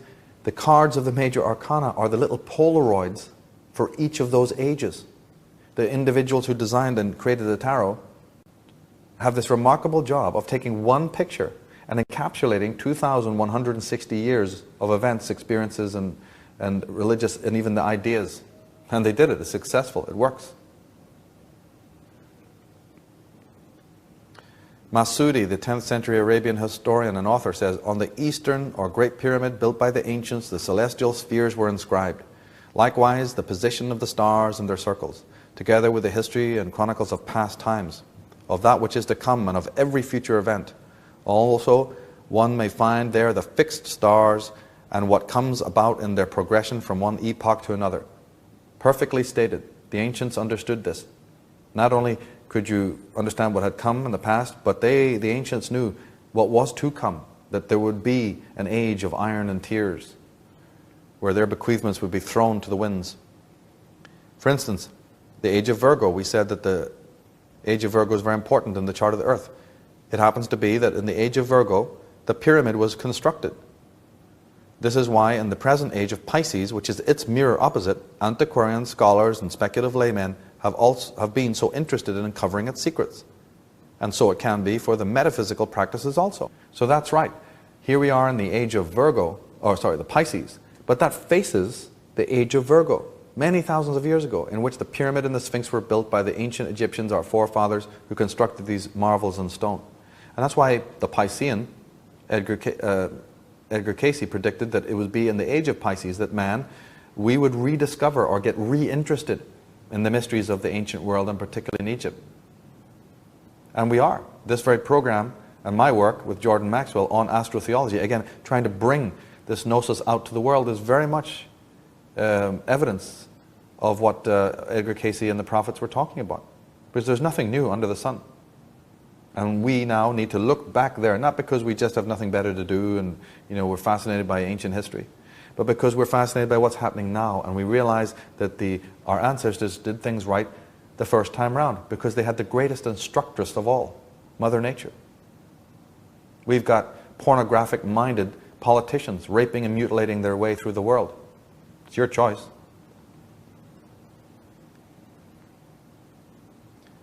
We talked earlier about the return full circle, the 21st century. The return to what Egypt took as academic can be referred to as a return to the age of magic as opposed to the age of science. But I don't mean in some animistic, turn off, tune out way. When we see the word magic, and we think of magic, what is it? How do we define it? We've been defining a lot of terms. Well, magic is loosely, it is anything which deeply and permanently affects us on all levels at once, physically, emotionally, intellectually, and spiritually. There's not too many things in the world that do that, but there are some. We all know in our own life what that might be. Additionally, it is also a process of unification. Magic is a process of unification, of synergy. It is also the understanding of the workings of holarchy. Yes, you're a magician. You understand the magic of life when you realize that this whole thing is a fractal, a hologram, a holarchy, and not a hierarchy with an upper and a downer, with an apart and a part. It is the understanding of how to live in accordance with the inviolable ordinances of nature despite your ego resistance. That's magic, an act of magic. Realizing that you want to live in harmony with something that's inviolable, but your ego resists it. Learning how to appease both, learning how to use this incredible office manager, as dictatorial and super disciplined and masculine and phallocratic as it is, it's also very needed. You don't club the ego and stun it with a kick in order to get rid of it, or drug it with pharmaceuticals and drugs and pharmaceuticals, or even drug it with ideologies. You win it over, and then you try to find a way to live in harmony with nature. That's the act of magic. It is learning to attain what is needed without violating the self, the other, or nature. And this means morally. As I said, yes, I'm concerned with the violence and the mayhem that's happening in the world, but I am much more, infinitely more concerned with the violence that goes on in your life every single day. Have you noticed how everything you do, or how many things you say, bring about hurt and horror to yourself, first of all, and then subsequently to others and to nature? How do we operate to get what we need? And I mean get a full, rich life for ourselves without doing that. When we work on that particular thesis, we'll have plenty to be getting on with. And it is learning the difference, as we mentioned earlier, between being and doing. And magic is learning the difference between and the relationship between being and doing, like we saw earlier. These two things need to be fused. We cannot inculcate or awaken the feminine principle without understanding the message of doing, which perhaps the Eastern countries were more familiar with, but we, certainly in the West, need to re-examine this whole concept. And if you plant something that you want to happen, but you plant it in the wrong ground, if you plant the seeds of being in the ground of doing, and vice versa, life will not occur or happen the way you imagine it will.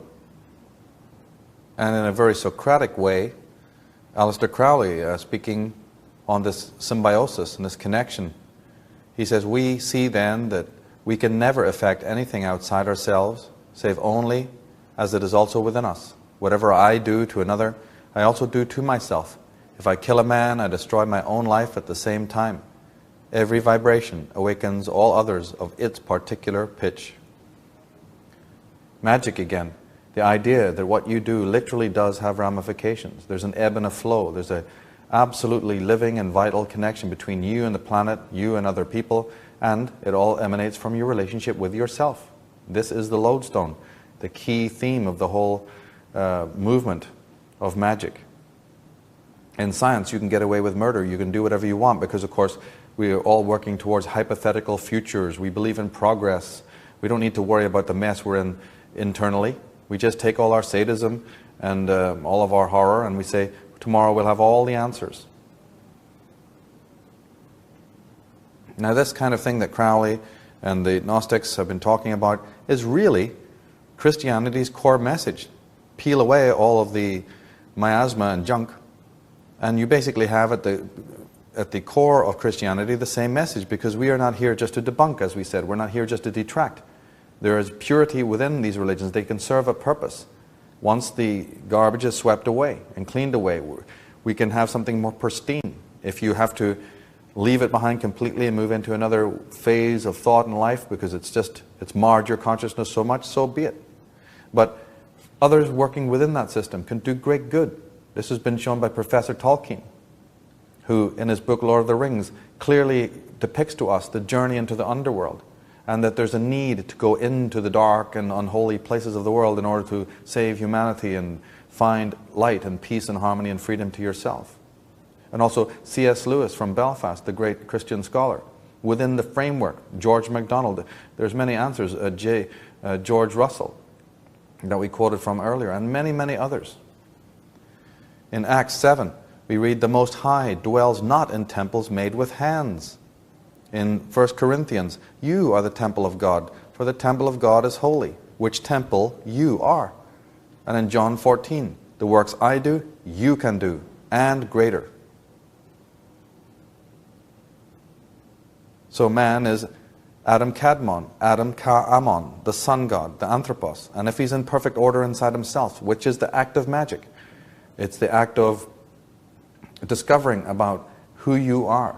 And self-realization, say the Vedic people, is necessary before God realization. Know thyself was written at Delphi.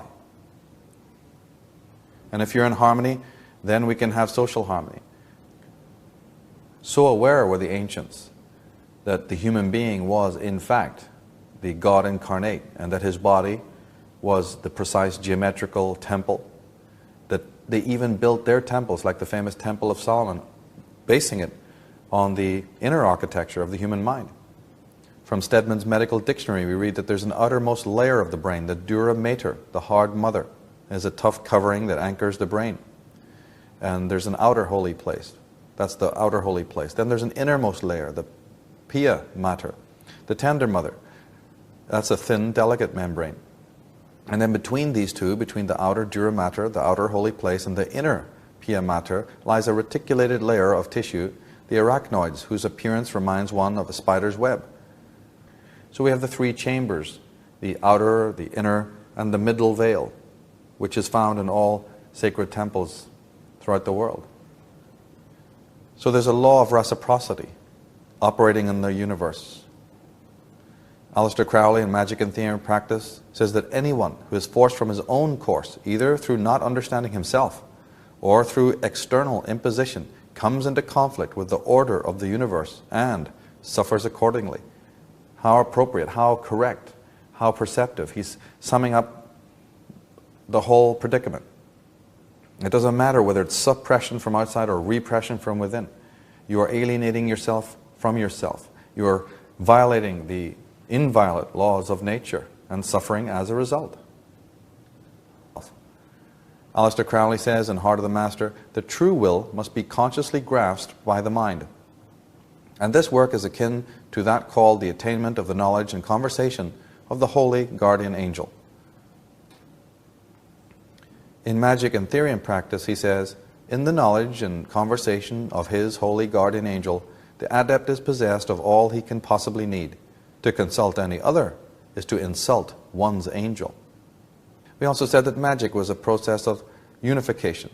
Now the taroscopic approach, or system of divination, synthesizes the great hermetic arts of divination, as the first card of the tarot tells us to do. The high arts of tarot, astrology, Kabbalah, and numerology are the Western magical tradition, and are the means by which we initiate ourselves into our august and sovereign roles, as priests and priestesses, unto ourselves, answerable to no other authority. From the beginning of this program, we've been talking about the need to revisit the Egyptian lore precisely because they had a Western magical tradition. It's our magical tradition. And tarot, astrology, Kabbalah, and numerology. But these are all being taught as separate. They're all considered separate disciplines. They're not united anymore as they used to be in one collegiate, as one academic canon. My work with the taroscopic approach is a very important study of these subjects to find the glue that originally held them together. And once that is discovered, they can be used for the purpose that they were created. Each one being more powerful now because they're linked with the others. Like the card of the first card of the tarot tells us to do. You see the magician, the magi, the initiator, the enlightened one. He stands at a strange three-legged table, but on top of that table, he has united a wand, a cup, a sword, and a disc. And we understand that those are the suits of the tarot. We understand, if we do a little more research, that those suits do indeed stand for the four elements. The tarot researchers are familiar with that they represent fire, water, air, and earth. And if you do a little bit more homework, we conclude that these 4 elements relate, in fact, to the 4 types, the Jungian types of sensation, intuition, emotion, and intellect, or thinking. We understand that now. People have researched this.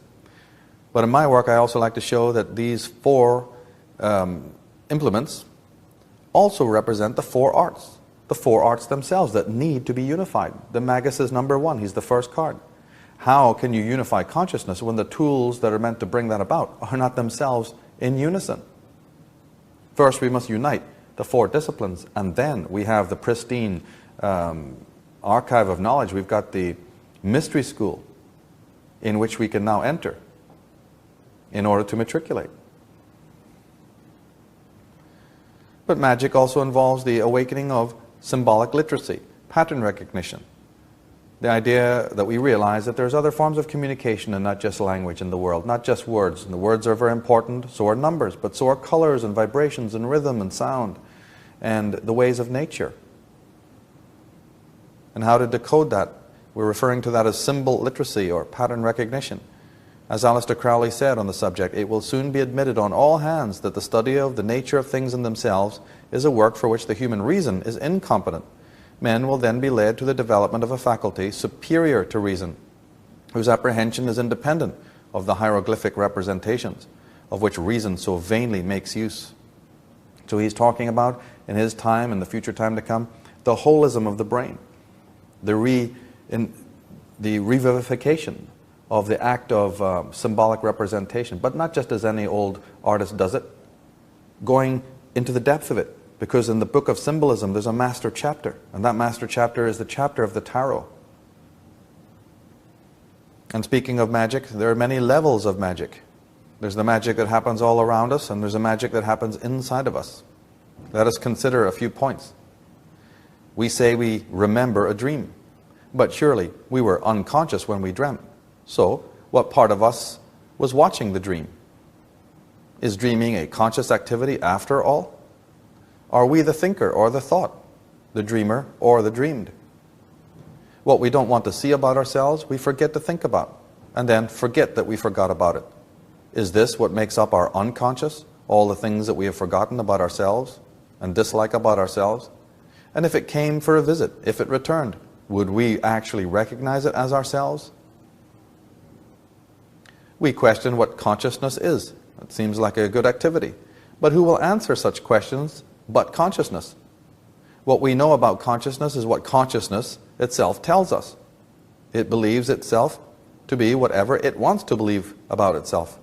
Will consciousness give us the truth about itself when it has a monopoly on it? And what if all its knowledge about itself is, in the end, really ignorance? We have convolutions. We have paradoxes in this world. From the side, a circle could appear like a straight line. From the top, a rod could appear to be a circle. How is the one contained in the zero? We know that from the zero all numbers arise. Is one leaving or coming back to zero? Right? 1 comes out of 0, but 10 is 1 returning to 0. So what is it doing? Is it being born, or is it on its road to its death? Which one of 2 is the original 1? A 2 is made up of 2 1s. Well, which one is the original? Or are both an original? You stand and gaze into a mirror. The mirror contains your form in its glass and reflects back all there is to see, clearly, impartially, and without distortion. However, the mirror is also contained in you, is it not? It is taken in through your eye, and its image appears on your retina, within your brain. You are thinking the mirror that reflects your form. Are you the person in the mirror? Surely the reflection is not the you, but only your reflection. But if it is not real, then neither can you be. But if you are deemed real, then your insubstantial image must also be real. So which one is the reflection? Which one is real? Are both real? Or are both unreal? You are the mirror, and the mirror is you. One cannot be without the other. Both exist in a reciprocal relationship. So it is with man and his mirror, the universe. Now, it is not the mirror's fault if you do not like what you see in it. If you smash the mirror, is it not you yourself who gets broken? You cannot break the mirror without destroying yourself. You cannot destroy nature without destroying yourself. Perhaps man is about to discover that fact the hard way. Then we have from the Eastern world the concept of Maya, or ignorance, or illusion. This word came to mean the illusion of matter, of nature. It is thought to refer to the material world of karma and ignorance, which entraps the soul. In order to escape the trap of nature, asceticism is required. However, the word Maya did not mean this. It originally actually refers to the illusionary or hallucinatory ideas that one has about matter or the world. That's right, the original world does not mean that there is an illusion, that nature and women and shadow and that which is lower is entrapping your soul. No, it meant the mental ideas you form about nature or about matter or about women or about God or about yourself. That is the illusion. It's all homegrown. Now, the magic of life is not in the operation of mind over matter, in fact, but the reverse. Mind is the child of nature, the maladjusted and autistic child. But mind is matter, is spirit, is body. The spirit is not trapped in matter because matter and spirit are the same thing. How can spirit be trapped by spirit? It is the plastic and finite mental template which the masculine modality of mind projects onto matter, which becomes the prison of being, and which confounds consciousness, and not matter itself. Our recrimination against feminine nature is to be directed towards ourselves. Consciousness becomes antagonistic and sadistic in its erroneous but deeply imprinted belief that nature is its prison. Now, matter changes mind, which changes matter. A blank mind has a thought. That thought provokes action, which has consequences. These consequences, when experienced, change the actions and thinking of the future. We are dancers along the back of the Ouroboros serpent, eating its own tail. We change a glass of water by drinking that water. Yes, for sure. But that glass of water has also changed us forever. It is the science of this kind of observation, which is sensitively aware of how nature subtly and eloquently changes who we are on all levels. That is the source of the true magician's power. It is not the egoistic or egoic infatuation with how the limited and self-possessed mind changes nature. Crowley talked about the holy guardian angel.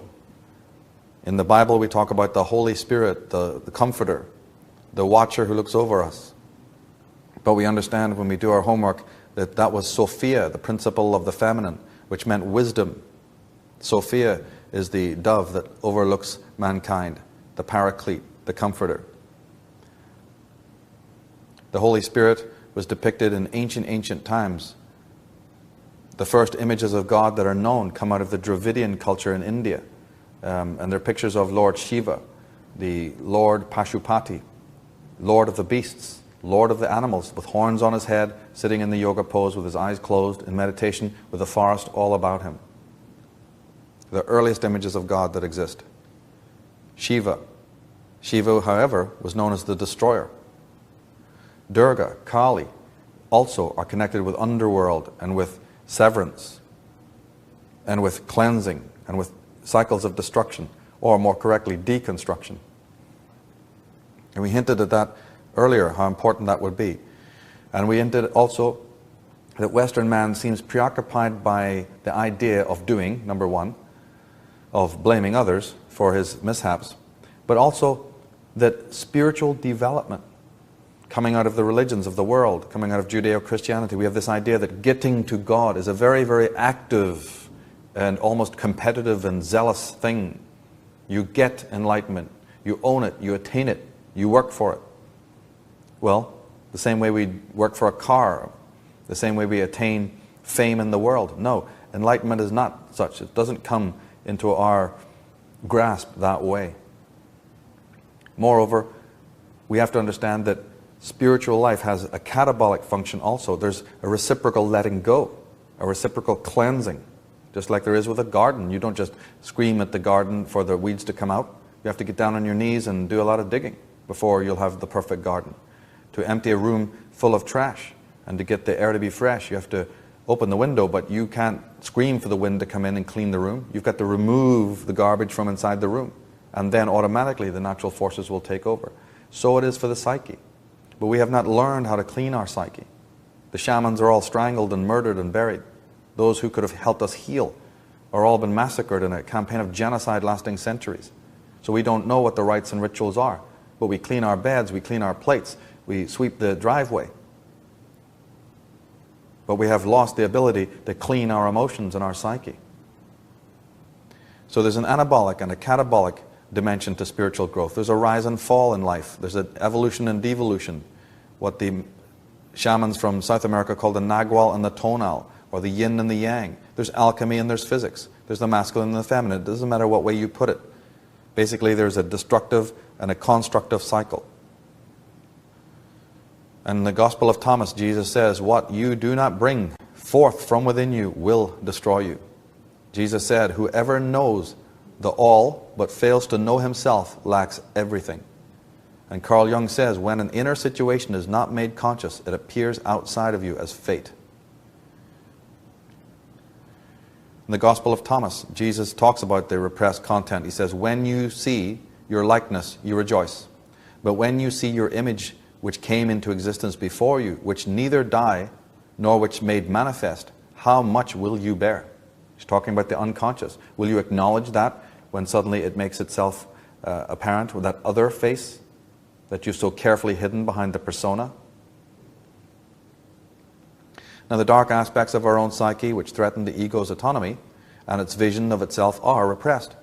They are also subconsciously projected onto others, who become external representatives of our shadow self. This projection occurs as a compensation for the inner psychic tension we feel as a result of the repression. In severe cases, we also process this content through the field of other oblivious victims. Sometimes simple, constructive shadow work is also not enough. Other archetypes must come into play in order for the dark content to be exorcised. Now, Western man has made himself bereft of the rites and rituals, the rites of passage, the shamanic methods for dealing with the buildup of dark psychic content. We choose to ignore this and are patently psychologically arrested. Our avoidance condemns the earth and mankind. It engenders psychotic and sadistic leaders and many social deviances. We are going to find ourselves approaching a time of revealing, a time of apocalypse, a time when the masks will be coming down, to the amazement and shock of both protagonist and antagonist. The pure need to be ready for this and will need to understand what is happening. It is already happening. In the Manichaean Psalms of Thomas we read, I will uproot the darkness and cast it out and plant the light in its place. I will uproot the evil and cast it out and plant the good in its place. The world shall be full of glory, the earth will be without suspicion, the whole world shall contain the righteous, they of the earth shall dwell in peace. There being no more rebel from henceforth, no name of sin shall be uttered again. The rich ones of light shall rejoice on every side without any grief. That which the living ones took was saved. They will return again to that which was their own. In the Gospel of Thomas, Jesus said, he who blasphemes against the Father will be forgiven, and he who blasphemes against the Son will be forgiven. But he who blasphemes against the Holy Spirit will not be forgiven, either on earth or in heaven. This incredible statement has been mulled over and analyzed by generations of scholars and researchers. It's very enigmatic.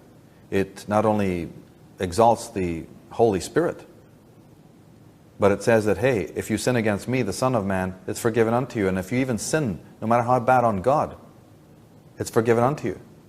But if you sin against this enigmatic and mysterious Holy Spirit, that the Bible doesn't even really go into explaining what it is, it can never be forgiven to you in this world or the next. The sin isn't even described, what kind of sin. It just says you sin against it. And it's a very, very serious infraction indeed. But what is the Holy Spirit? Well, we heard that it was Sophia. It's connected to Shiva. It might even be connected to Aleister Crowley's holy guardian angel, the watcher over us, the Egyptian Ka, from which we get the word the Christ. Well, here is wisdom. That third part of the Trinity, God, the Son of God, and the Holy Spirit. Here is wisdom. The Holy Spirit of the Trinity equals nothing more, nothing less than the Self. That is the mystery. The Self, that is you. In this tripartite breakdown, yes, what is the missing ingredient? We have God, we have Mary, we have Jesus, we have the world, but what's missing in this all-important religious trinity is you, the self. The Holy Spirit, if you do your homework and decode it and find out and look into this matter, the Holy Spirit is nothing more than you. Call it the Christ, call it the Holy Guardian Angel, call it the Ka, whatever term you want to use. And that is why if you sin against yourself, if you create violence to yourself, if you are cruel to yourself, you cannot be forgiven because it's unto you. It's all happening within your own republic. It doesn't matter what term we give it, what we call it, or even how we think of it. The self should be the most intimate thing for us. It was definitely that which we called the Holy Spirit until the Christians got hold of it, the Judeo-Christian paradigm that wanted to separate, divide us, alienate us, and say, no, it's all over here. In divorcing ourselves from ourselves and making the self less important, unimportant, they caused the travesty. They give us this idea of a demonic presence waiting somewhere to judge us after life, and some fuming, wrathful God in the clouds watching our every move. But when it comes to the self, it really doesn't matter. You can steal it, like they stole it. You can make a big mystery of it in order to control and suppress and dumb down. Or we can just decide, all of us, to just scrap it all and start again from the beginning. Perhaps that's the way. Perhaps that's the answer. What do you think?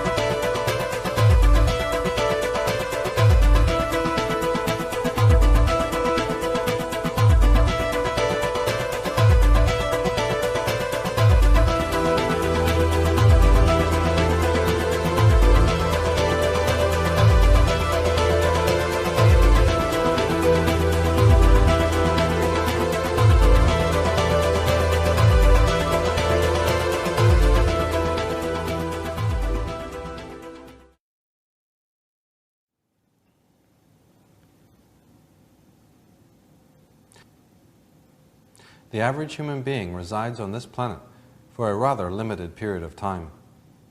Each of us might think ourselves lucky to see a mere 70 summers. Some will see more, and some will see less. It is also a truism that the earth does not need us in order to survive.